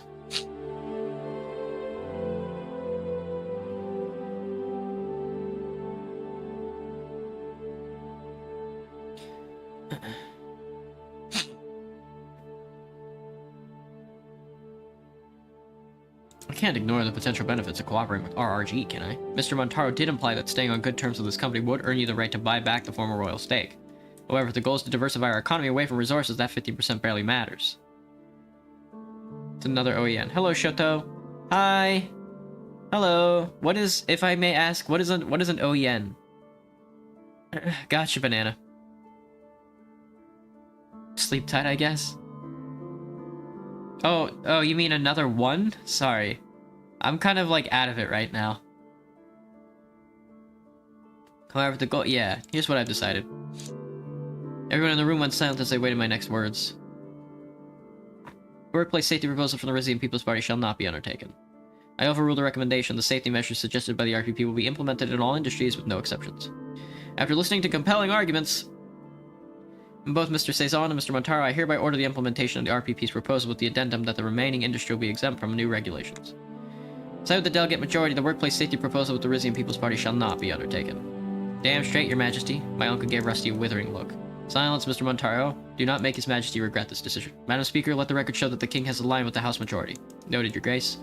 Daria made a note in her binder, then looked up at me, slightly smiling. Once again, I thank His Majesty for blessing us with his presence today. The Grand Vizier Hugo Taurus was presiding over the session. An honor as usual, Madam Speaker. My fellow delegates and esteemed guests, this meeting is now adjourned. Any follow-up questions will be addressed in future sittings. She rang the bell again, and the room began to empty out. As the guards escorted me and Hugo towards the exit, I noticed Rusty still standing in the hall with his arms folded. A man of my word, aren't I? And I'm a man of mine, Your Majesty. He reached out to shake my hand. I suddenly felt the cool of metal against my palm. I withdrew my hand and took a closer look at the object he'd given me. My guys dug this up at the mitts a while back. Consider it a token of my appreciation. Thank you, Rusty. I'll treasure it. Thought you'd like it, Your Majesty. As for those revisions in the RRG shareholder contract, my lawyers will be in touch with the paperwork. Raising the stake won't be free, naturally, but I'll give you a royal discount. See you real soon, Your Majesty. Your Grace. He bowed, then began whistling jauntily as he walked past me out the door. Hugo shook his head with disdain.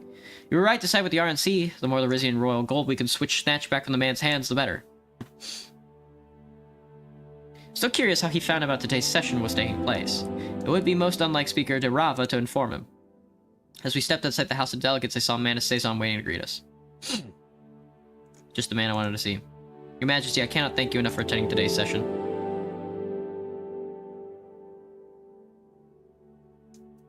Hope you aren't too disappointed with the outcome. It was very enlightening indeed. You're welcome to attend as often as you'd like. Hugo gave him a thin-lipped smile. You did well today, Mr. Sazon. I hope you and your party aren't too disappointed. Manus' eyes traveled involuntarily to the street where one of the Rusty's guards was helping the gold magnate into a shiny black cadilla. A look seemed to pass between the two of them. What I meant, I wasn't certain. A temporary setback, Your Grace. We'll continue to push for the well-being of all Rizians to the extent that our limited form allows. I won't trouble either of you any longer. Thanks once more, and good afternoon. He bowed to each of us in turn before hurrying back to the building. There's this one man who had a deep voice, and I thought it was like a woman, so I was just watching it, and he said hi, and my soul left my body. Dang. That sounds evil. That sounds evil. A missed opportunity for progress, indeed.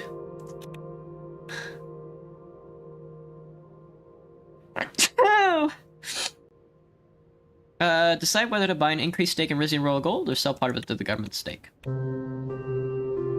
Lower stake to 15%. Raise stake to 45. There we are.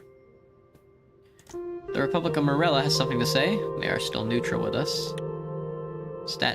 Budget has decreased, but our gold has gone back up, and our RRG now owns 45% stake in gold. Kingdom increases share in RRG. Hagel tightens the Gomlin trade. Fascinating. Gomland moment. Okay. Alright. Lads and lattices. Dispenser or teleporter? Teleporter every time. Dispenser is important, but teleporter gets your dudes to the front of the line. It's too important. With the amount of bodies that happen when the thing is, when your teammates come through the portal, they'll most likely die, and even if they die close to your teleporter, you get the extra metal from their dead bodies. It's a very necromantic, like, I have a very necromantic outlook when it comes to the teleporter. And with the extra metal, you can invest into your dispenser, or you can invest into a dispenser, or make the teleporter faster. Alright, lads. that was Suzerain for the night. I hope everybody enjoyed today's festivities. It was long, it was tribulative. But I gotta tell you, it turned out okay. You know, we played the usual stuff. Borderlands 4 didn't work out. I hope they bring up a patch for it sometime soon so we can get to playing it, you know? But I won't hold my breath. I'll be right back. I'm gonna take a quick break, go to the bathroom, fill my water cup, and we'll be back with another chapter of The Color of Magic by Terry Pratchett. BRB.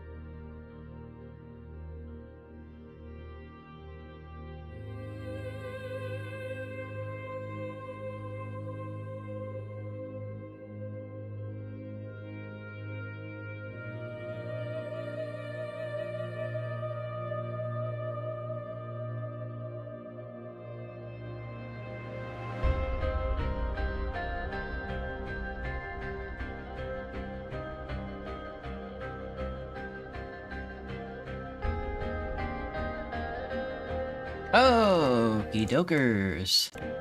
Hello, everybody. We are back. What is poppin'? Okie doke.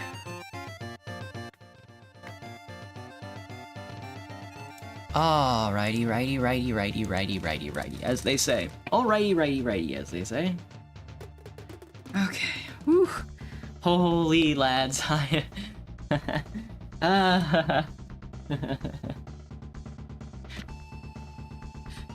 It's been a tough couple of weeks, lads.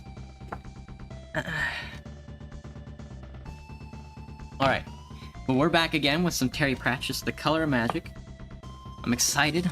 This is such a good series so far. Ooh, the magic. Ooh, magic. yes, magic. We left off last time with with the dragons. We left off last time with the upside down mountain, run riding his horse up the upside down mountain or some shit like that, and then dragons come to fight them. Come to eat them alive. Fascinating. Let me grab a drink. My brain feel brained. As active as ever. My body just feels weak. But here we go again. Page 133 on page 143. Let's see if there's a chapter coming up. They're gaining, screamed Rincewind. He bent even lower over his horse's neck and groaned. Two-Flower was trying to keep up while at the same time craning around to look at the flying beasts. You don't understand, screamed the tourist, above the terrible noise of the wing beats. All my life I've wanted to see dragons. From the inside, shouted Rincewind, shut up and ride. He whipped at his horse with the reins and stared at the wood ahead, trying to drag it closer by sheer willpower. Under those trees they'd be safe. Under those trees no dragons could fly. He heard the clap of wings before shadows folded around him. Instinctively, he rolled in the saddle and felt a white, hot stab of pain as something sharp scored a line across his shoulders. Behind him, Hrun screamed, but it sounded more like a bellow of rage than a cry of pain. The barbarian had vaulted down into the heather and had drawn the black sword. Kring. He flourished it as one of the dragons curved in for another low pass. No bloody lizard does that to me, he roared. Rincewind leaned over and grabbed Two-Flower's reins. Come on, he hissed. But the dragon, said Two-Flower entranced. Blast the... began the wizard and froze. Another dragon had peeled off from the circling dots overhead and was gliding toward them. Rincewind let go of Two-Flower's horse, swore bitterly, and spurred his own mount toward the trees alone. He didn't look back at the sudden commotion behind him, and when a shadow passed over him, merely gibbered weakly and tried to burrow into the horse's mane. Then, instead of the searing, piercing pain he had expected, there was a series of stinging blows as the terrified animal passed under the eaves of the wood. A wizard tried to hang on, but another low branch, stouter than the others, knocked him out of the saddle. The last thing he heard before the flashing blue lights of unconsciousness closed in was a high reptilian scream of frustration and the thrashing of talons in the treetops. When he awoke, a dragon was watching him. At least, it was staring in the general direction. Rincewind groaned and tried to dig his way into the moss with his shoulder blades, and gasped as the pain hit him. Through the mists of agony and fear, he looked back at the dragon. The creature was hanging from a branch of a large, dead oak tree, several hundred feet away. Its bronze gold wings were tightly wrapped around its body, but the long equine head turned this way and that at the end of a remarkably prehensile neck. It was scanning the forest. It was also semi-transparent. Although the sun glinted off its scales, Rincewind could clearly make out the outlines of the branches behind it. On one of them a man was sitting, dwarfed by the hanging reptile. He appeared to be naked except for a pair of high boots, a tiny leather hold-all in the region of his groin, and a high-crested helmet. He was swinging a short sword back and forth idly and stared out across the treetops with air of one carrying out a tedious and unglamorous assignment. A beetle began to crawl laboriously up Rincewind's leg. The wizard wondered how much damage half a solid dragon could do. Would it only half kill him? He decided not to try and find out. Moving on heels, fingertips, and solar muscles, Rincewind wriggled sideways until foliage masked the oak of its occupants. Then he scrambled to his feet and hared off between the trees. He had no destination in mind, no provisions, and no horse. But while he still had legs, he could run. Ferns and brambles whipped at him, but he didn't feel them at all. When he had put about a mile between him and the dragon, he stopped and collapsed against a tree, which then spoke to him. Psst, it said. Dreading what he might see, Rincewind let his gaze slide upward. It tried to fasten on innocuous bits of bark and leaf, but the scourge of curiosity forced it to leave them behind. Finally, it fixed on a black sword thrust straight through the branch above Rincewind's head. Don't just stand there, said the sword, in a voice like the sound of a finger dragged around the rim of a large empty wine glass. Pull me out! What? Said Rincewind, his chest still heaving. Pull me out, repeated Kring. It's either that or I'll be spending the next 1,000,000 years in a coal measure. Did I ever tell you about the time I was thrown into a lake up in the... What happened to the others? Said Rincewind, still clutching the tree desperately. Oh, the dragons got him. And the horses. And that box thing, too. And that box thing. Me, too. Except that Hrun dropped me. What a stroke of luck for you. Well, began Rincewind. Kring ignored him. I expect you'll be in a hurry to rescue them, it added. Yes, well. So if you'll just pull me out, we can be off. Rincewind squinted up at the sword. A rescue attempt had hitherto been so far at the back of his mind that, if some advanced speculations on the nature and shape of many-dimension multiplexity of the universe were correct, it was a right at the front. But a magic sword was a vulnerable item. Was a valuable item. And it would be a long trek back home, wherever that was. He scrambled up the tree and inched along the branch. Kring was buried very firmly in the wood. He gripped the pommel and heaved until lights flashed in front of his eyes. Try again, said the sword encouragingly. Rincewind groaned and gritted his teeth. Could be worse, said Kring. This could have been an anvil. Ah, hissed the wizard, fearing for the future of his groin. I've had a multi-dimensional existence, said the sword. Huh? I've had many names, you know. Amazing, said Rincewind. He swayed backward as the blade slid free. It felt strangely light. Back on the ground again, he decided to break the news. I really don't think rescue is a good idea, he said. I think we'd better head back to the city, you know, to raise a search party. The dragons headed hubward, said Kring. However, I suggest we start with the one in the tree over there. Sorry, but you can't leave them to their fate. Rincewind looked surprised. I can't? He said. No, you can't. Look, I'll be frank. I've worked with better material than you, but it's either that or have you ever spent 1,000,000 years in a coal measure? Look, So if you don't stop arguing, I'll chop your head off. Rincewind saw his own arm snap up until the shimmering blade was humming a mere inch from his throat.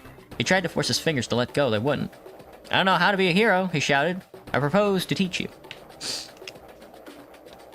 Bronze Cepha rumbled deep in his throat. Kustra, the dragon rider leaned forward and squinted across the clearing. I see him, he said. He swung himself down easily from branch to branch and landed lightly on the tussocky grass, drawing his sword.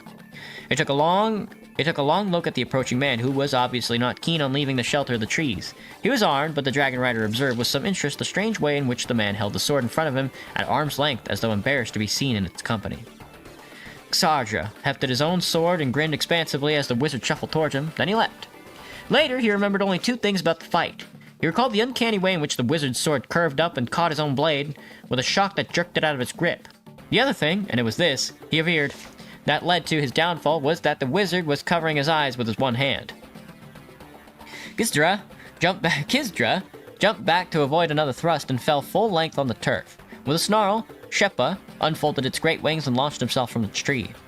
A moment later, the wizard was standing over him, shouting, Tell it that if it singes me, I'll let the sword go. I will. I'll let it go. So tell it. The tip of the black sword was hovering over Cassidra's throat. What was odd was that the wizard was obviously struggling with it, and it appeared to be singing to itself. Shepa. Sepfa, something like that, Cassidra shouted. Damn, I can't get these names down at all. The dragon roared in defiance, but pulled out the dive that would have removed Rincewind's head and flapped ponderously back to the tree.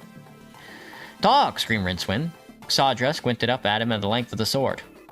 What would you like me to say? He asked. What? I said, what would you like me to say? Where are my friends? The barbarian and the little man is what I mean.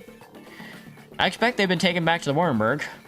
Rincewind tugged desperately against the surge of the sword, trying to shut his mind to Kring's bloodthirsty humming. What's Wormburg? He said. The Wormburg. There is only one. It is Dragonholm. And I suppose you were waiting to take me there, eh? Xardra yelped involuntarily as the tip of the sword pricked a bead of blood from his Adam's apple. Don't want people to know you've got dragons here, eh? Snarled Rincewind. The dragon rider forgot himself enough to nod and came within a quarter inch of cutting his own throat. Rincewind looked around desperately and realized that this was something he was really going to have to go through with. Right then, he said as diffidently as he could manage. You better take me to this Wormburg of yours, hadn't you? I'm supposed to take you in dead, muttered Xardra sullenly. Rincewind looked down at him and grinned slowly. It was a wide, manic, and utterly humorless rictus. It was the sort of grin that is normally accompanied by a small riverside birds wandering in and out, picking up scraps out of his teeth. Alive will do, said Rincewind. If we're talking about anyone being dead, remember whose sword is in which hand. If you kill me, nothing will prevent Shepa killing you, shouted the prone dragon rider. So what I'll do is, I'll chop bits off, agreed the wizard. He tried the effect of the grin again. Oh, alright, Xardra sulkily. Do you think I got no imagination? He wriggled out from under the sword and waved at the dragon, which took wing again and glided in toward them. Rincewind swallowed. I mean, we've got to go on that, he said. Xardra looked at him scornfully, the point of Kring still aimed at his neck. How else would anyone get to Wormburg? I don't know, said Rincewind. How else? I mean, there's no other way. It's flying or nothing. Rincewind looked again at the dragon before him. He could quite clearly see, though, through it to the crushed grass on which it lay, but when he gingerly touched the scale that was a mere golden sheen on thin air, it felt solid enough. Either dragons should exist completely or fail to exist at all, he felt. A dragon only half existing was worse than the extremes. I didn't know dragons could be seen through, he said. Xardra shrugged. Didn't you? He said. He swung himself astride the dragon awkwardly because Rincewind was hanging onto its belt. Once uncomfortably aboard, the wizard moved his white-knuckle grip to a convenient piece of harness and prodded Xardra lightly with the sword. Ever flown before? Said the dragon rider without looking around. Not as such, no. Would you like something to suck? Rincewind gazed at the back of the man's head, then dropped to the bag of red and yellow sweets that was being proffered. Is it necessary? He asked. It is traditional, said Xardra. Please yourself.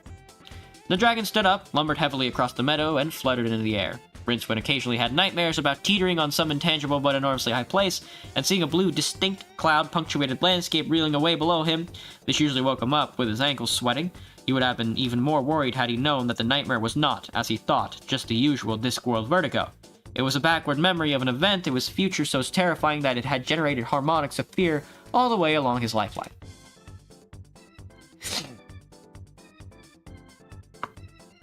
This was not the event And this was not that event, but it was good practice for it.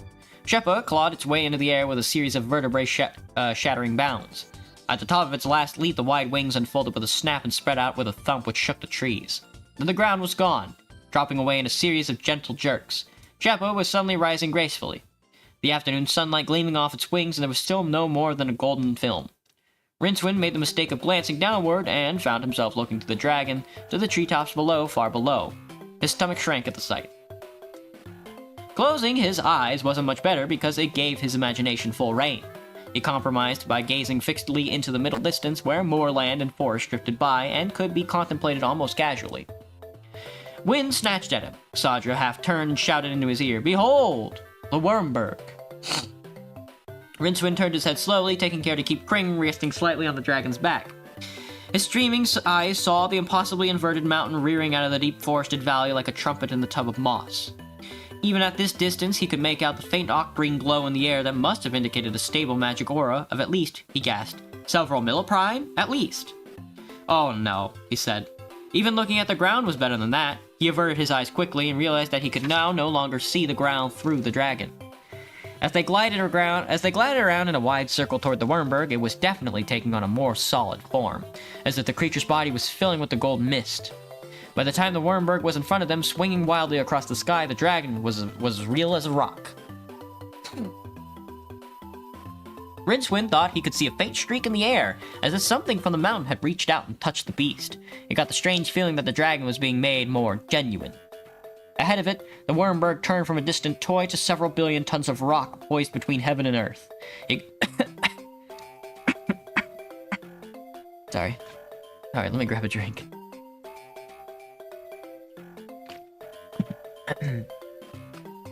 He could see small fields, woods, and a lake up there, and from the lake, a river spilled out and over the edge.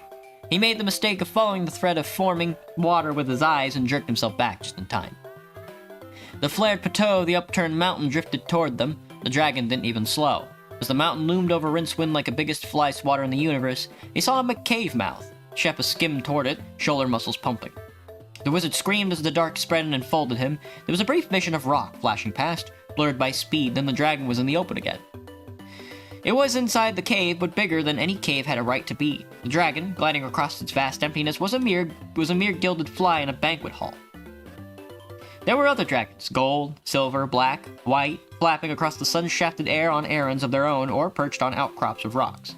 High in the dome roof of a cavern, scores of others hung from huge rings. Their wings wrapped bat-like around their bodies. There were men up there, too. Rincewind swallowed hard when he saw them because they were walking on that broad expanse of ceiling like flies. Then he made out the thousands of tiny rings that studded the ceiling. A number of inverted men were watching Sheppa's flight with interest. Rincewind swallowed again. For the life of him, he couldn't think of what to do next. "Well," he asked in a whisper, "any suggestions?" "Obviously you attack," said Kring scornfully. "Why didn't I think of that?" said Rincewind. "Could it be because the law have crossbows?" "You're a defeatist." "Defeatist? That's because I'm gonna be defeated." "Your own worst enemy, Rincewind," said the sword. Rincewind looked up at a grinning man. "Bet," he said wearily. Before Kring could reply, Sheppa reared in midair and alighted on one of the larger rings, which rocked alarmingly. "Would you like to die now or surrender first?" asked Zara calmly. Men were converging on the ring from all directions, walking with a swaying motion as their hooked boots engaged with ceiling rings. There were more boots on a rack that hung on the small platform built on the side of the perch ring. Before Rincewind could stop him, the dragon rider had leapt from the creature's back to land on the platform, where he stood, grinning at the wizard's discomfiture. That's not the end of the chapter, is it? No. There was a small, expressive sound made by a number of crossbows being cocked. Rincewind looked at the number of impassive, upside-down faces. The dragonfolk taste and clothing didn't run to anything much more imaginative than a leather harness studded with bronze ornaments. Knives and sword sheaths were worn inverted. Those who were not wearing helmets let their hair flow freely so that it moved like seaweed in a ventilation breeze near the roof. There were several women among them. The inversion did strange things to their anatomy. Rincewind stared. "Surrender," said Zara again. Rincewind opened his mouth to do so. Kring hummed a warning, and agonizing waves of pain shot up his arm. "Never," he squeaked. The pain stopped. "Of course he won't," boomed an expansive voice behind him. "He's a hero, isn't he?" Rincewind turned and looked into a pair of hairy nostrils. They belonged to a heavily built young man, hanging nonchalantly from the ceiling by his boots. "What's your name, hero?" said the man. "So that we know who you are." Agony shot up Rincewynd's arm. I'm Rincewind of Ankh, he managed to gasp. And I am Lort, Dragon Lord, said the hanging man, pronouncing the word with a harsh click in the back of the throat that Rincewind could only think of as a kind of integral punctuation.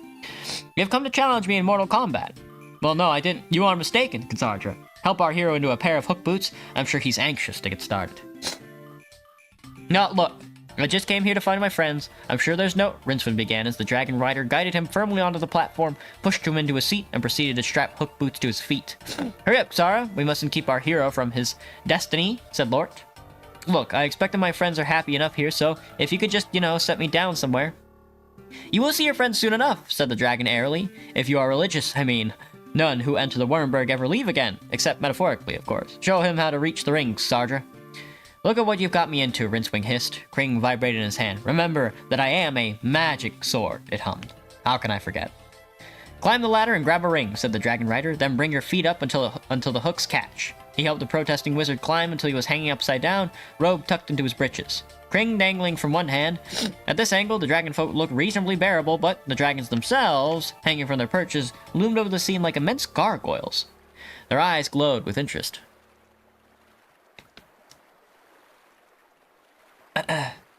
Attention, please, said Lort. A dragon rider handed him a long shape wrapped in red silk. We fight to the death, he said. Yours.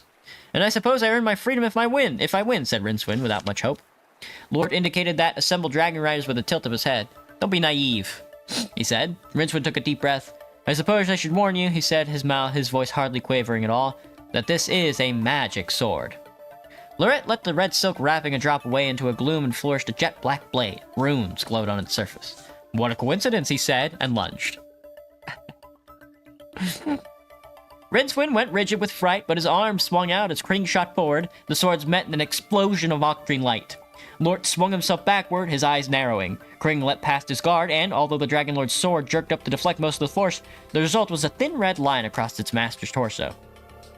With a growl, he launched himself at the wizard, boots clattering as he slid from ring to ring. The swords met again in another violent discharge of magic, and at the same time, Lord brought his other hand down against Rincewind's head, jarring him so hard that one foot jerked out of its ring and flailed desperately.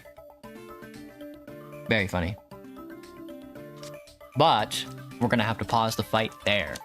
Sorry, lads. I don't mean to pause in the middle of a fight like that, but I must be leaving you. That was Terry Pratchett's The Color of Magic. Just a couple of extra pages tonight. I will see everybody tomorrow. Thank you for coming and watching the stream. Sorry about Borderlands 4. I couldn't get it working. Maybe another time. I'll see you... Oh, tomorrow's Friday, so I'll see everybody tomorrow for Team Fortress 2 Fridays. Goodbye, everybody. Have a good night. Bye-bye. Johnny.